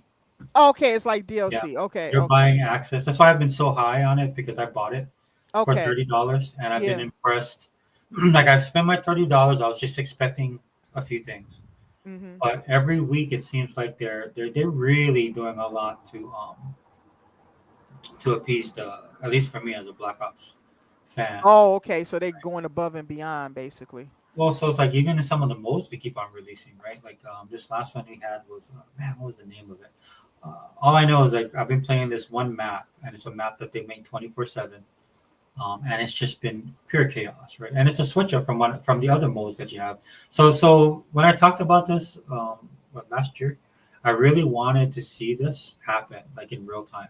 Like I really want COD to go like a full online service type of game where Oh everything yeah, is yeah. You connected. did mention that before. Yeah, I Yeah. remember that. Yeah. And so that's what it looks like to me, and it looks like that's the direction that they're going.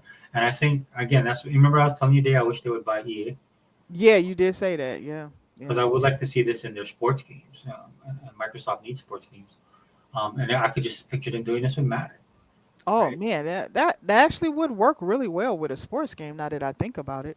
Yeah, they could do like simple one-offs and stuff like that. They can Yeah, even incorporate the athletes into it. I mean, yeah, yeah. it has more recognized, as a brand, the NFL or NBA, especially. I mean, look at all the buzz for the WNBA this year, which I watched. Yeah, it was a lot. Yeah. Yeah, you can actually charge that in because you see Microsoft doing that right now with their brands, trying to go, actually they're trying to take a page out of Sony's book. If I'm being honest, because the That's way good. That's good. If it's a good idea. Yeah. because the way I consume Sony products really wasn't for their games. If I'll be honest with you, this is why I'm not one of these guys that I need to play God of War. It was for Yeah, me. It I'm was not about either. So yeah. their games. If I'm being honest, again, it was just a byproduct of all the other stuff that I enjoyed. Sony did. It was their electronics and their entertainment divisions, Hmm. right? And that's how I consume Sony products. It's just on the side it would be the gaming, you know. And they had. I'm not saying they have bad games. What I'm saying that wasn't my main focus. So Right. I'm looking at Microsoft right now, but they've always been for me about the games. So let's get your content out there. And Fallout, I think, was a big breakthrough for them. It was. Yeah. Yeah. Yeah. And the Halo, even right, even though some people liked it, some people were like, oh, okay, well, whatever. But I mean, on that level, it still had a connection. Yep. I So mean, for all of Halo, you always got with people they whine just for the sake of whining. They way worse with Halo than any other game. So sometimes I have to as be long I careful didn't about mind it, like for me as a Halo fan, there's some stuff I like. I liked about the show. I didn't like about the show. right. But at the end of the day, I'm still there. And I'm actually with you on that because I still don't think that's a faithful adaptation of Halo that I want to see. I still want to see that. However, it was a really good show. It was well Mhm. made, had great acting, and I honestly, even though I didn't like the direction of season one, when they got the feedback, they quickly corrected that, and the second season was fantastic. yeah, It was that's what fantastic. everybody was saying. And sometimes as fans, you got to realize because look, there's shows that I worship to high heaven when it comes to how Mhm, great I think the show was. But mhm. then you go back and watch some of these shows, you go, oh yeah, season one, I remember that was kind of rough. Season one was the Yeah, weakest because right, they yeah, got to get their footing. Even some of the yeah, yeah, greatest shows do that. They're yeah. not all great at the start. No, Like one of my all-time favorite TV series of all time is Golden Girls, right? I yeah, really love that series. It's so classic. funny. Yes. It's just classic, right? And when you go back and look at the the first season, although it's a good first season, when you look at the later stuff, you know that they were in a stride in some of the Yeah, later seasons, yeah. right? They were much, much better. And the writing got sharper and everything. So when you The compare that, chemistry was on point. Yeah, exactly. And they were much more comfortable in their roles. They understood the characters better by that time. yeah.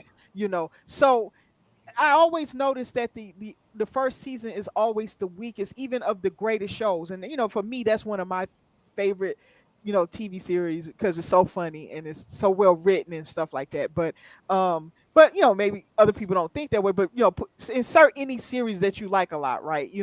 And just go back to the first season and then The, look at later ones and the you'll see what I'm problem, talking about. Yeah, yeah, the true. problem with here, hold on. Hold on.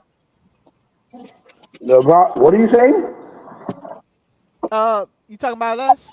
You talking to The us? problem with the show was is that they when they did season one, right? Yeah, we They talking were about like season one. they were complaining because they didn't show Chief with the costume, right? They showed the guy's face, right? I Yeah, agree. Way too much because I the agree with that. I agree with Chief's that. the whole thing with Chief is the mystery of his character, right? I agree with that. Yeah. And so where's her key? You know, if I cut off, I didn't hang up. It's because I'm getting in the elevator, guys. Hold on. Oh, okay. Excuse Okay. me a second. Sorry. Holy crap.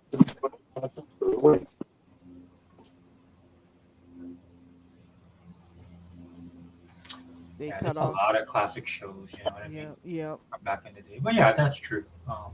It's Hmm. very rare that a show will be consistent throughout. There are shows like that.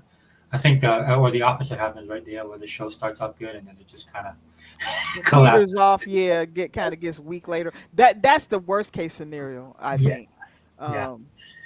Another one is Married with Children. I used to like that show. Like it yeah. was another funny. But if you look at the first seasons, as funny as it got better in the later seasons and stuff. And that's just how every show I've ever really liked, they all were like that. Well, the thing with Married with Children too is the other characters became more had more role to play, like the neighbor Darcy. Oh yeah, yeah. Yeah, so I mean, she became She a was so character unto funny. herself. Yeah, Yeah. because the way they start off and then it expands. That's another thing too that about TV shows as well. Like when they start to grow and then the characters find fillers. And this is what happened with Family Matters, right? To the point where there's jealousy on the set because Urkel actually stole the show. Oh yeah, that's right. I heard about that. Yeah. Yeah, he Yeah. became such a big, especially when they did the Steve. Um, Yeah, the Steve character, like when he had that split personality thing, yeah, he had double Stefan. roles. Sorry, yeah, Stefan, yeah, that's Stefan. it. Yeah, Yeah, So, yeah. so you guys hear me or no? Yeah, yeah, I yeah, can hear coming in. you. Yeah, So basically, the biggest problem was right is that they were like, okay, the critics saying, you portrayed Chief more like he's a human when everybody knows that he's a super soldier more than anything, Super right? soldier, yeah, yeah, yeah. He has the relationship with Cortana, whatever, right? Right, All right. being established, but then they did a number of things to alienate and just aggravate the fan base. Hmm. And they claimed that it was on purpose, but then with season two, they actually cemented it more that they did it on purpose. So that's what hurt the actual show. Uh, because what they did was first they didn't show his face all the time with the mask. Then Right. Cortana literally is a hologram, and they later have like clothes on instead of having her silhouette that she does in the actual game, right? Yeah, that's in my opinion, I think that's where some of the DEI kicked in because Check this out. they took her image from Halo Infinite. That's where they Check got this that out. from. Check this Yeah. out. Yeah, check this out. Then they did the whole thing with Captain Halsey, which we all know he's supposed to be a white general, right? They race swapped him to black. Yeah, they did do that. Then Yeah. they claimed they didn't do that based off DDI, DUI, right? DEI. They said they did DEI. that because he fit the bill better as the actor. I was like, okay, no problem. In fairness, just before you continue, in fairness, the actor was fantastic. Oh, But yeah, they he was. did, He but was. He was a both good can be actor. true. Absolutely. Both can be true. They did still bring Absolutely. the hip-hop He was. So people Right. gave it okay. People gave it a prize. Like, no problem. No problem. Right. Then they claimed, oh, for season 2, you guys are gonna be excited. We listen to the fan. We listen to feedback. You're gonna see more Master Chief in his suit. Blah blah blah. Right? When season 2 came, they completely scrapped the whole season. He wears the costume maybe twice. The whole time he's in human That is form. true. That's true. And then they gave a reason why he didn't have the costume. Like almost saying, look, fuck you. You're not gonna tell us what to do.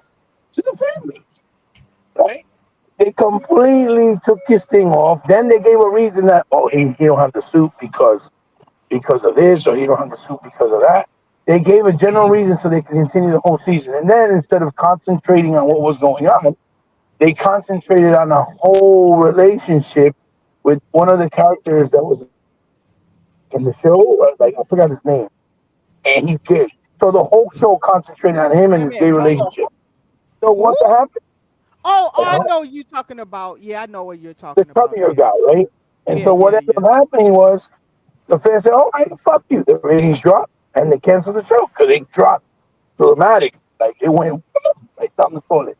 You Yeah. cannot, and I'll keep saying it. You have to take out entertainment. The same way you got to take out business away from your personal political views, I agree with that. Yeah. sexual preferences, Yeah. ideologies. If you want to have success, because you're catering to the entire world, and the entire world has different points of views. So That's you true. cannot push one thing to cater to either one ideology, whether it's religion, whether it's atheists, the people that don't believe in God, right? Or Right. one type of sexual preference, right? Or Right. one type of I don't know, like, oh, we're gonna concentrate on this character, not that character, because it's our favorite, but even we don't care if it's their favorite. You get what I'm trying to say? You Yeah. cannot do that. That is why Marvel has dropped drastically and tanked the way that it's tanked ever since the last Avenger. Yeah. They don't. People do not care what That's happened when that's they true. went. Yeah, you're right about the DI. It was bad in the Halo That's the show. problem. Yeah. Now the show had potential. It would have been phenomenal because it had a lot of potential, but they needed to do it right. I'm And gonna tell you you know what I though. mean? I disagree with you in one thing. I think the reason why they wasn't having Master Chief in the suit, I think is all had to stem from the actor. I think that's why. And in But order to appease the actor, I think that they was trying to write in ways where the Master Chief would not always be in the suit or something like that. and that's fine. That's fine because you have to remember it's not just a show for fans only. That's fine. Right. But when you deliberately make the entire season where he doesn't have the suit, Yeah, when they it's did. called Halo and he's the main character, right? And the only way people know him is as Chief in the suit, right? And then you give a reason for it in the show. Oh well, you don't have the suit because of this, right? It's almost like you're insulting and purposely poking the bear, right? Which is the fan base. That's the problem. That's where they went wrong. The first season, it wasn't terrible. It was okay. It wasn't it wasn't a badly directed season, but I know what you're saying. For a Halo show, it Mm-hmm. was definitely weaker than the second. I think the second one was better as far Mm-hmm. as the subject matter, like dealing with the flood and all that stuff. I thought that was better. And This goes back for years there. It's like when Halloween, they did Halloween 3, right? And they shied away, and Halloween 3 had no Michael Myers. But yet they right, called it right, Halloween 3. And right. everybody went in the theater thinking, well, this is going to be Yeah, they another thought, movie with yeah, Michael Myers. And it where's wasn't. he at? They just seeing kids with masks, some of dun, dun, dun, dun, Completely different movie. The movie was about a company making Halloween masks making Halloween masks that that's gonna kill Halloween kids. night was going to televise a program where if you look at the TV show with the mask, Yeah, your head is yeah. it kills them. It kills It them. was Yeah, completely different. yeah. And what happened? That was the worst movie of all the series. Never did well. Was never well received. And again, because Halloween is Michael Myers. It's the face of the franchise. You cannot take that away, and that goes with everything. It's like I tell people don't realize Blade. Blade is not even the main character of that series. It was Hannibal King. Blade was a sidekick, but they did the right thing by making Blade the main character because it worked better and he was a better, interesting character. Better But people character. want Yeah. to you're not going to have a movie called Blade and then they would have concentrated only on Hannibal King after you introduced it as Blade. It's not going to work. Right. Right. It's just not. So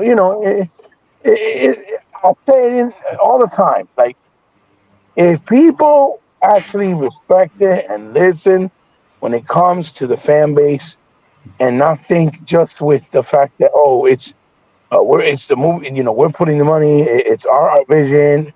So then don't do a property that already exists. Don't do a property that belongs to somebody else. Don't do a property with other people's ideas and creativity, and you know what I mean?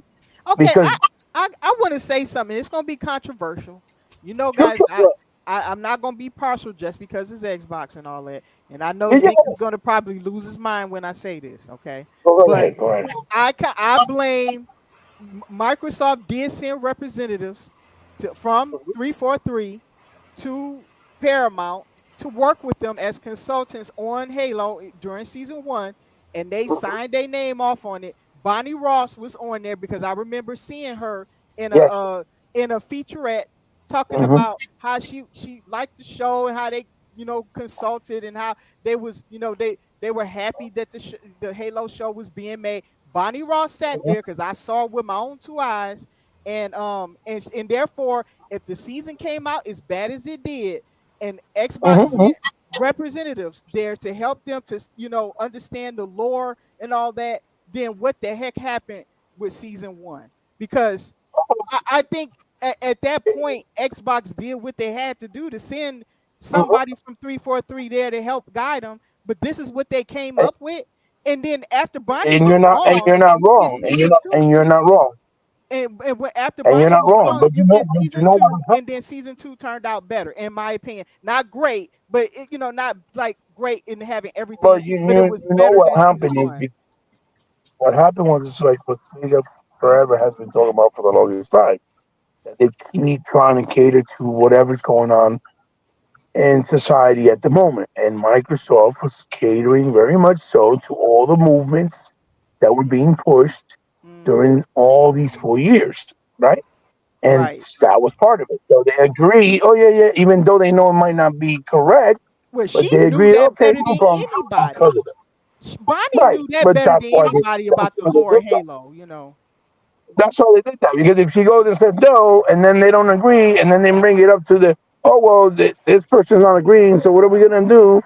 Then they might, they might have said, okay, well then, never mind, and then we'll lose all this money because the project was being worked on or talked about for years. It was supposed to be Steven Spielberg that was supposed to do Right, right. the That's what whole. I It was heard. supposed to be a Yeah. movie, right, a trilogy, and then they Zeke changed said it to a send him TV an show. invite. I knew he was gonna Yeah, do Zink says, you know what? You guys need to stop talking about Halo show. I'm sorry, There's he more to vibed. Halo universe than gaming Halo people didn't see. And I then he know she said, was on set. Zeke, she was on set when they was making the weaker out of the 2 seasons. She was there on season Look at 1, pick, look at Fallout. picking Look Quan at and all this Fallout. other crap. Like what the heck? See you later. Look at Fallout there. Hmm. Fallout is a perfect example. It worked. It was much more um, respectable to the fan base, and they were all involved. Todd Howard, Phil, they That's all were true. there, and it He did absolutely was. extremely well. It was high Yep. rated, and Yep. people embraced it. Yep. And Okay, so that's my point. it's not that I'm attacking Halo. It's those are the facts. Why do you think Last of Us did so well? It's not just because they suck on Sony stuff, because it's exactly like the game. The only thing that I didn't agree with Last of Us is Pedro Pascal because he's not fucking Joe. He don't look like him. He don't feel like him. Yeah. Yeah. They But just the put him in show, there. They did huh? him a favor. I think they did him a favor or something, just giving Right, him right, more right, work. right. Well, I mean, Pedro Pascal is a very hard leftist too. Uh, Supports that okay, stuff. He supports all that. Zeke is going crazy. He wants to. Okay, second forever. You better read what Zeke is saying because he's going crazy in the Go ahead, chat. so go ahead, go ahead, go ahead. He's going crazy in there. So okay, let's see what he says.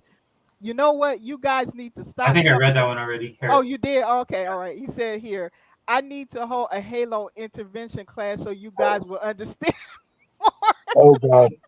Oh, okay. Go to the next one. Go to the next one. Okay. He said, no, he bot. That actually happened in Halo lore. Furthermore, season 2 was more successful than season 1. What happened? What happened? What happened? Also, the show wasn't What? canceled. Paramount and others were being sold off. Yeah, no. The show was canceled, but it was canceled because of Okay, so what's the real so Zink is saying it was not going Well, to be off the air. they are trying to sell Paramount. That's for sure. Yes, but that wasn't the reason for the show's cancellation. Now, what I'm talking about is what happened during the Lord. What is he talking about? Which part? Which part? Clarify that, Zink. Maybe if he comes in or something. Okay, he says you guys aren't correct. Okay, go to the next one. He said he bought most people that play Halo does not know Halo lore. Yeah, but he's talking about the fan base. Yeah, He's talking about yeah, why I know fans that. left it. You know. You know that. I absolutely know that. The people who didn't watch the show, a lot of them are not going to know what the show is. Absolutely, I get that. And that's what everything. They have to make it where it appeals, right? That it appeal to outside the outside audience as well. But what I said, if you heard me, what I was saying is that when they were doing season 2, the director, right, and the producers said, we heard the fan base. We want to be making you more happy. We promise there's going to be more Master Chief with the costume and all that stuff. And they literally lied, because when you saw the second season, he barely had the suit on. And they even gave a reason. The suits were destroyed. You understand? And that's Yeah, what that's pissed off true. the I think most. they was trying to use that to come out with the next Mark suits or something. I don't know. I don't know what they were doing. I can't remember because now it's been a while, so I don't remember the reason behind it in the story. But yeah, he spent almost the entire season without the suit. Yeah. I think it's like at the very end he wears the suit. Mm-hmm. Yeah, I so mean, he did most of his fighting in human form, without any suit, with a regular, So that's yeah. what got the fan And base. And you look at the here forums, the people talking, and the critics. A lot of them were mad about that. they That were upset. That's the fan. Yeah, and Mhm. in my opinion, you can't make a show that's established and has a fan base, but completely ignore the fan base's I thoughts mean, on that. you can make the show. Well, Which you is know, what- not like You Disney can, but invested. You know? yeah. but if you look back, and it's not just for Halo. Like I said before, with many IPs, if you go back and look at them, if they're not done right, there's very few that are done with drastic changes, like Transformers, for Right. example, because Michael Bay is a genius when it comes to making action movies, He is. right? He is very good at that. Yeah. So he made Transformers his own interpretation, but keeping in mind that the reason why he had to change a lot of the vehicles and their form, the actual real ones, like Bumblebee being an actual Beetle, buggy, it was because they didn't have the rights to any of the Beetle cars. That's still held by the Herbie license, the people who own Herbie, right? Or the Oh, show okay. Herbie. Yeah. And so he couldn't get licenses from the different companies. So he was only able to work with General Motors. So General Motors allowed him to use any vehicle, all vehicles that were different, right? From, that were cars. And he had to pick and select which character was going to be this car, this car, this car. And that's why they did it the way they did. But because he did them so fun to watch, right? Right. With comedy, good character development, very fast paced, a lot of action. People enjoy that there, especially casuals. Like go to the theaters to just have a good time Right. and enjoy having a good But watch a movie. remember though that, I mean, if in all fairness, right, there was complaining, right, especially from Generation 1. Oh no, it was absolutely, but it still did well because the casuals embraced it. You know what I'm saying, brother? Say okay. Yeah, Take it forever. They embraced it because the casuals enjoyed the movie. Now the purists like us that enjoy G1, that think it should have been this way, not that way. There was a lot of backlash, but the movie still, every single one made Yeah, over $1 billion. all of them made So- over Oh, a yeah. billion. And Yeah, look, that's look, crazy. I'll put myself on blast. I was one of those guys that enjoyed it because I enjoy Michael Bay movies. Oh, okay. Yeah, Okay. so Me I was too. one of Me them. too. But I also understood my friends. They were like, because my friend went to watch it and he totally hated it. And he was like, look, dude, doesn't He even was look like, like Generation 1. I was like, yeah, I yeah. understand that. Yeah. He was asking me like, oh, Yeah. how do you like this? And I was like, well, I just like Michael Bay films. So Right. Well, I liked it all the way to the third one because after the third one, he wasn't really involved directly. yeah. And then they changed and they didn't feel right. You see what I'm saying? Yeah, Then they started doing a lot of stupid things like they finally made Optimus Prime's truck look like the actual truck, but his back, the way he looked, it didn't look like G1, but he looked like the G1 truck. You get what I'm saying? They had some odd choices. But Eva, you remember what blew it up really bad? For a lot of people, the generation. I remember my friends were all on my case about it. And look, dude, I understand what they were saying, dude. When Pacific Rim came out, dude, I didn't hear the end of it. When Pacific Rim came out, they're like, see, you could do Generation 1 Transformers. That's all they kept on saying. I was like, look, dude, I understand. I get it. Don't trust me. I know. Oh my gosh, dude. But they don't. The thing is, a lot of people don't realize that he had to do a lot of changes due to, again, car licenses and actual licenses from Hasbro and the way they want it. Because Hasbro didn't want him to do it one for one. He was like, oh no, it'll look too goofy. It won't look right. Which that's also, we already confirmed with Deadpool Wolverine. Bullshit. We already confirmed when they did the Bumblebee movie, right? When they did the Bumblebee movie, Yeah, Bumblebee. they actually did every Transformer character in the first 15 minutes of the movie in Cybertron absolutely 100% accurate to what they would look like from the cartoon or the toys in G1 in realistic form. And people love Bumblebee because of those first 15 minutes, especially the hardcore fans. They're like, see, this is what you needed to do for an hour and 20 minutes. You see? Yeah. And so that, again, that it does not matter. There's no such thing as something looking goofy or bad. If you do it right, Hello? Uh-oh, he bought you cut. Bumblebee, right? Or Master Chief, right? Imagine having Master Chief in a blue suit or in an orange suit when everybody's used to seeing him in a green suit. Green, yeah. You don't need to do the changes. Okay, you want to make it more grounded, more realistic? Don't make it a vibrant green. Make it a more darker tone green to look more military, and will work perfect. And nobody will be mad because it's still green, it's still the suit, and it still looks like Chief. And it's the same thing what happened with Hugh Jackman when he's talking about when he finally donned the costume of Wolverine, of Logan, in the blue and yellow, but they made it look more realistic, right? They did. They grounded it. So he says after he saw the reception and he saw the response, he's like, why didn't we do it from the very beginning? Which is, it works. It doesn't look goofy, doesn't look wrong. It's perfect. It works. It looks right. Because that's what the character looks like. You see what I'm saying? And they have a whole big featurette talking about all that stuff in Disney Plus because they just added the movie there not too long ago.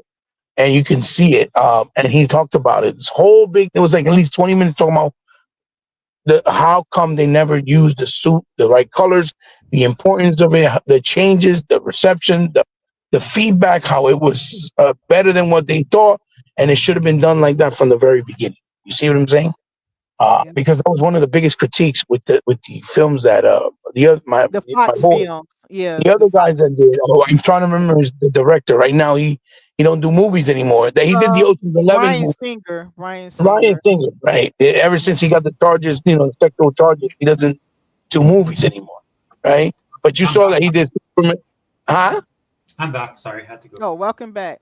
Yeah, he did the Superman movie. He did the Ocean's 11 series that were awesome movies. And the X-Men movies were good movies. Don't get me wrong, especially for the time. But they never had the suit. He was the wrong director for Superman, in my opinion. Right. I agree with that. Yeah, and I'm a huge Superman fan, so I agree. The X-Men movies felt more very sophisticated and very intelligent, which they have that in the writing, but it's mainly with like Professor Xavier, right, or somebody like Jean Grey, right? But the other characters are more about the action, the violence, and keeping the peace. And they didn't do enough of that in the movies, right? And then when they concentrated on that character, a lot of it would be mainly Wolverine character and not, let's say, Cyclops, when he's a very important character. And, then some of the decision makings that they're like killing off Cyclops. You can't do that because he's too important. You see what I'm saying? Yeah. So The problem X-Men had was they was focusing too much on Mystique, and the reason they were focusing on Mystique is the actors. yes. It's pretty obvious why they was focusing on her. Yeah. Well, when Rebecca Romaine Stamos did it, right, it was all about the look. When you had the other girl to come in, because she was an Academy Award She was winner. so sexy back then. I'm like, dang, you just had guys showing up there just for her. Honestly, they didn't care about the rest of it. Well, I remember, but when what's her name? I can't remember her name, but she came in, but she was hot off the Hunger Games. She's an Academy Award winner. So of course, when she took Mystique, right, and they had her there. Oh, I know who you're talking about. I forget her name. Yeah, I know who you're talking about. Yeah, and that's what sets the comic books apart from the movies, right? Because then you have and I think for me that's the problem I had the most with Halo. You could actually see where the production was overriding. The studio was kind of overriding because it was Paramount Studio that did it, right? Mm-hmm. So well, the other thing was for a long, long time. I don't know if you guys remember or if you remember remember when they were doing those shorts with Halo and they were promoting, I think it was either Halo 4 or Halo 3, that they looked very realistic. Yeah. Very Halo, but they were doing shorts. Yeah. It was the same guy who did the movie District 9, the director. Okay. That explains it. Yeah, that's it. Thank you. Blancamp, I was trying to and he's a super fan. He said from the very beginning, I want to make the Halo movie, right? And when he was doing those shorts, he proved that, he would make it perfect. They had the feel, the essence, everything of it, right? But then, obviously, at that point, Microsoft not being a movie production studio, right? Which is, I always say, I think that the worst mistake they ever did was in 2013, that they started a movie production studio where it was supposed to coincide with games, and they were going to do the Rise show, the show that connected for State of Decay, Forza, and all that stuff. So, they didn't have the money or the production. Hey, Papa, what's up? Give me a second, guys. Let's get back to we can get back to Zinc. Okay. All right. He says here at Dia, no, Kiki Wolfkill, Halo Loris was on set all day, every day, even though COVID-19, that was the true challenge. How is that a challenge, Zink? Well, all she gotta do is tell them, like how Halo actually is. Like the show, the first season was so far off. Yeah. It felt very different and distinct. Yeah. Like, how is COVID affecting that? That my thing is that all she got to do is communicate. That he needs to be in the suit more because people rarely see his face. So even if you show his face, he shouldn't be like outside of the suit 24/7. That's just not. If he is, he's probably not going to be around a lot of people all the time. I never got the impression they couldn't work properly. Well, that probably is true as far as the filming. I don't doubt that. I'm talking about, couldn't she send an email explaining things? Couldn't they communicate through, I don't know, Zoom calls or something? I mean, what I can't understand is why was the first season so far off when 343 was directly involved with that? I don't know who was involved in the second season, but by then Bonnie was gone, and 343 was being reworked and stuff by that time. So let me just chime in real quick. Remember though, like Daya is saying, right? So I think there's a lot of pressure on 343, and so they wanted it to be successful. Right. I believe that. I believe they wanted it to. I just never understood why the first season was so. People hated the first season. The people, but I'm like, you had people from 343 there, so why was it so far off? That's one thing I'm asking. What I'm going to say. Remember that they're working with the studio. Right. They don't own the studio. So that's why when Marvel became their own studio, right, they were able to do take liberties with stuff, and that's how you were able to create Iron Man the way that they did. Because no other studio would have created Iron Man. In fact, a lot of people passed on Iron Man when they wanted Robert Downey Jr. Now, in hindsight, we can see what a big mistake that is, right? So the thing being is that the studio ultimately will have the say. So you can be on there, you can have the suggestions that you want to have, but at the end of the day, the people that are in the studio is making decisions, and they wanted to go to decision. And already you knew they're going to go a different direction as soon as he had the helmet off, as much as he did, and also the casting, right? So the way I work around the helmet is I actually like the actor. I like him a lot, and so I kind of just lost myself in that. That as an actor, I think he's underrated. But as soon as they took the helmet off, I already knew that they were going to go down a different road. Yeah.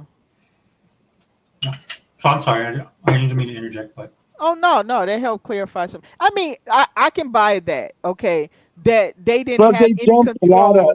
They also jumped a lot of different big key elements. They were jumping from here to here, there to there, Yeah, without really no real explanation. Look, I just think that what I would like to see. Okay, I'll get 343 because I love 343. I do not rail on them and stuff like other people do. I think people be unfair on 343. You guys know that. But what I would say is that Xbox moving forward, look at what not Halo, Fallout. See how Fallout was handled. Learn from that, and then anything that you do, whether they sell Halo to another company and all, they need to be hands-on because look at all the benefits they got off of Fallout being so well handled. That's what Fallout. Todd Howard was there every day.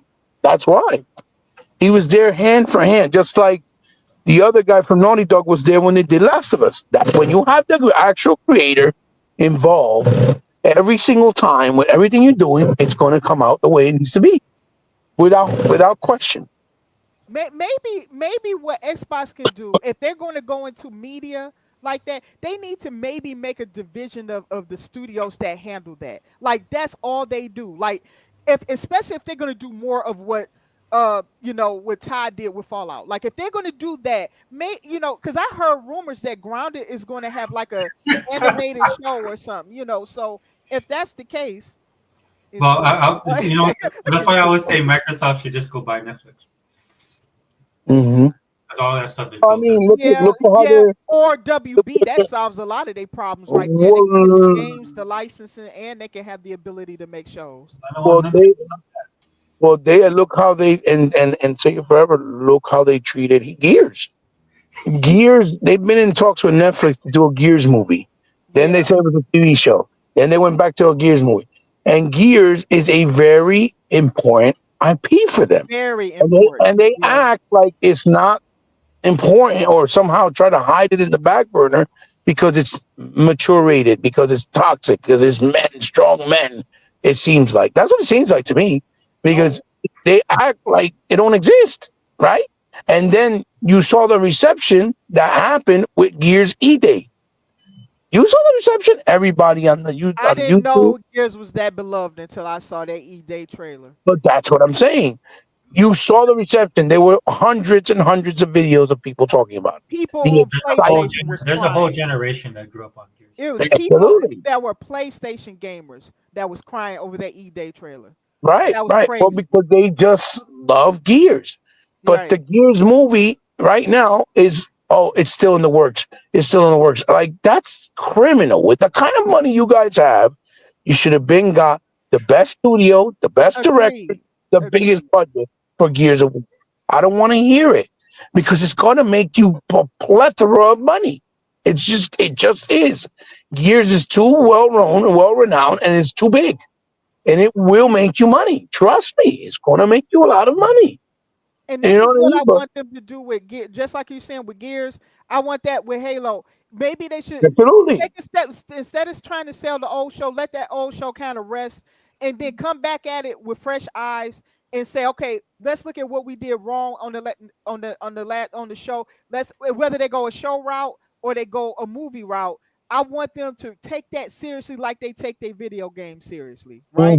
it's the same thing, because you can get fans of something from the shows that will translate over to the games, and vice versa. A person might not, may play the games and never seen the movie, or the Gears movie or whatever, and then they'll go see that. So you feed yourself that way, and that's what I want to see. I want to see them have a division, a department, or something that handles that and takes that seriously. Like, they protect that with their dear life. That means that they choose good people who can direct it. They put plenty of money back in it, because you don't want, especially for something like Halo, which I will say that Paramount did a good job at with the special effects in that show. They did a very good job in there. Costume design. All that was very good in the Halo show. Well, So, look at how Sony, right? uh-huh. And again, I'm not trying to bring Sony up to try to give them flowers. I'm just telling you what they do right, and Well, based on that's their business, so I expect them to know how to do that better. Look how they made a. You telling me that the best racer in the world, which is Forza, which Zink also is a big lover and a big fan of, right?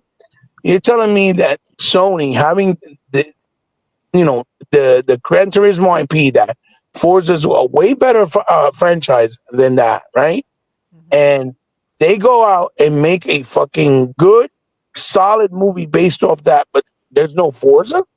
You see what I'm saying? Right. When all they did was they took the creator of the game, he was involved with everything from Polyphony Studios, and then they got the director that was really good, that was that hasn't really been well known or done or gotten big successes, but he does really good movies. Right? He did for example, he did Vampire Hunter or whatever like that. So Abraham Lincoln, the Vampire Hunter. He did that movie. Oh, he did that. Oh, okay. That's a really good movie, even though it's fake and it's like out there, whatever. But he's a really good director. He's done really good stuff, right? So they got him for cheap, and he does the movie, and the movie is really, really well done. It's solid. It's very true to the source material. It feels like Gran Turismo. It has a decent story, and it was based off a real kid that got involved with racing because he used to play Gran Turismo and became a professional race car driver in real life. That's a good story. That's a good story. That's what they based it off in the movie. Okay, that's good. Right? Yeah. And how is it that they can do it, knowing that they don't have the kind of money Microsoft has, but Microsoft cannot get away with funding something with a big budget and with the right directors and the right director? They should be able to do it. Microsoft can do it. They got that money. That's Sony's forte, though, bro. That's what I was going to say. Oh, they're a movie studio. I know that. I get it. Microsoft doesn't feel comfortable making. Like, if they didn't, if it wasn't good, I'd be like, okay, well, you guys dropped the ball on that one. Right, absolutely. But I'm saying if they have the money, take it forever. They could take the risk because it's going to do well. If they get the right people, the right directors, it'll do well. That's what I'm trying to say. It's just something about Microsoft when it comes to pop culture or crossing over.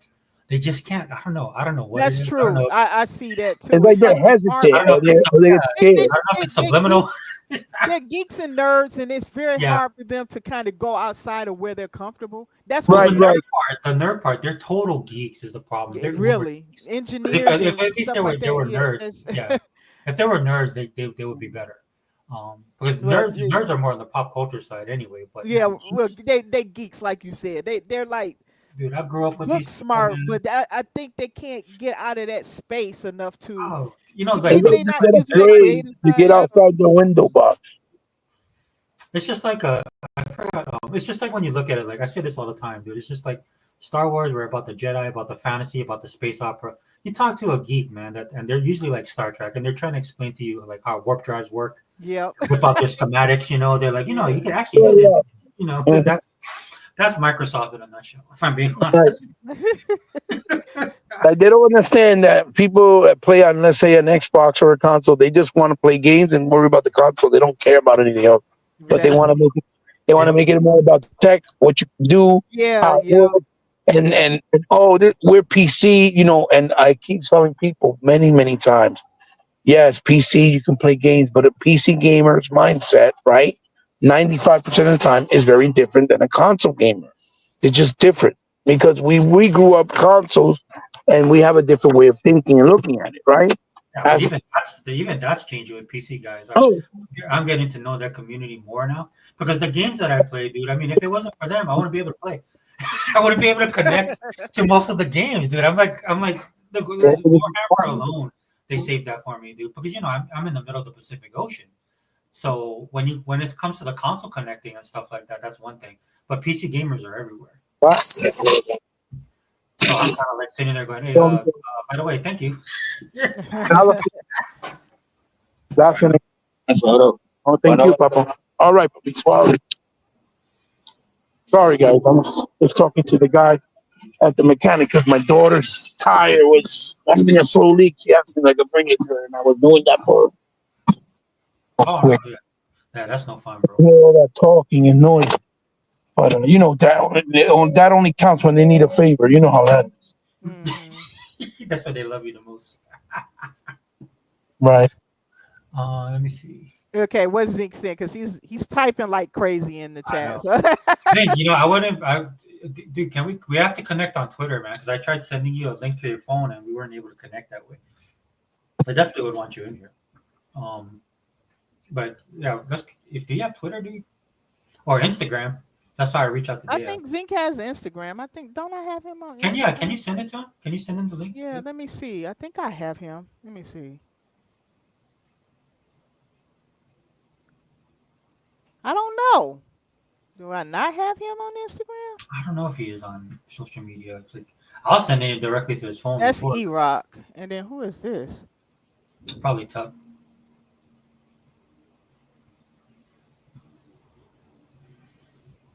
I don't know. What am I wrong about? I would love to know what he's talking about. What am I wrong about? Well, Link must think that I'm not a movie aficionado, but that's okay. I don't keep up with the currents or the current the Hollywood or entertainment. That's like my second forte. Okay, I don't have him on here. I don't know why. I should have Zink on Instagram. I don't know why I don't. Yeah, if I did, it's gone. I don't know. I can't find it. I got Hebot. I got Sega Man. What? I got Unlimited. I got Sega Forever. I don't have. I can't believe it. I don't have Zink. Zink, if you're on Twitter, that's my gamer or my handle on Twitter. Oh, I do have him on Xbox Live though. I got him. Do you not? Yeah. A link to him, you mean? Yeah, he wants to come. Okay. Hold on, I have him in I have his phone number. Let me see what this is.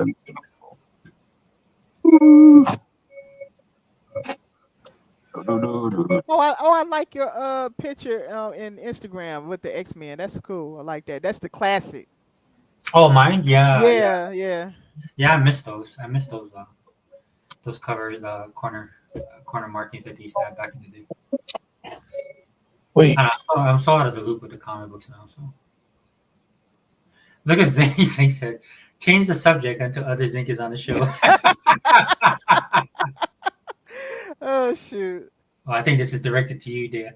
I like season 1 better than season 2. Oh my gosh! Come on, Zink. Now that's really capping at this point. You know, season 1 wasn't better than season 2. I must brief you guys on the origin of Halo. I'll be honest with you, Zink. That's fine for people that are in the weeds with this kind of stuff, but for the general audience, they don't care. Yeah, they ain't a lot of the people that you're dealing with that are complaining about it, they probably haven't touched the game in like years. They just think of when they see Halo, they think of it a certain way, and that's what they're. And as soon as you take the helmet off, dude, they're gone. They're out of it because that's all they know. I mean, for me, it's about the grandeur of Halo, the Halo universe. Again, granted, I had my expectations kind of tempered because I knew it was a TV show. Yeah. Right. And then, of course, with Paramount trying to launch with all these studios trying to launch their streaming services, man, at the end of the day, I think it's just a bad idea. I do. I think they need to kind of have a few that they all get behind, and then that's it. Yeah. Or revamp the cable model, which they never will, which why I don't even worry about it. Yeah, cable's gone. Oh, hi, Daniel. Hi, Daniel. Thanks for being here, We're a little late on that one, but thank you for joining. I sent you the link on your message on your phone. This is the comment that got me that I was busting out. But Zink says, "My mother is watching me and sees the disgust on my face as I listen." Sorry, Zink. Uh, Zink, we gotta get you on here, dude. yeah. I knew he was gonna go crazy once I brought up that whole 343 connected to that Halo show. Cause that's how I knew they were connected. I saw a featurette on them. I don't know. Maybe I saw that other person he was talking about. I remember seeing Bonnie. No, she But was there. She was there, but Kiki was the one that was there all the time. People yeah, seem to forget that 343s, most of the people there were from actual Bungie because a lot of them came back.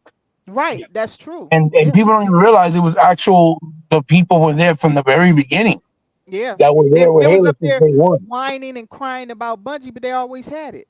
So all that changes that they did, you know how they were trying to, oh, it was 343 who killed it. Listen, most of those people that were there from the beginning were okay with the changes and improved it because they wanted to evolve Halo and do different things with it. Not to disrespect it, just to kind of evolve, right? Yeah. And I've always said I understood that, and I don't think 343 did anything wrong with trying to keep Halo relevant as they moved on. They had to make like I said, these crazy people who want Master Chief to never run and all that stuff. Look, lead them people in the past and stuff. You know, that's just ridiculous at this point. You're not going to be able to compete with other games like that. He has to be able to run. What super soldier can't run? I mean, it doesn't make no Hey, darn Dia, sense. stop. Hold on. Dia, can y'all hear me?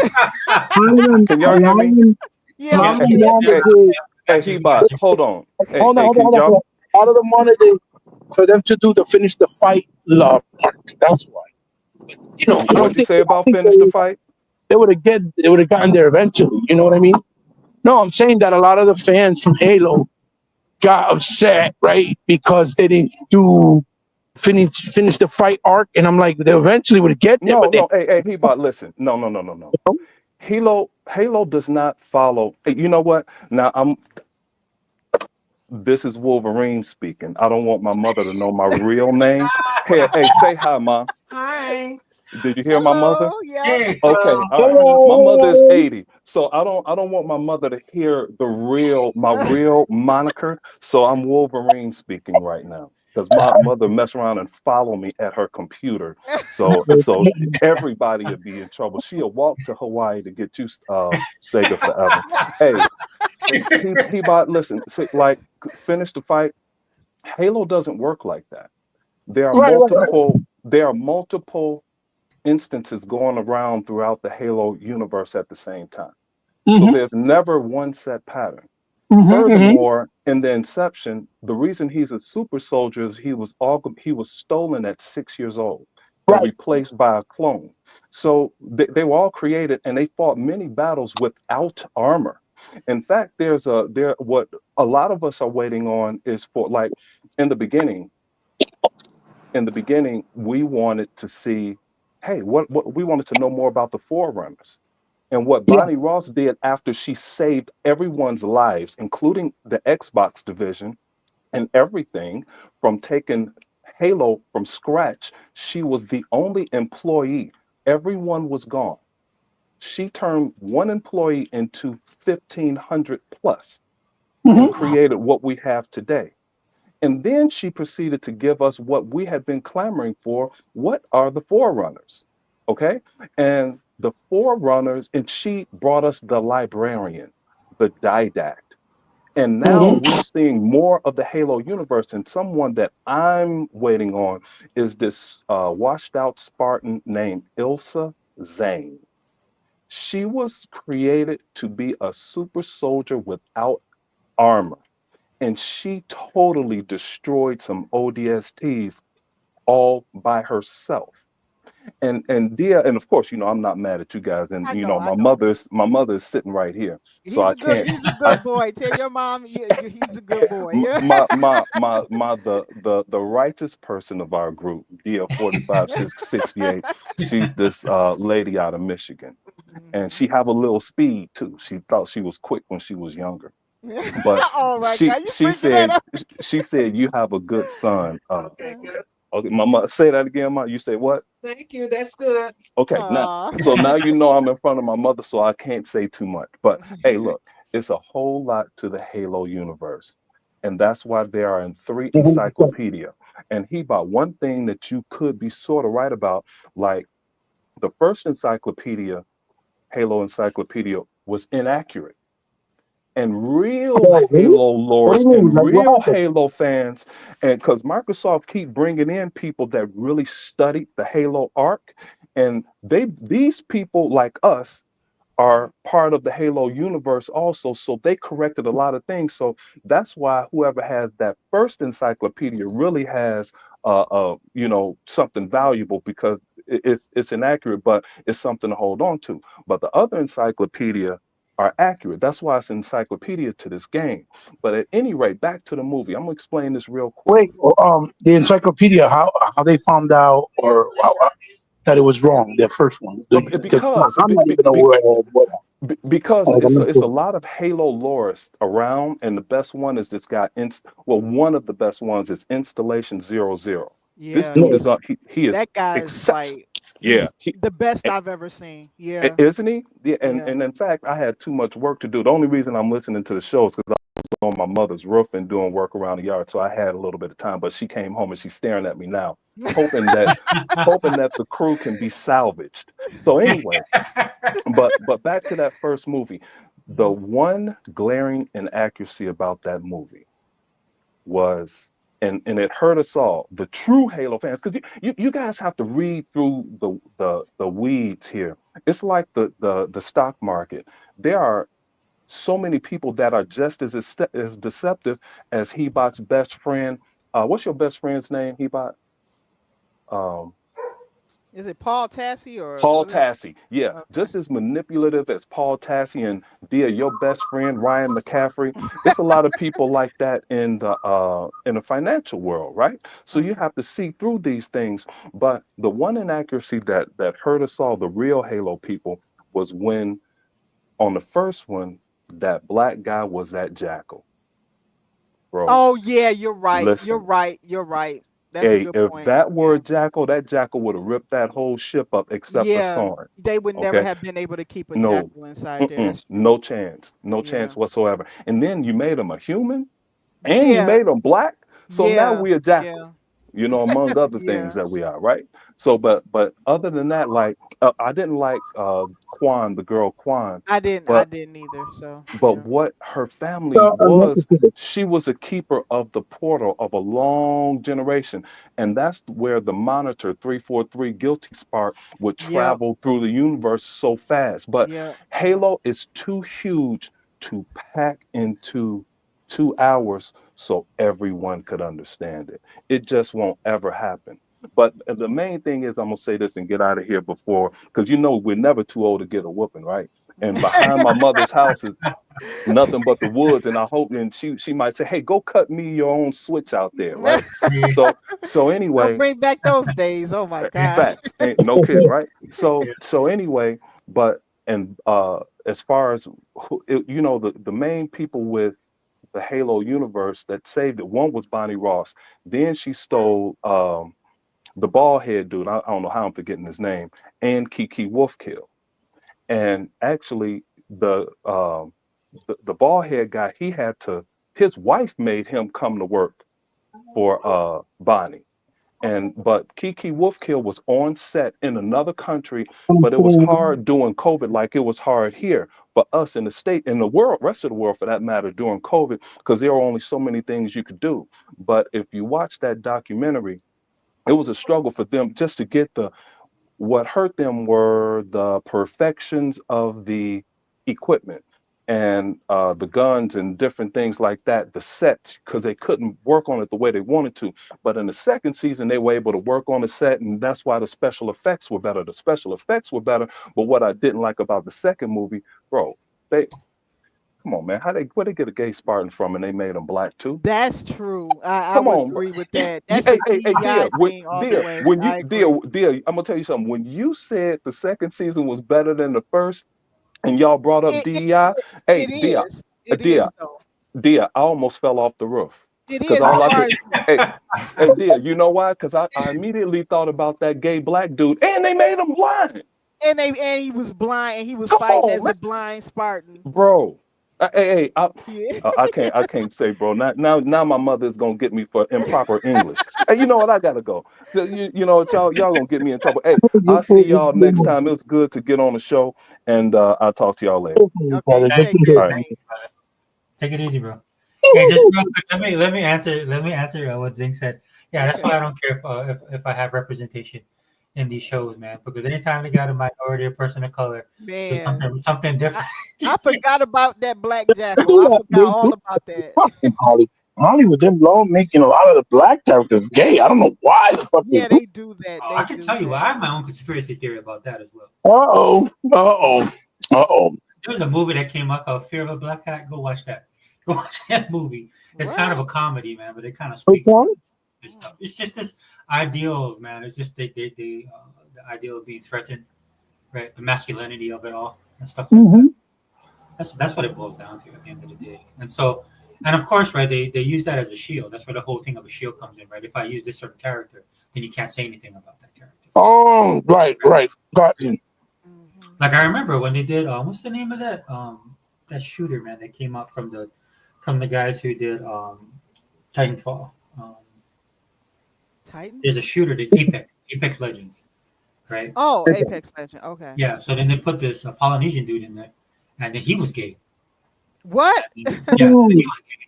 And then Wow. the first thing every Polynesian talk, I'm talking like so Polynesians like Hawaiian, Samoan, Tongan, Tahitian, Maori, right? All of us in our community just like, okay, well, which Polynesian is it? Oh, oh No. yeah. And they went with Samoan, and then so the Samoan guy is like, my friend, but he's Samoan. He goes, what? Oh, he was so mad. And then, but then every other Polynesian was like, whoo, we dodged the bullet on that. You're so sick. But yeah, it's bad when you only got one character that might be on the entire movie or show, and then the character is a minority of a minority of a minority, right? Right. Like it Right. doesn't Right. represent anything at that point. It's So just it's so like small. Peacemaker, there. In Peacemaker, they made the black girl an important character. She was also fat and she was gay. You Wow. get what I'm saying? That's like a DEI It's, check. it's like you just said, the minority. That's what I'm trying to tell you. Like they do that shit. And she's the daughter of the one that controls the fucking Suicide Squad. What's her name? The black character, the black lady. Suicide Squad. Okay. Amanda Waller. Oh, her. Yeah, her. She's a daughter. She's a daughter. I'm like, Wow. are you Oh, serious? that's the one on HBO. Okay. Huh? That's the show on HBO, Peacekeeper. Yeah. I hate the Peacemaker, and I thought Peacemaker. not for nothing. John Cena was so obnoxious as Peacemaker. Oh, I can't stand him. Well, he's supposed to be a caricature, right? Yeah. Well, look how they look at Vigilante. Vigilante is borderline homosexual, and Vigilante is the Punisher for the fucking Marvel world. Oh, wow. Like, what are you talking about? Yeah, Like, those you know what I characters. mean? The problem In the is those DC world. characters are supposed to be very masculine characters. Yeah, It's like but that's the Vigilante is the Punisher, literally, of the DC universe. He's wow. Punisher of the DC universe, and he looks like a ninja. That's what he's supposed to be. And he was borderline homosexual. All he kept doing was sucking on John Cena's character, kissing his ass, always being on top the whole season. I'm like, yo, what is this? Yeah, I don't like that. But James Gunn, he thinks that shit is funny anyway. That's part of his humor. That's why the motherfucker got caught doing those parties when they were older with, them acting like priests and with little kids around them with that's why he got in trouble, remember? Yeah, ironically, he was trying to make a point with the Catholic Church. Yeah. I know that's what he was trying to do. That's what he was trying to I know what he was trying to do, but still, people look at bro, that's supposed to be funny, but It's funny because these guys were when they were back in the day, man. These were the guys that are supposed to be edgy, and that came back and got them, man. Because a lot of when cancel culture was really big, they were coming after these dudes. You know what I'm saying? So I call it karma, man. When I right. But yeah, I mean, look, for my part of Halo, dude, it's just I just expected something a little bit more grandeur. I would have liked them to establish it a little bit more before they started doing this stuff. And again, I understand how production works, right? They're at Paramount. They wanted to throw a lot of stuff in there. because you never know if you're gonna have a season 2, which they did get greenlit for Yeah, season. that's why I never wanted Halo to go to a TV series. That's Yeah, why. yeah, it has all I that mean, traffic. it does make sense that it needs to be in a period series because it's a lot of lore. But they needed to make the concentration, in my opinion, like I said, of the show from the very beginning about Keith and Cortana and their established relationship before they jumped into all the other stuff, because that's just giving way too much, way too fast, with not enough Yeah, exposition. Exposition. well, Yeah. that's why, but that's the hangups of working with studios, right? Mm-hmm, mm-hmm. Like Paramount, who's trying to establish an online presence, and that from the jump when I heard that, I didn't like that. I was very well. I'll say this: I wasn't optimistic. I was very cautious. Right. Right. So it doesn't help too, say it forever. It doesn't help that the TV structure is create a lot of fluff to making it a 13 season series or a 10 episode series. You get what I'm saying? Yeah. But Yeah. you notice that when you watch a season of anything, right? There's always one or two, or sometimes even 3 episodes that just feels like complete fluff. Like, why are they doing this? It's like the other thing said, the Chinese girl, the Asian girl playing Halo. And Even Quan, though she had a backstory, she felt unnecessary in the show.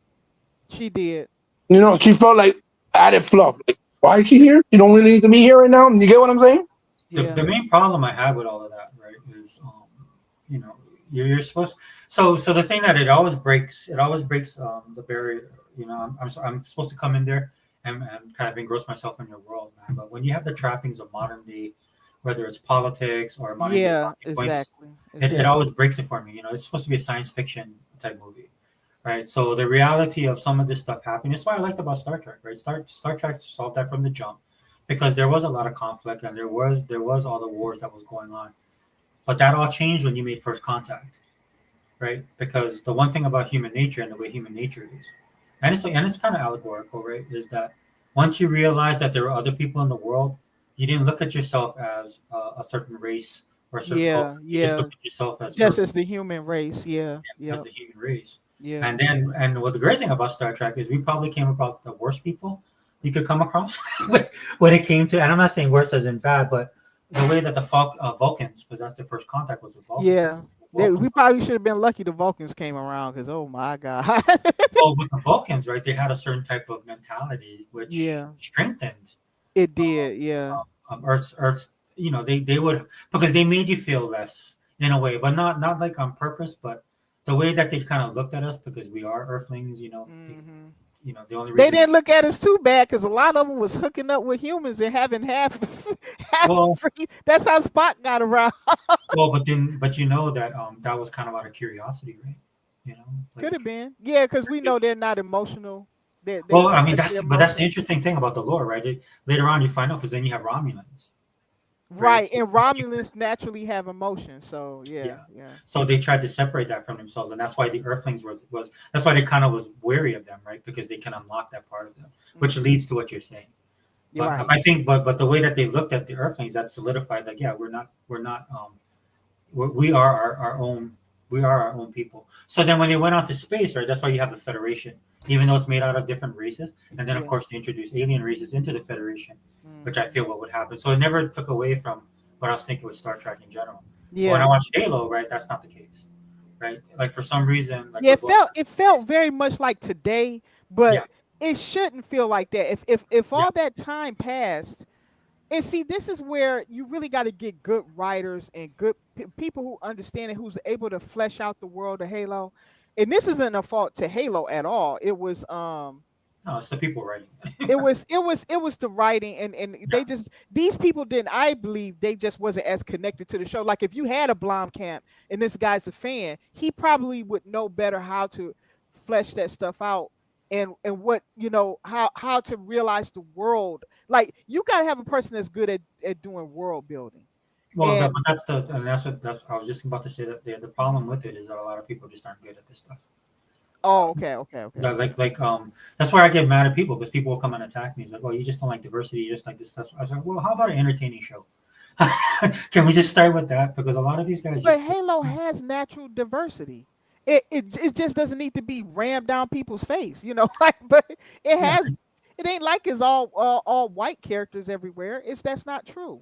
Well, it But has to be, and it has to be the context of the actual show or the world. right, right. But again, to your point, that's why I had just the. I can tell already. Like you can, like we've watched. Like I know we talked earlier, Dea. We've seen a lot of content in our lifetime. We've Yeah, seen a lot of great writers in very every good. across the. Yeah, Ebot can talk about this as well. I yeah, mean, we know, right? So when for us, when like for me, like, and I understand. So I try not to be jaded, right? I try and give everything a fair chance because I know how I am. right, But when you trying to sell something like that to me, I was like, okay, well, why would they be like this in this world, right? Because right. Exactly. if we ever get to this point where we're colonizing other planets, like Elon Musk talks about, this is why Elon Musk is so big on colonization of Mars, because that's his way of thinking that we'll all pull together as a race. You know what I'm saying? Yeah, yeah. So, Because we have a common goal, and it's not an easy chore to accomplish. So it really would force you to have to focus on that one goal, because it will be a challenge to live on Mars. So if that's the case, then people are not worrying about fighting each other. They're worrying about how they're going to survive in such a harsh environment, how they're going to make it work, how are they going to build civilization and so forth.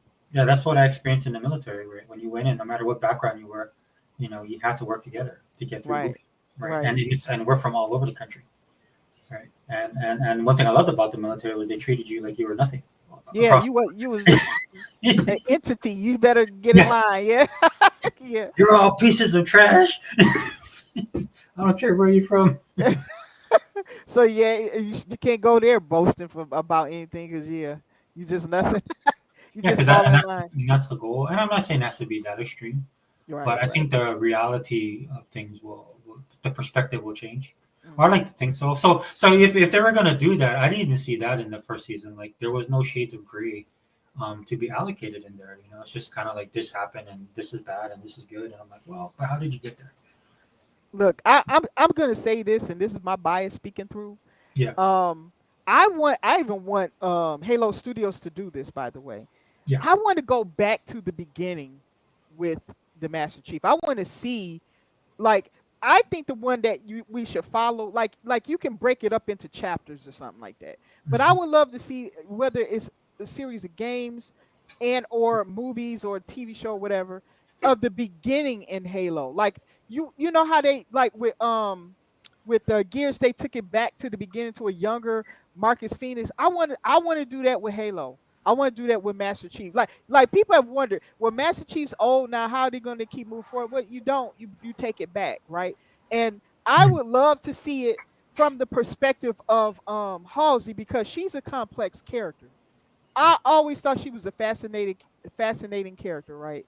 Yeah. And I would love to see how it was like for her as she, how she was originally making the program. What was that program?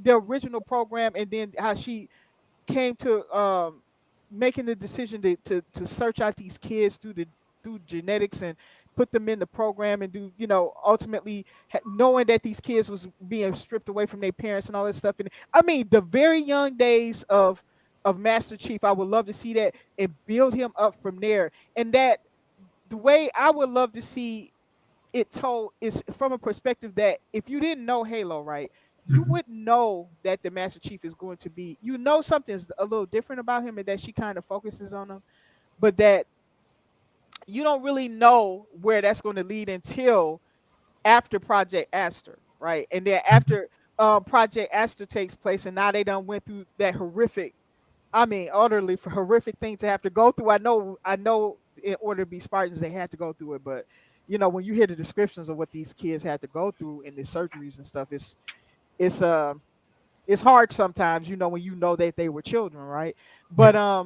but once they get through that to experience what it was like for him the first time that he was discovering his strength, to see what some kids went through and that they died and stuff like that, like to see the cost at the beginning before the war kicks in, and then gradually show us what it's like to descend into war, like take it, like let the story go more into a war stance, and to show what it's like when you're thrusted in a war and how that affects society and how people have to come together and how they slowly build up the Master Chief into what he is. I would love to see the beginnings of that. Like I've always wanted to see that played out on screen or in video game form or something. I would like to see that. So instead of continuing on with the old Master Chief, I would like them to take it back, similar to what they did with Gears. Well, I guess they would have to like talk about the reason why the program existed in the first place. Yeah, I would think Right, that's right. yeah. And I don't know. I mean, maybe other people wouldn't want to see that, but I would love to see it. You know, No, like I would, you know, and I deal think with it like would a be young Master Chief. You know, I'm sorry. Go ahead. no. I think that would actually be good given the current situation of if you're gonna make something equivalent to world events. I think that would be a great thing to Right, look at because there's a lot of there's a lot of political stuff you could do. and Not that's not totally, not 100% political, but you you know what I'm get saying. it, but Yeah. you get it. You know what I'm saying? Like what we're going through now. Like you see how we're escalating towards war, right? Part. Yeah. Yeah, Oh, you But, see, huh? huh? oh no. I was talking to my son. Oh, okay. Yeah, you know how we're descending closer and closer to war, right? Right. Imagine if you took a perspective like that in the Halo universe, where we get to see and feel it as it slowly builds up, and then now we think at first that humanity's fighting each other in the beginning, just like it typically is. We're like you said with Star Trek, we're behaving like we always do. We fighting each other. Military's fighting the I forgot what they call it. My brain's tired. I'm sorry, guys, but yeah, the yeah. So and then after that, the Covenant shows up, and then all of a sudden you start getting all these mass deaths and all this stuff, and then all of a sudden we have to the war shifts and all this stuff. I would love to see all of that from the beginning perspectives, like what that was like for humanity, what that was like. You said Hunt the Truth is a 5-hour radio show on the Master Chief's origin. Well, Yeah, yeah, yeah. something like that, Zeke. I would love to see that in the game form, like just like they're doing with Gears, because people are loving the fact that they said they always wanted to see E-Day. They always Mhm. wanted to see that. For me, I want to see I know we had the game with the Fallen Reach and stuff like that, but I want to see the build up to that. I want to see all of that, but from a different perspective, slightly different from the way that game handled it, right? I would, even though that's one of my favorite games that's in the collection. I love that game, but I would like to I would like to see it from a different angle, in that we're dealing with that we start with a younger Master Chief, and what it took for him to become the person that what we already kind of knew when the games first started, right? Like like how did he get to that point? I would love to see that. And then from that, I think you can actually see more of Chief's humanity, like how he was with his team, how he developed, how he became the person he is. And I think that would cement who he is as a person. Like I didn't really like the way Paramount did it, because they were trying to introduce you to Chief while having all this other stuff going on at the same time. But I would have preferred that. And I know they were trying to do it through flashbacks and stuff, but I didn't think it was enough time to do it. They just And added way too much, yeah, yeah, way too much of the world's lore from different angles and perspectives way too fast. The key to any successful show, movie, TV show, whatever, is you have to start with a main focus, main characters, and build them up so that people and the audience can get to know them and what they are and what the world is first. Then that's right, when you right, go into right, the characteristics of the world, the alien race, the lore itself, right, the history. That's how you do it. That's why you can continue to make sequels in movies to do it that way. And that's where the problem is with a lot of the TV shows that fail, because they want to give too much too fast. You don't really necessarily need to do that. You can just do it building on the main character of the arc, the main subjects and people like Cortana and him, obviously, and even show how he became the soldier, like when he was young, he yeah, was stolen, all that stuff, and build it up from there. And then you could go into the other aspects of the world and the story. exactly, So, but exactly. they didn't do that. It's like it's like you're getting you're batting, you're up to bat in a baseball game, and you got to hit the ball from 3 different pitchers at once. It's not going to work. You see what I'm saying? Right. You know, And so I think that's what the show was missing, and that's what I really want to see.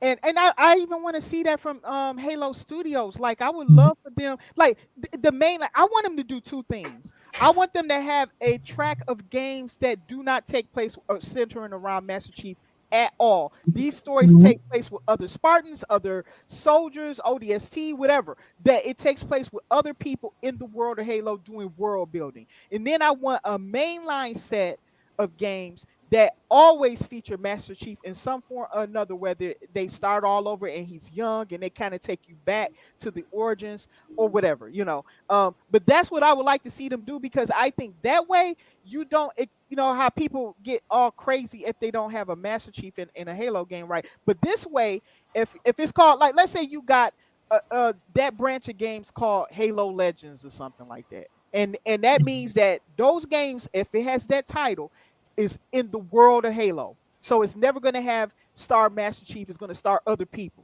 So it gives them a chance to be able to flesh out other people, other characters, other storylines, other things that took place. Some of these things might even crisscross with games that took place when Master Chief was active, right? Like you might even see Master Chief talking to somebody or something as you pass by, as your story going on or something like that. That would be awesome, right?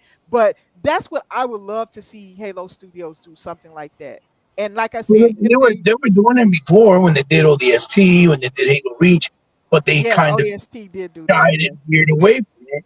Yep. And with Halo 4, they did a fantastic job as far as changing it, updating it, make it more cinematic, right? Yeah, that I love Halo 4. Presentation, but they kind of started on another arc, and then they didn't finish the fight part, right? Right. With the other stuff that came before it, you know, like the flood and stuff like that. So right. that's where I feel that people are starting to get, oh, why are you not doing this first?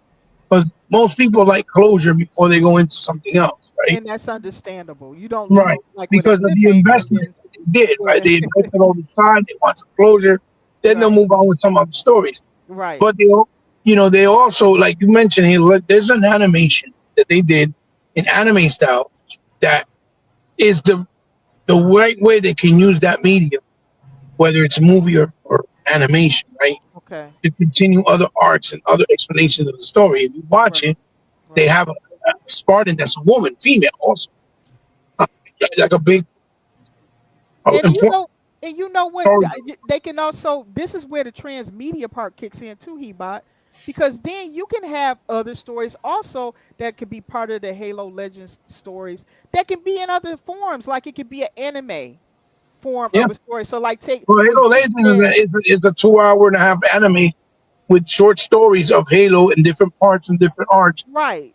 That were done by different anime artists. Yeah, you can do anime, really live good. action, short, Really you know, like different stuff that adds to the lore. You know, that's what I would like to see. I don't know if we're gonna see that, but that's really what I would love to see, because I would get lots more Halo content without having to wait so long for the games. I do believe that that's something of a problem as it stands, because it takes so long to make the game. If you're gonna do them right, we know Halo does everything under the sun, right? You know, it has all these different modes and all this stuff. So I would like to see something address that problem, because that is a problem, because the games are so big that it takes so long for them to come out. Well, according to the new crew that they have, right, it's going to be, you know, they're more in tune with Unreal Engine 5.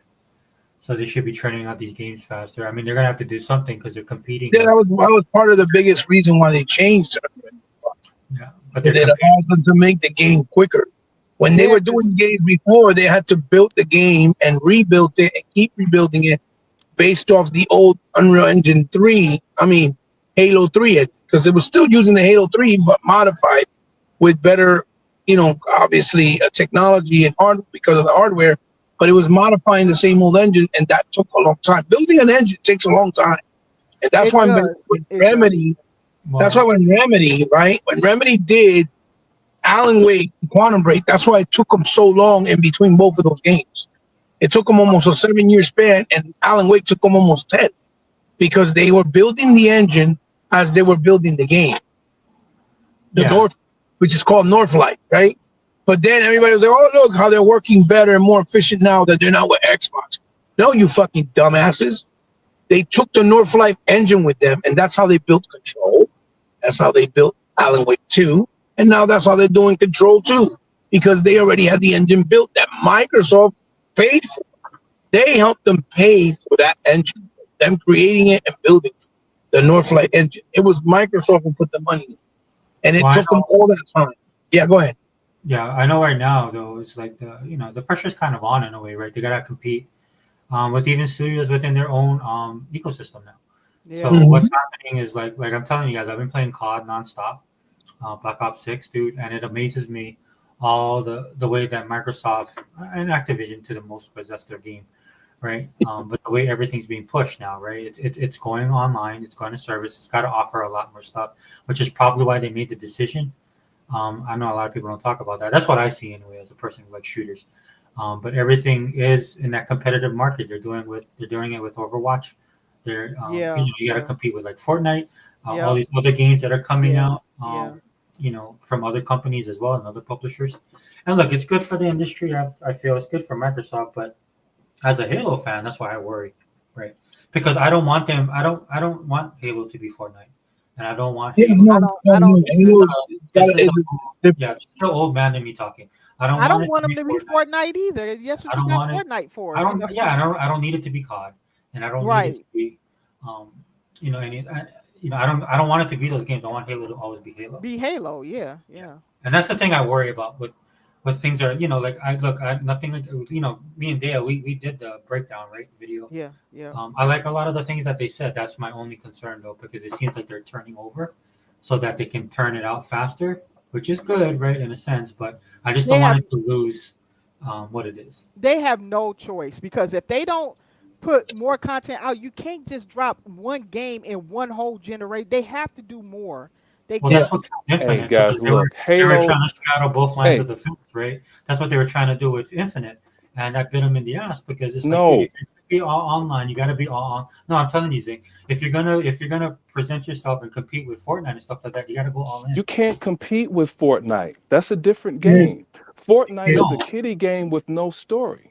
Dude, as soon as I saw Cat Ears in Halo Infinite, dude, I was like, okay, I see what you guys are trying to do. No. They're adding things that people look. My daughter has the perfume Dad, this nail polish, and it's by a reputable nail polish company. Yeah, but you add things to it. Halo has been adding things.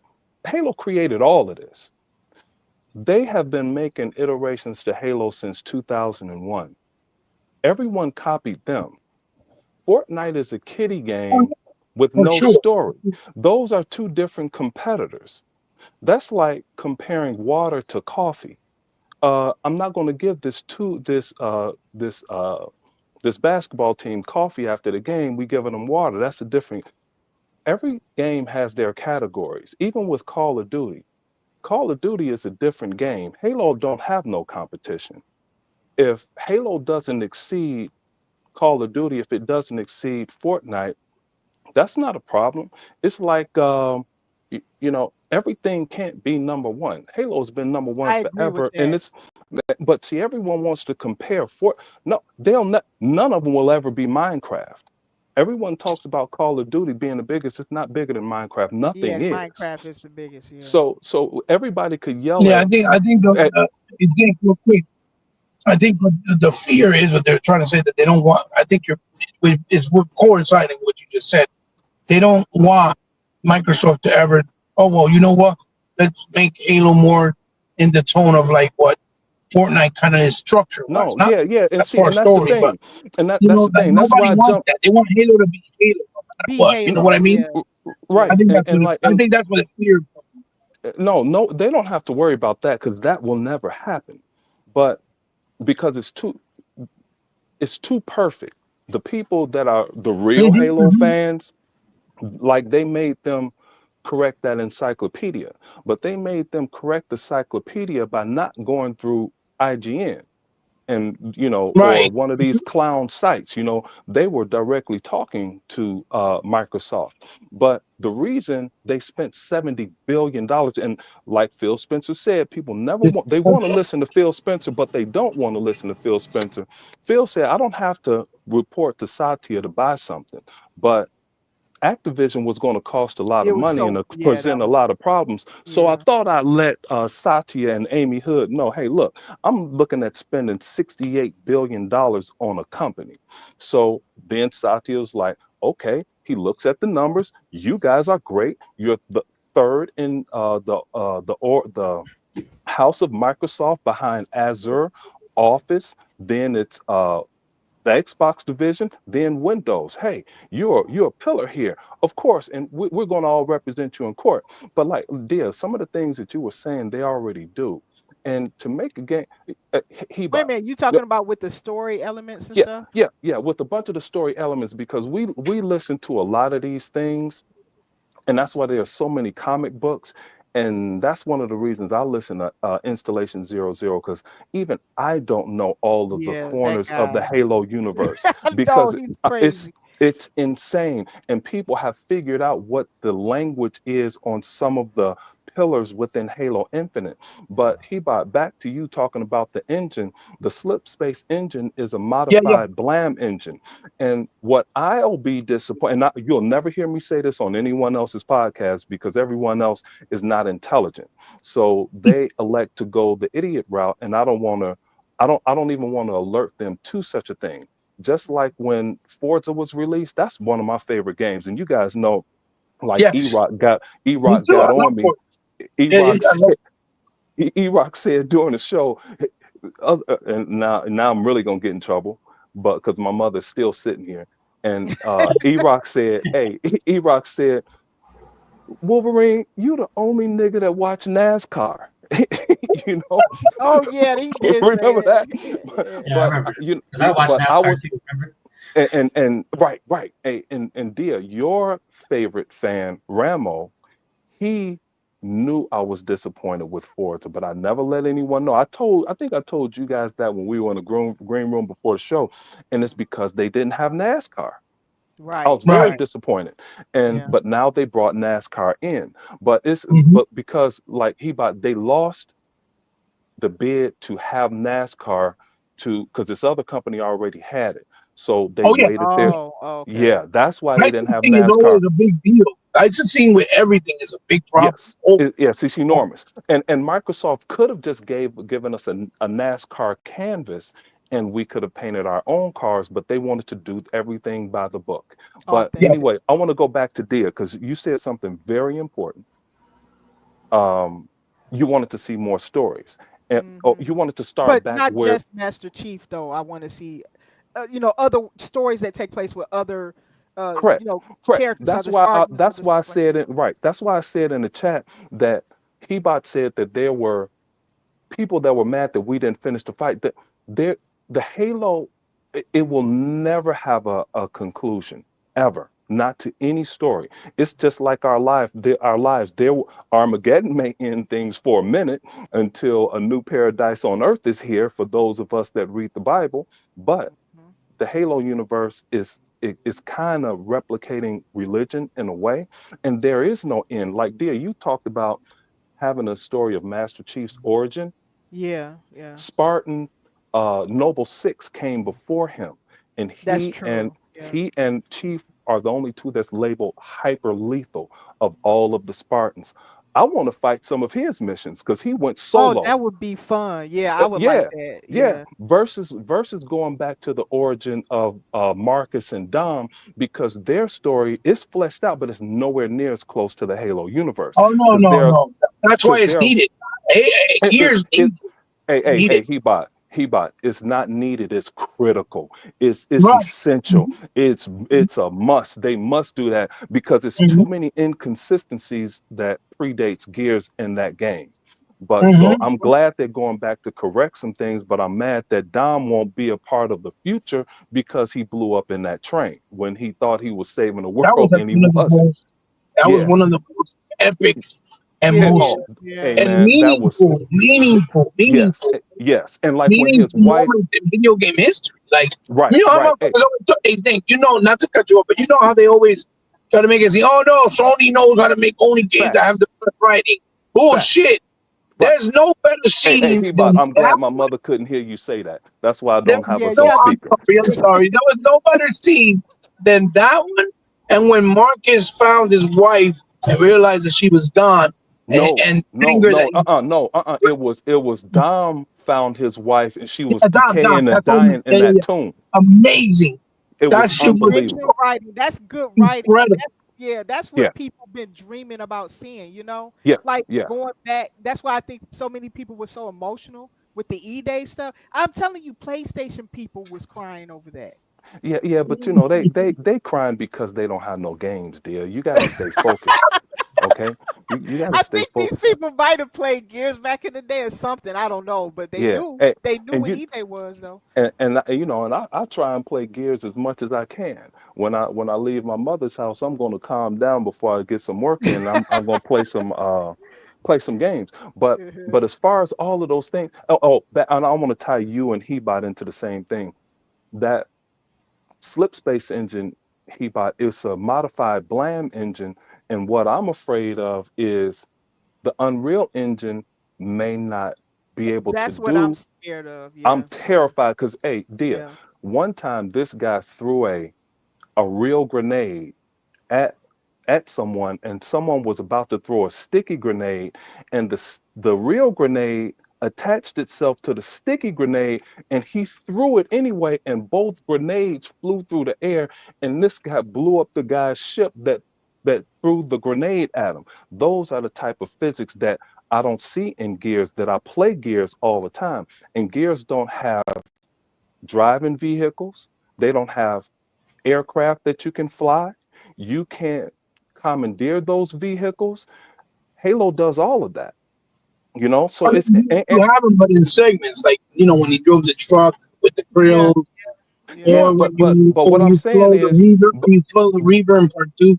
But they're yeah, in segments. Hebot, Talking about but what Hebot, you're you talking could about drive. is you're talking about while you're in the actual world in real time, right? Hmm. That you can Right. grab a vehicle and drive Hmm. off or Hmm. fly off with a Banshee. I know Hmm. what you're And go anywhere.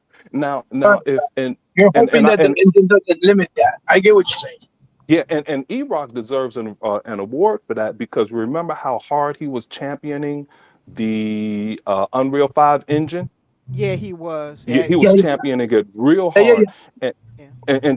so he's right, and especially that they came out and said, "Hey, we're switching to Unreal." Hey, man, I just hope it feels the same, because I'm gameplay first, Me then yeah, too. yeah, story. Yeah, absolutely. me too. Me I'm too. Especially when it 100%. comes to Halo, because that's so It's important for Halo. Halo is the best playing first person shooter going, and if it's not the same, it don't even have to be the same.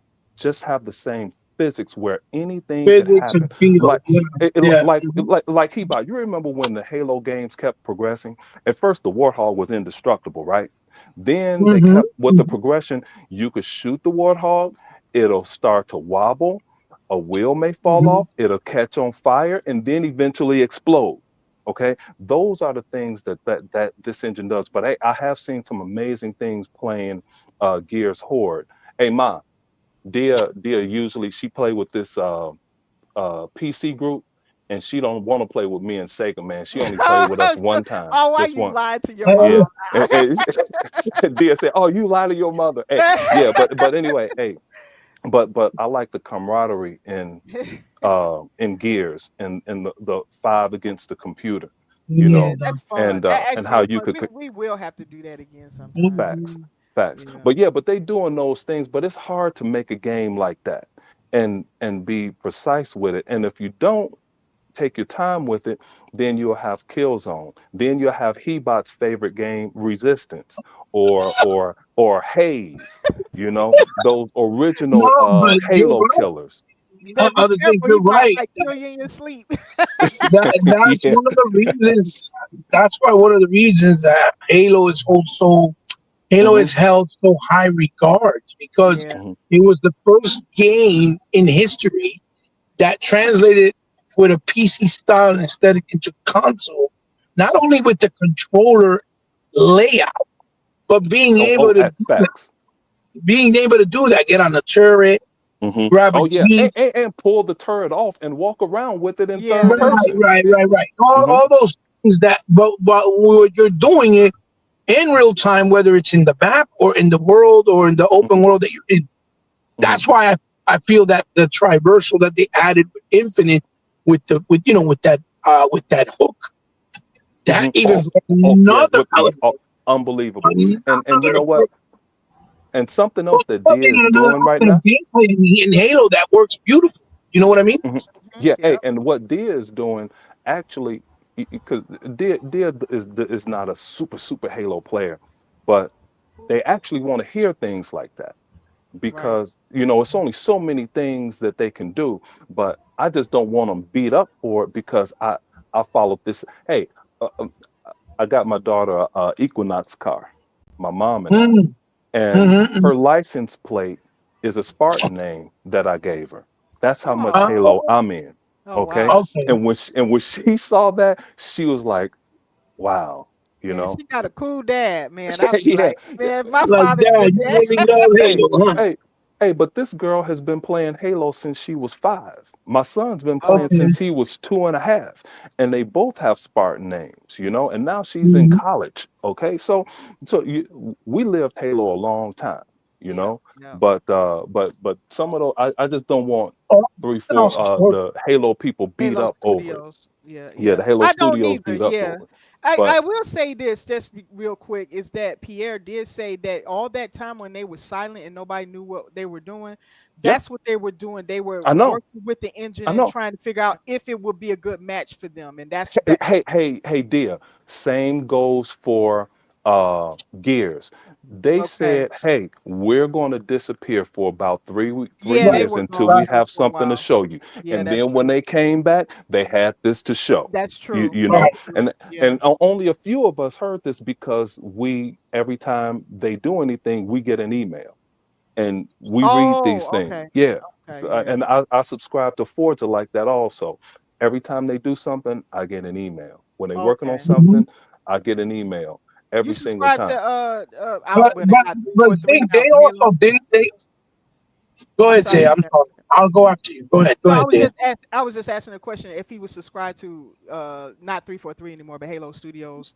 Do they All of them. send the emails and stuff? So Yeah. you Yeah. know about the Even even Microsoft's financials, like that's why I know about Paramount, Hebot. It's not the Halo show was super successful and they're going to keep it. But it's who's going to show it next, whether it be Netflix, whether it be Showtime, or whoever gets it. But the Halo show isn't only Microsoft could cancel Halo show, but it's so successful, they're keeping it. It was the most successful show on Paramount again, ahead of Yellowstone. Oh, and then Paramount asked me, they said, hey, your subscription ran out. I sent the email back. I said, oh no, the Halo show is over, so I don't need Paramount Plus anymore. Oh, And damn. sent it right back to them. Sure did. Yeah. Yeah, I got So I hey, gotta but I gotta anyway, I gotta hey man, renew it's been because good talking to y'all. I'm gonna continue to listen and keep. Hey, and then my well, mother before is yelling you at me leave, because hey, listen other to this, thing, Hebot. before you Yeah. leave, hold on. I was gonna try to say that another thing, if you notice, that's why when they reintroduce what they were working on as far as Gears and Halo, it had so much impact because Microsoft, not only did they go on hiatus, they knew they had to treat these franchises that are important to the brand Exactly. with a lot of respect and love and Absolutely. showing that we're taking it serious. We want to come back with the franchises, but we want to come back better than ever, right? Hey, also, You know, somebody else, I was listening in passing because I don't get a chance to listen to the shows much. And somebody said Phil Spencer was on an interview, and Phil Spencer said he played Forza Horizon 6. Whoa, really? Hey, dude. Wow, it's playable? Phil Spencer played it. Just like Phil was playing the space game Todd Howard made. He kept playing it yeah, over and so, over and Yeah, over so, he again. did. He was Yeah, playing that. yeah, Yeah, yeah. yeah. Well, but dude, he's a gamer, so he's gonna play the game. So, but mhm. I found that out, and I just I heard snuck he on. was also playing. He played Everwild. You know that? I Yeah, only he know actually. things when I get a chance to sneak. I snuck on Legal Show last night. I was listening to those guys, Oh, and did I you? Oh, said, Legal had a show. I missed yeah, that I part. wasn't on the show, but I was in the chat and got a chance to Mhm. listen to them for a little Okay. while, and Okay. before I went to sleep. But yeah, man, but good show though, and there's a lot of things that's going on, man, and there's a lot of things that happen Man, financially you for need to my. get on the show and kind of tell us what's going on, because you keeping up with that better than me. Oh, yeah. I'm all over the financial parts. I listen to all of the annual reports and the quarterly reports from the companies, especially. Um, we all know so much about Nvidia because they made gaming better. But Right. now that's why I brought up what I said about artificial intelligence, dear. When I said the Xbox, Satya Nadella said the Xbox division uh, gave us many innovations in artificial intelligence. Right. Well, Microsoft owns 49% of OpenAI, which is the greatest of them all. And the where things are going, that's why Nvidia have all of these chips that cost like well, they're really GPUs, but people call them chips for short. And you need thousands of them to train large language models for artificial intelligence and autonomous driving, and to help people be 80% more productive in hospitals, et cetera, with machine learning. And that's what Nvidia is doing now. That's why they're the most profitable company on the stock market. But we all know this because we came from the video game era when Yeah, all of that's these analysts know nothing. I mean, they're awful. that's But because gaming looks it's overlooked, but it is for the forerunner when it comes to a lot of technology, and they just well, don't. actually, it came up in their earnings, and you're right, they didn't know about it. They didn't know about gaming and how profitable it was to Nvidia. Like their gaming portion made over $3 billion in a quarter. Wow. Okay, Wow. but they don't know that. And when they found that out, they were like, "What? What is that?" They just Wow. stupid. But Wow. anyway, hey man, but y'all keep having a good show, and I'm gonna talk to my mother and listen to you guys. Take Okay. it All easy. All right, right. Zink, take it Take easy, care. man. Thank We Okay, got all so the what I was saying about come in Halo now. and why I don't like it. No, just joking. Zink jump back in. Where Halo went wrong. you. What happened? Like open brother segment. No.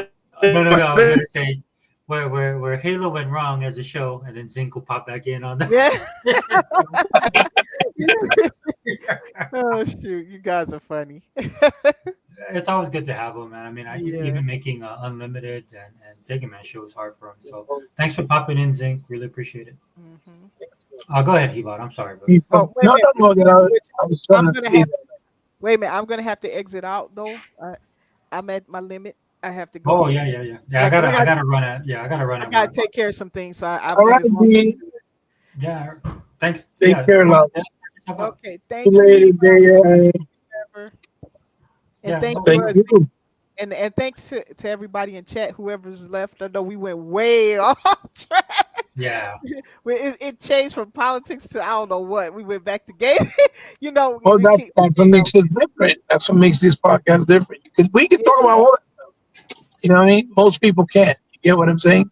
that's true. That's why I like it, because we can just go with the conversation flows.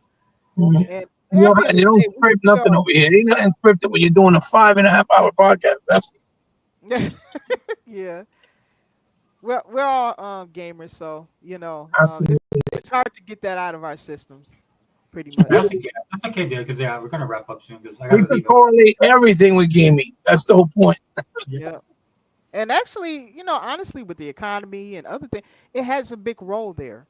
So you can't Yeah. really talk about it in a bubble as if it doesn't exist there. Just like how Zink was talking about, Nvidia and how much profit it gets from the gaming division. He's talking really from an economic business perspective there. He's not Absolutely. talking about it from a gaming perspective. So it's just it has tentacles in other areas of conversation. Mhm.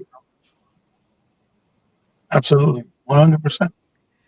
All right then, you guys. Have a Okay, good one. are you are we all closing out, or is it just me? I'll close out in about 10 minutes. Oh, okay. Mhm. Okay. Yeah. Well, I'm gonna go ahead and go now. Then I just want to say Yeah. thank you guys for having me. Thank you to the chat for those of you brave enough who got to the end of the marathon. Yeah, I know.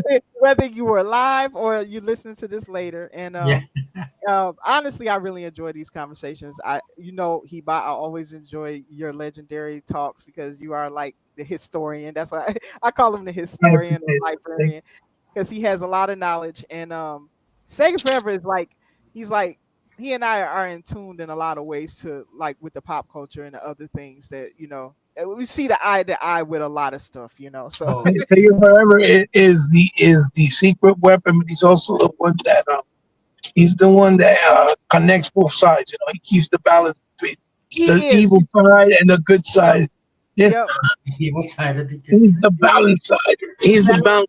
Yeah, he gets to see things from all the different angles that even sometimes we miss. Yeah, And absolutely. yeah, and that's what I like. So, Yeah, Zink says, yeah. yes, nice hearing from you, Dia. Yeah, thank you, Zink. Thank you so much. I appreciate it.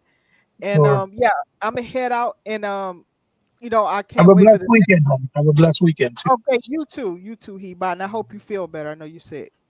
Yes, thank you. You sound a little bit better now. At first, I honestly couldn't even recognize you. I was like, Oh, "Who's that this is what, yeah. person?"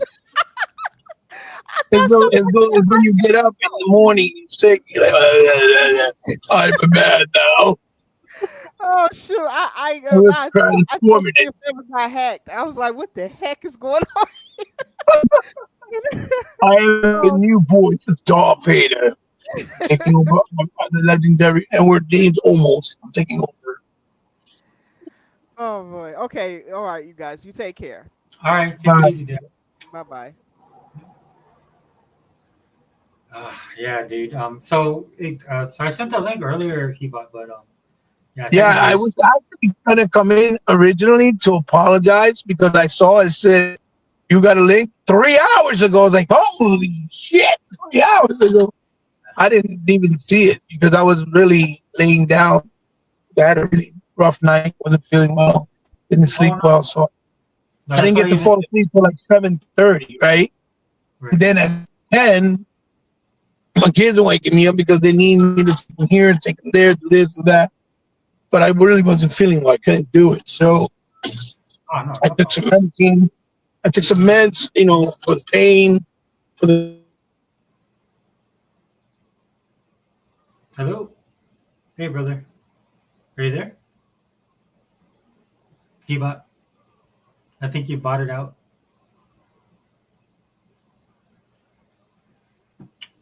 Yeah, can't hear you, brother. That's okay. If you want to pop in and pop back or pop out, pop back in. I think we might have lost Heba on the connection, which is fine. Yeah, we're gonna wrap it up, guys. But yeah, Heba, just to let you know, yeah, no matter. So that's what I want to do because I have to do these podcasts early. I get up early in the morning to do it. Because if the podcast runs long, which I don't mind that it does, we'll have the time to everybody to talk. Like we were talking about politics earlier. That's what the podcast is, but then we switched to Halo, which is kind of political in and of itself. But that's what we can do. We'll switch back over, and then whatever we want to talk about. But that's what I'm going to do from now on. And I'll just send you the link, like I did before. I might do a podcast tomorrow as well. I'm trying to set some stuff up, and I want to do other videos, but that's just going to be little quick ones and stuff like that. But thank you everybody for being here. T man, it was good to see you, man. Maybe we'll run into each other on COD. Mr. Kima, thanks for being here, brother. Thanks for your posts, 100%. I know that we're all keeping up with this kind of stuff, man, because most of us are of age where a lot of this stuff politically matters. Gogo, thanks for being here, brother. Hope the wedding's going good and enjoy, dude. I know when I came back to Hawaii, dude, and I started going to weddings. I never really went to them, and they're huge and they're fun, and you get to see all your family. So enjoy it. Zobi, man, I sent you a link. Next time, if you can pop in, bro, you're more than welcome. Faded Blaze, brother, yeah, just let me know when you're ready, and I'll definitely send you a link. And get your computer back up and running. David, it was nice seeing you in the comments, man. Thanks for being here as well. And then other Zinc, man, really appreciate you coming in. Really appreciate that a lot, dude. I always like to hear your commentary, dude, on stuff. And I know it's hard for you, man. It was nice to meet your mom, right? And I know you have a lot of stuff to do, so I'm always appreciative of you being able to pop in. And but tell your mom I said hi. And again, it was great to have you on the show. Daniel, hey, what's up, dude? Daniel's always like jumping in.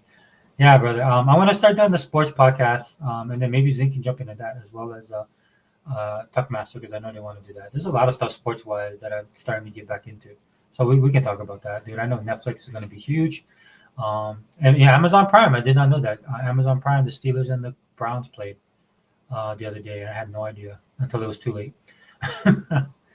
Zink, you're not on social media. That's okay, dude. We have to connect some other way. I'm glad Heba was able to get you the link. But also, guys, Netflix, man, don't sleep on Netflix. I know there's a lot of controversy about what was going on with Tyson and Jake Paul, or whatever Paul brother that is. But I still enjoyed the pomp and circumstance, and I really enjoyed the other fights on the card. So at the end of the day, man, that would be great to watch. But it's my understanding that they won't allow Tyson or Paul next to at another sanctioned event ever again. That was the latest news I saw, which is unfortunate because I think Netflix has a real opportunity here, man, with their programming being so varied, kind of like Xbox and Game Pass. But it is what it is. But yeah, guys, let me step out for now. Thank you guys for being here. Xbox Online Channel, host Forever. We out.